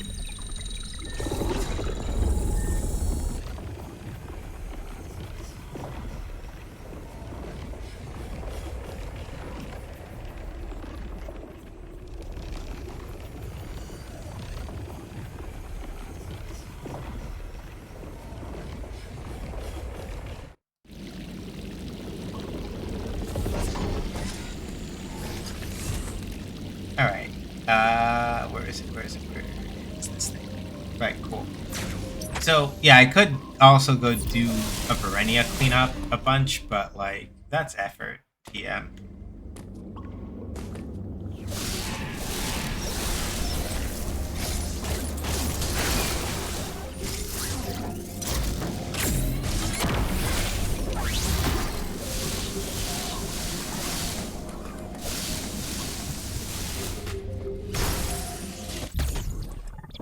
sometimes, yeah, like sometimes the thing that you do, like I said, sometimes the thing that you do in Metroid when you're just like, all right, whatever, it's time to do cleanup. Sometimes you just press the power bomb button, and you don't worry about it anymore. It is sometimes just a hilariously brute force way of solving most of your problems. Like, I don't know what I should be doing here. Like, whatever.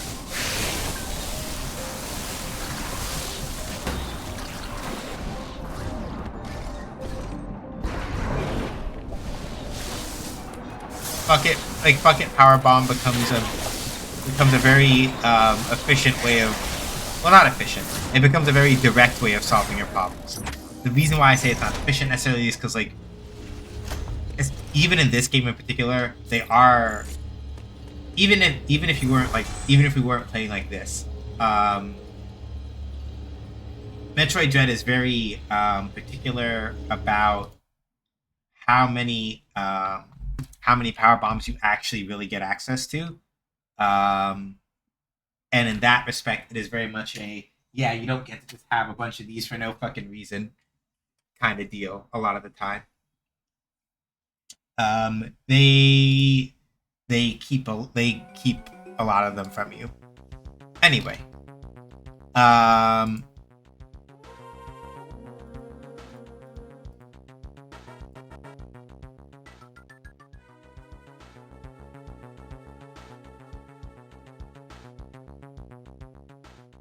yeah, thank y'all for coming by. I may do a little bit more cleanup. I may do a little bit more cleanup offline, possibly, or I may do a little bit more cleanup offline, or I may save some of it for next Sunday. Not really sure, but next Sunday is probably the end of Metroid Dread, one way or another. Whether I do cleanup offline or otherwise. Thank you so much, both to Star and to Owls, for helping get my winter rent drive up to 61%. A whopping, amazing, super high jump in the time since. Deeply appreciate y'all. Deeply appreciate everybody who came by stream, come hang out. The plan as far as stream days go, Wednesday, we'll see. I've been busy on Wednesdays with like Shootlands or stuff and haven't had the opportunity to really like come home and do streaming things.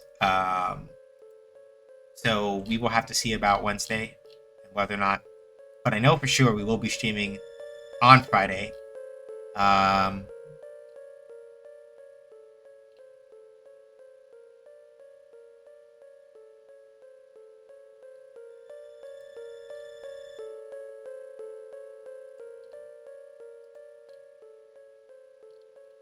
Yeah. So yeah, Wednesdays we'll have to see. I may have to like schedule a different streaming day at some point based on how often I'm down at the GDFL anyway. I may have to figure that out. So we'll kind of see how that goes. But I will say Friday for sure we are streaming 6 p.m. Eastern time. It'll be, for those of you who celebrate Boxing Day, it's Boxing Day. We're celebrating Boxing Day by boxing in fighting games, but not like actual boxing. Because if you're Jake Paul, you've already had an unfortunate run-in with a boxer recently. But let's not get into that one. That's a whole thing. But yeah, Friday 6 p.m. Eastern time is definitely going to be Fighting Friday. Viper is now at Master Rank, and I said last week. No, not last week Friday. I mean, technically it is last week. I said last Friday that I probably wasn't going to be working on maintaining Viper. Because I like Crimson Viper. She's a cool character. She is fun. She is also a lot of effort to play consistently and well. So it is likely that she'll stay at Master Rank and kind of sit there. I'm not actively looking to like raise or maintain her rank. I don't think. There's the way that I described it on my Black Sky was that like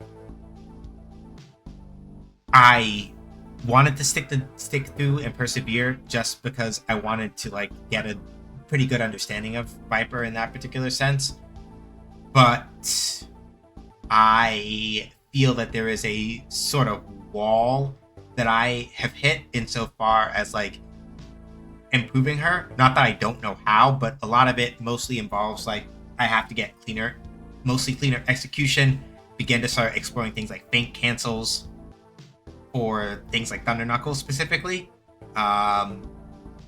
Getting better at like seismo cancels and like working on my execution for certain other types of for certain other things that Viper can do that I've mostly just kind of like been coasting on or skipping out from because I'm like, that's too much effort. So yeah, probably Viper I'm not really going to be making any effort to maintain. Elena and Cammy, on the other hand, I might, if I really wanted to.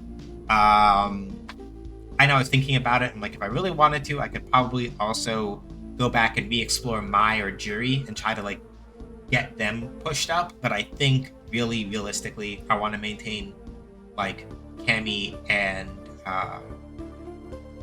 Elena, probably work them in Master Rank a little bit, sort of see what's what, just to keep my hand in, or go fuck around and play casual matches. I don't know. I'm hoping in 2026 to be able to like expand out my choices of fighting game again. We don't fuck with SNK games anymore on the stream for various reasons, and while I want to play Strive again, I can't make myself do it before their Strive 2.0 thing drops because I want to play Jam. And now that I know the Jam is going to be in, there is like I cannot muster up the will to go back to play Strive before they do 2.0. I'm not invested in it yet like that. And a lot of the other games that I would want to play, they're quiet right now. Right? Like I could go try to dig up DNF Duel, but I don't think people are really feeling that super tough. And I'm sort of not feeling it super tough, so yeah.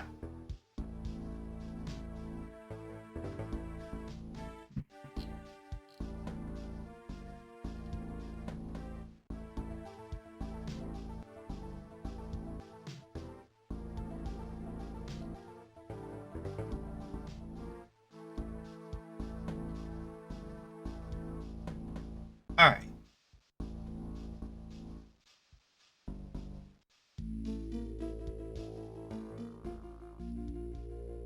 So let's go to Twitch and let's go see who's up and what's up. So I gotta start keeping a list of who we rated again.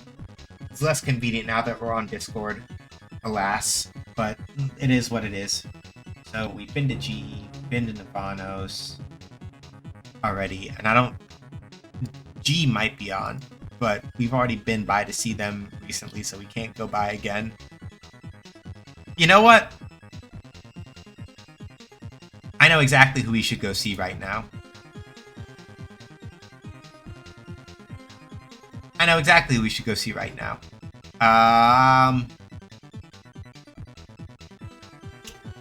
He's doing a speed run. But we are going to go watch Ryan Ford. I do not currently know if he is doing...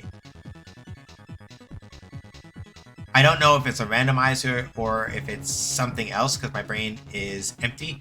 But right now, Ryan Ford is playing Super Metroid. It looks like he is practicing a speed run. I am not entirely certain. I don't know if it's like a special category. I just see it says like Super Metroid GT Classic, so I have no clue if that means anything in specific, but he is speedrunning Super Metroid. We are playing Metroid Dread. So let's go hang out with Ryan and see what he's up to. This is the raid message. Let me make sure that I have his name right, because that would have been awkward. So we're gonna go raid Ryan. SH just raids is the raid message. Throw that in, throw your favorite emotes behind it, do what you feel like. I appreciate y'all. Stay safe, wash your hands, wear a mask if you go outside, be excellent to each other. not the bigots, racists, sexist, anti-queer folks, or fascists. Remember, Black Lives Matter, trans rights are human rights, reproductive rights are human rights. Palestine, Sudan, the Congo, and Haiti must all be free. None of us are free till we're all free. Take care of each other. Look out for each other. Look out for yourselves. You don't have to do a lot to be looking out for other people. Just be nice, be kind. Wait, I'm sorry. A certain woman poisoned that phrase, didn't she? Just do your best to support each other and do the things that matter. You don't have to be kind to assholes. That's the simplest way I can put it. All right, y'all. Go have fun with Ryan playing Super Metroid. I'll catch y'all on the flip side, whenever that is. Oh, right, I forgot other links. Links to check out my other stuff, including VODs, Ko-Fi, what have you. If you want to pass on the link for the rent drive stuff, give people my Ko-Fi link, if that's something that you want to or can do. You want to know more about the game that I'm working on? Munity is the name of the workers cooperative I helped co-found. That is doing the game dev thing. You can go check us out over there. You can play our game, shoot lands there. Then if you want to hang out with us on Discord, there's Discord. Feel free to apply. We verify people the old school way to try to make sure that we don't get like a bunch of bots crawling all up in our butts. So it may take a little while for you to get like verified if you join, but if you're not already there, feel free to join us. All right, I'm out. Appreciate y'all. Have fun with Ryan. Again, next Sunday, Metroid Dread. This Friday, more fighting games. Street Fighter 6 probably. All right. Till next time. Deuces.